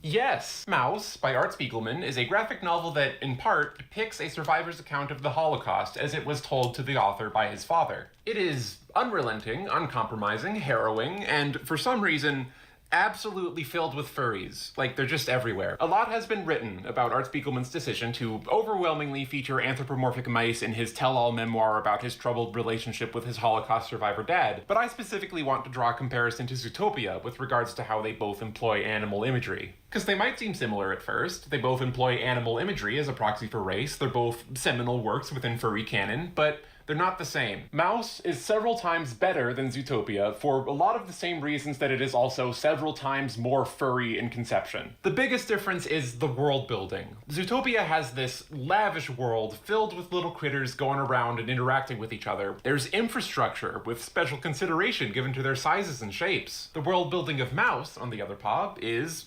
non-existent. There is none. It's a purely aesthetic layer on what is otherwise a completely human story. There's absolutely no reason at all as to why the characters are animals. Art Spiegelman even finds time in the novel to toy with the nonsense nature of his world's primary aesthetic conceit. Like, hilariously, whenever Vladek is out disguised as a Polish man, he just draws him in a crude paper pig mask. There's a scene with actual rats in it, and no one stops to say, oh, that one looks like my uncle. Art Spiegelman plays himself in this book, and at one point, he starts talking about one of his previous comics with his family, and we get an excerpt of that comic.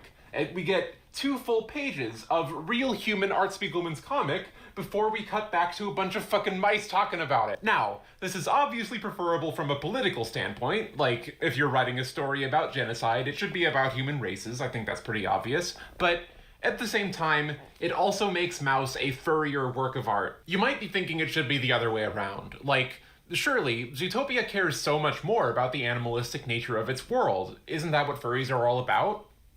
No, it is precisely Mouse's refusal to explain or justify its furry characters that makes it furry, because the imagery is self-justifying. Zootopia is stuck running around in circles, trying to work backwards from the central premise of animal species as a metaphor for human prejudice. It's only so lavish because it has no confidence in the inherent aesthetic value of animal imagery. Mouse is married to its imagery. It's not working backwards from anything. It's working forwards from the central aesthetic motif of Jews as vermin. Zootopia used animal imagery as a cute and fluffy metaphor for racism and then built a huge heaping scaffold around it to justify itself.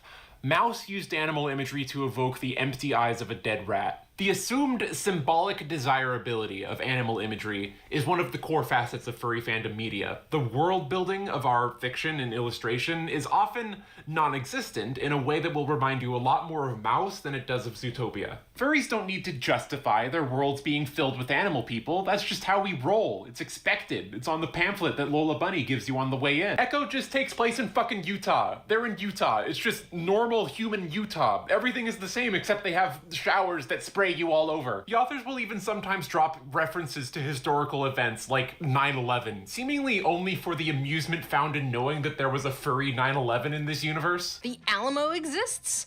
Hey, don't look at me, man. Mexicans still get shit for the fucking Alamo. Were there orcs there too? But Echo goes further than this. It is so completely unconcerned with world building that it just completely unshackles the animism of the cast with their existence as agents in the story. Let's go over some facts. The wolf is Hispanic, the fennec fox is native. In Route 65, Carl describes himself as being white as apple pie when, furthermore, their human races matter to the story, where their species is inconsequential. It's all aesthetic. The reason for any character to be that species is all character design. It's all symbology decided on a case-by-case basis. Leo is protective and possessive, so they made him a wolf, a pack animal. Flynn is enigmatic and reserved. You spend most of the game trying to get in his head, which tracks with him not having any of those big fluffy ears to tell you what he's thinking. Chase is a mediocre dude who's good at swimming, but he doesn't think it counts because he's an otter and all otters are good at swimming. It's cute and also something only a furry would come up with. Echo's world does also have interspecies prejudice in it, like there is speciesism in the game, but... Interspecies prejudice. Interspecies prejudice. Speciesism. Speciesism.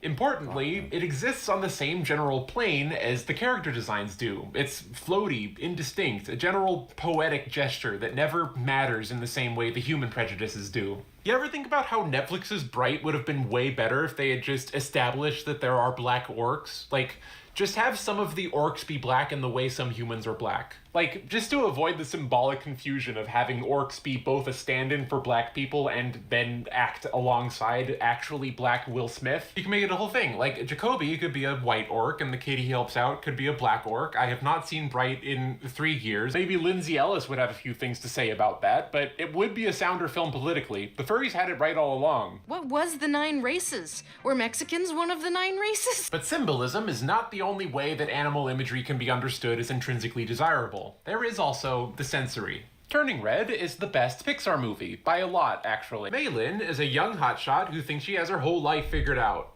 But this self-perception is disturbed by the fact that she turns into an enormous fluffy animal sometimes, and more importantly, that her entire personality is built around placating her abusive mother. It's sweet, it's beautiful, it's touching, it made me cry waterfalls, and it is several times furrier than Zootopia in conception. This one's a lot simpler to explain. Like, the big red panda monster might not be all that familiarly furry in design, but the ethos behind her depiction is furry as hell. Simply put, in a way I have scarcely experienced, Turning Red is incredibly concerned with the sensory experience of being the big red panda monster. Precious time is spent to let you know that she stinks. She takes up a lot of space. She leaves paw prints on the walls. She self-soothes by rubbing hairbrushes in her fur. I do that. And furthermore, the sensory nature of this transformation is a big part of how we as an audience come to understand it as something desirable, because she's huge and she can hug her friends. Oh yeah.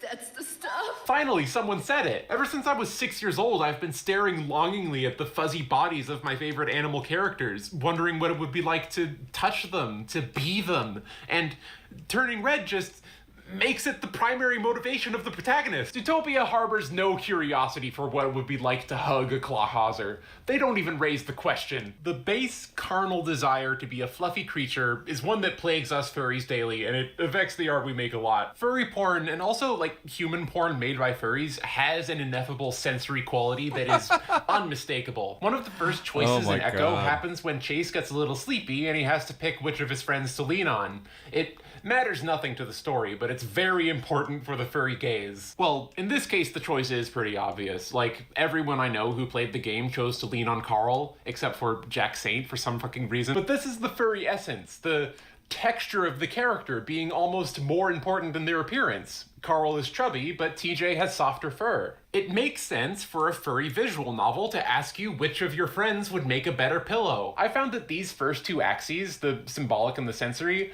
really cover a lot of bases with regards to furry quantification. You might find that a lot of core furry fandom work excels in both categories, whereas stuff that has anthropomorphic creatures in it but isn't necessarily core furry work usually tends to satisfy one but not the other. Beastars, for example, is sort of Zootopia-like in its strictly animal-centric world building with lots of scaffolding, but it is also very interested in what it's like to be a fuzzy carnivorous dog man. Like, there's layers to this. But these criteria aren't enough. Like, the symbolic and sensory nature of animal imagery could also very well serve a therianthropic end rather than a furry one. Therian media is a broadly overlapping but still distinct category from furry media. A good example would be the album Natan's Madrigal by Ulver.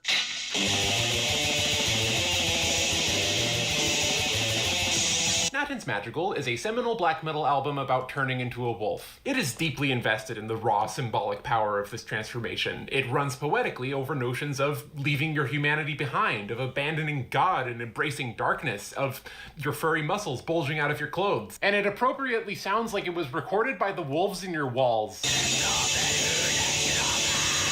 This album's production makes me go feral. This is the primest possible example of a piece of art that is both symbolic. I mean, I'm not religious, but this video might just fucking turn me in. Like, I might go visit like an Orthodox priest after watching this fucking video, bro. Furry metal, but dog is tripping. Who's that? What's up, Big? How you doing? Symbolic and sensory with regards to how it employs animal imagery. But I'm gonna go back in time and show this to like George Washington or Genghis Khan. Is the elusive third category, whose absence causes me to classify Natan's Madrigal as being Therian media rather than furry. The ever so slightly autistic. Autism. The Rodfellows movie is a film that was sent to me by Jack Saint, so blame him for the next several minutes. Oh, hey, Kenzo. Oh, hey, Cody. Can I sit down here? Can't be missing out on other things. I don't see why not.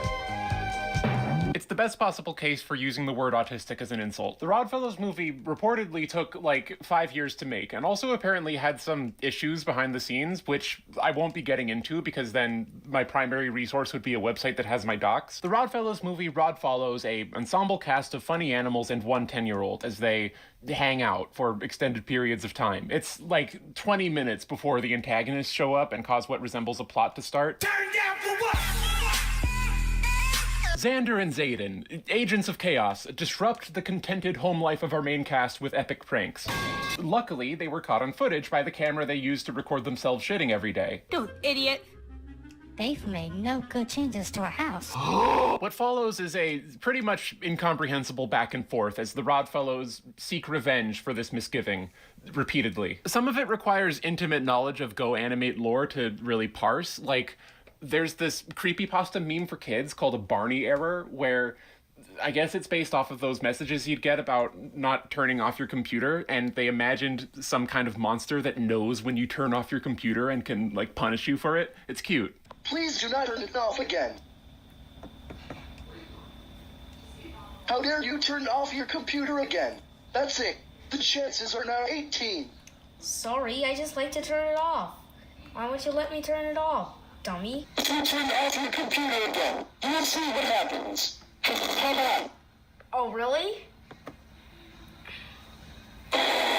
So the middle of this film is taken up by a very high-stakes heist where the gang initiate a Barney error on the bad guy's computer during their Fortnite game, and then they also write a virus that turns the computer off to trigger the punishment. Although in the film, it's actually a Ronald error, and they show this purple cat character, seemingly in reference to a different Go Animate meme. There's a lot of layers to the Broadfellows movie. There's an extended sequence where the whole conceit of the scene is that Xander and Zayden just pulled the fire alarm at an elementary school. There's a part where it just becomes a mecha anime for like 30 seconds. I cannot stress enough how much this film just keeps on giving. Don't walk on my fucking keyboard. But just describing what happens in the Rodfellows movie isn't enough to really get across the headspace that it gets you in, or why I find it so compelling.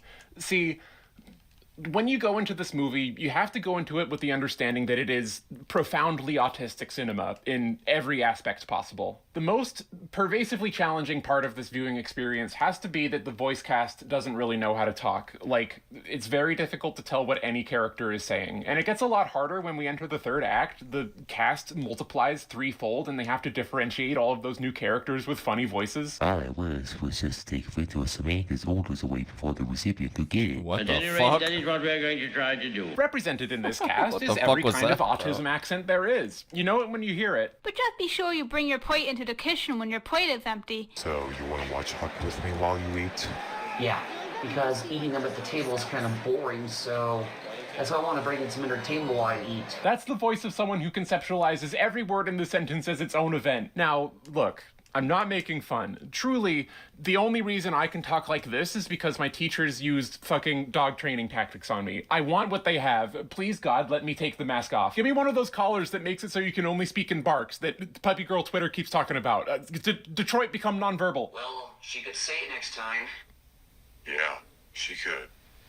Do you imagine her being a butler one day? Do you imagine her being a butler one day? I'm voice training. Furthermore, the dialogue is written with a not quite full understanding of human communication. Like, they don't really understand how the words they're using string together. So much of the indescribably compelling nature of this film can be found in just the endless moments of strange wording that makes your brain short circuit. Boys know what time it is? Let me guess, bedtime? Yeah, it's pretty laid out. You guessed it, and you are correct. I know, she's like 10 feet tall. How can she make it to doors that are 6 feet or shorter? Oh, we're in some serious dead meat now! Listen, every line is iconic. The entire film looks like MS Paint fetish art, one of autism's main cultural exports. There's an inflation fox in the cast, and his articulated tummy constitutes the most complicated animation in the whole film. Every once in a while, copyrighted characters just randomly appear for one scene at a time. Suffering succotash. This is one tough job, I tell you. What? Did I just hear my friend? I shouldn't have to explain why this is autistic as shit. And then I hung out with my best friends, RJ and Shokachi and the Marble Blaster Marble. The Rodfellows movie is the furriest possible piece of art. It's a movie about animal characters that was itself made by outsiders of humanity. It's human art made by animals. Furry.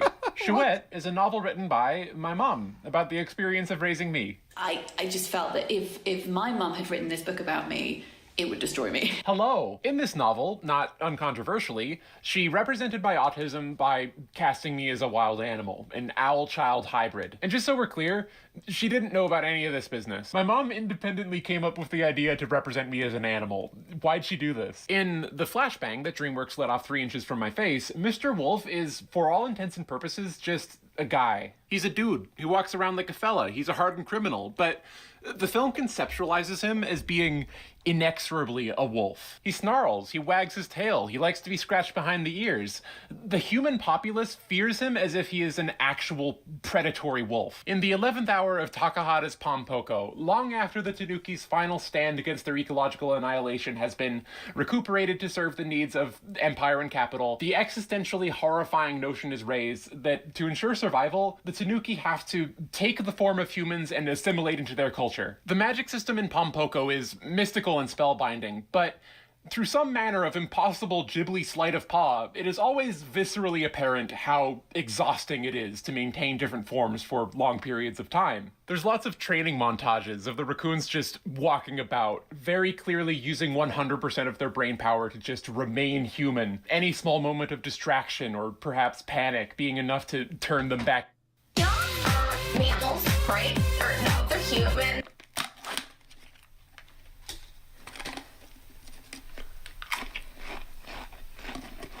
A lot of well-meaning people ask me how I want to be treated if I'm a dog. I want to be treated like a dog, but a lot of you have never met a dog who's also kind of a person. I understand the confusion. For this reason, I am inserting this interlude into the video so I can let all of my human allies know how I would like to be interfaced with, friends and non-friends alike. So, I identify as a dog. I don't care if you're the kind of person who doesn't really go along with roleplay. And there it is. And there it is. Holy fuck. How I would like to be interfaced with, friends and non-friends alike. I identify as a dog. I identify as a dog. I don't care if you're the kind of person who doesn't really go along with roleplay. Calling me a human being is misgendering me. Put me in a fucking Blair White video, see if I care. But furthermore, I'm not your dog. I am a stranger's dog that you might see on the side of the street. Because I'm very cute. You might lean down and say hi, give me a little good boy for my troubles, but anything beyond that is crossing a boundary for my hypothetical owner in this situation. And as much as I would like for every stranger to just intuitively recognize that I'm the sort of creature that they're allowed to touch and pet whenever they want, the optics of saying that are not good. By all means, err on the side of dehumanizing. It's only a problem when it's combined with a sense of overfamiliarity. Like, any dog would react poorly to some human they don't know smothering them. But if I already know you, if we're friends, then I'm your dog. I'm your dog. On all levels except physical, I am your dog. There's a couple differences. I like conversation. I will talk to you about video games and music theory, but otherwise, I am your dog and I am to be treated as such. Greet me as if you can see my little tail wagging behind me as you open the door. You can pet me, no questions asked. My body does not hold the same sanctity as a human body. You can literally just... If it seems weird, it's because I'm a different species than you. I have been forced to maintain a human form for the benefit of those around me for my entire life. If we're gonna meet up, we need to determine to what degree I'm allowed to take the mask off. Determining if I can sniff you to see what you smell like. Determining if I can rest my cute little muzzle on your thigh when you're sitting on the couch. Determining if I can bite you. Please let me bite you. The doggy metaphor has simply never stopped giving. It never ceases to describe aspects of my personality or proclivities that I have. It always was me, and it always will be me. Where y'all come from? What happens when the world ends? Does it just die? Okay, I'm outing myself as someone who reads my own Rate Your Music comment boxes, but there's this comment that someone left on Task that I have been thinking about every day of my life. This is actually probably the most furry record she's made. Flowers was more lyrically oriented, but Visiting Narcissa and this definitely strikes me more so in that tactile aesthetic approach to some kind of transcendental furriness. If you were to show me these tracks without titles or cover art, I'd probably still be inclined to say this is furry.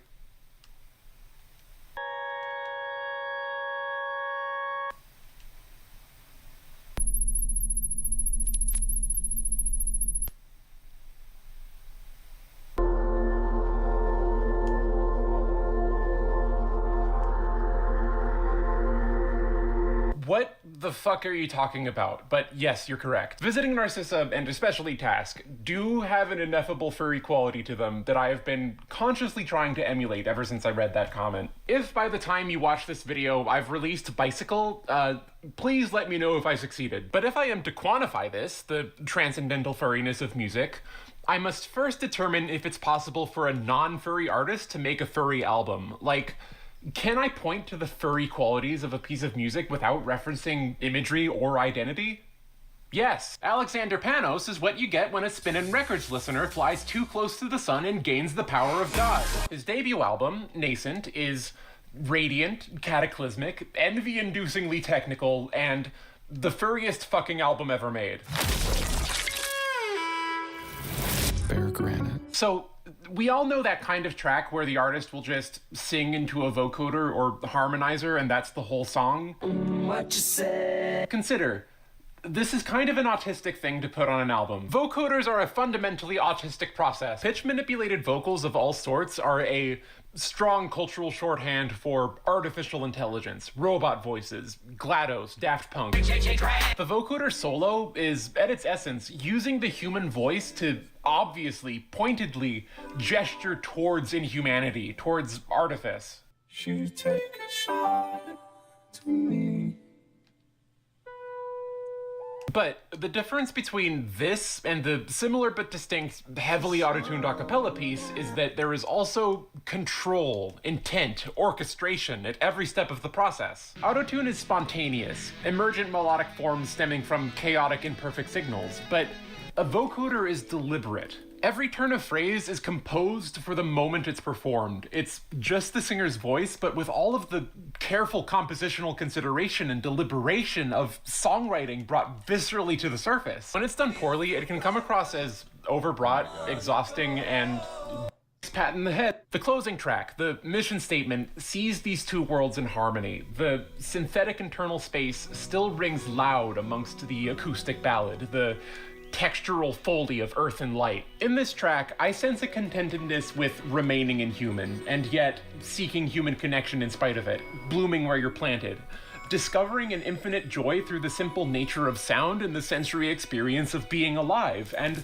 perhaps getting a nice pat in the head and a belly rub too. Fireless be multitude, settle this and start anew. I'm sorry, Alex, you made dog boy music. How else am I supposed to interpret this last passage? He's telling me to go be a dog. I felt a phantom tail on the last listen. It's symbolic. It's sensory. It's the most autistic music I've ever heard in my life. This is what I'm talking about. This is the transcendental furriness. There's this pic of an otter jock, illustrated by Overcyan over on Twitter, that I've had saved on my computer for months now. Like, every once in a while, I will just tab over and look respectfully for a bit. So, the character here is essentially stock masculinity. He's the archetypical jock. I would almost consider it boring, but his ears. Look at his ears. It's fucking dialectics or something. The smarmy, masculine jock character who, nonetheless, has adorable, fluffy ears that you can play with. Not in conflict. Taken simultaneously. Why do you think Zeus kept on courting women while disguised as an animal? Why was it understood as erotic for a man to also be a swan? Because it's the supreme masculine form embodied in a symbol of feminine grace and beauty. Not in conflict, but taken simultaneously. Inversely, I'm a puppy. I'm a good girl. But the artists who draw me, they simply must include the fangs. I don't even ask for it. They just do it because there's something about that small hit of ferocity inside of the feminine exterior. Not in conflict, but taken simultaneously. Bitches are always asking how they can even adequately express a non-binary identity in a society that only recognizes male and female. It's simple. You just need to bark really loud. Nascent is a decidedly masculine listening experience. It is imposing and technical. It uses the same 3 chords for the entirety of its runtime. The guy has an Imagine Dragons voice. And yet, it is soft, vulnerable, delicate. I want to play with its ears. It's masculine and feminine. It's father and son. It's human and inhuman. It's fucking furry. What was this video about again?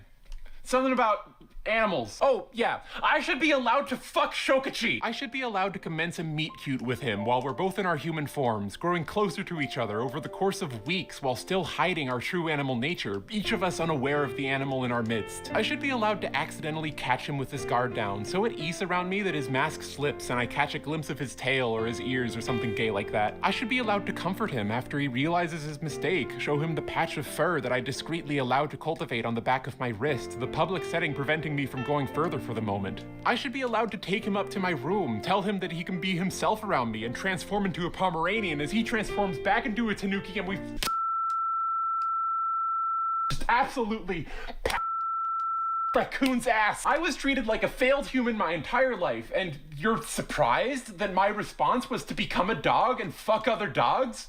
Fuck you! The unceasing yearning to romance the inhuman is not merely a permissible quirk, it's fucking universal. It isn't even just me.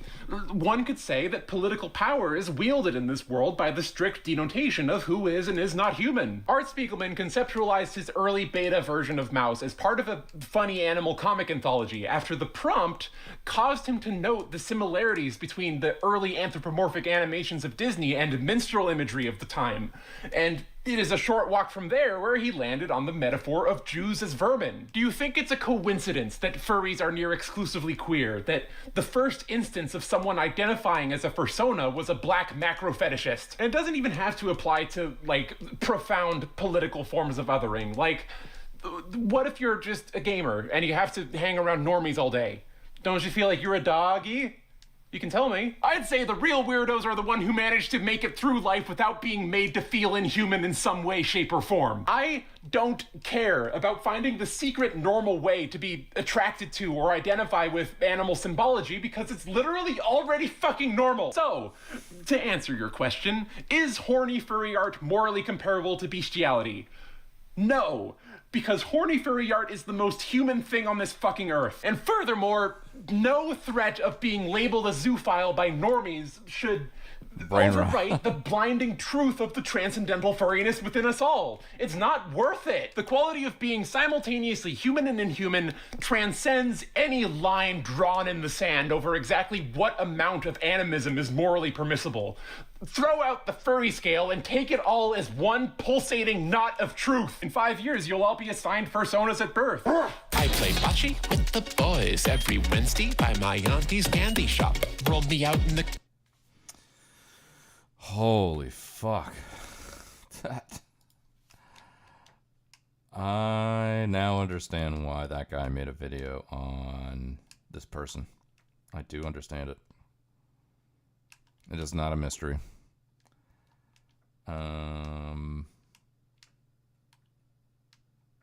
Little demons, yeah. That was insane, man. How does somebody get like that? Holy fuck.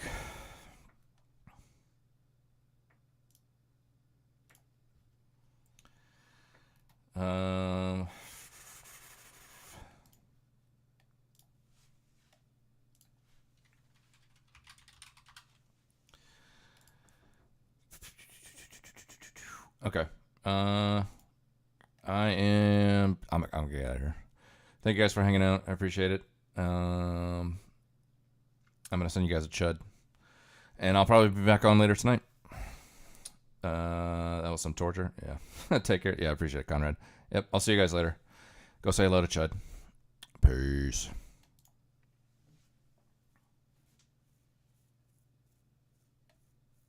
How he was apparently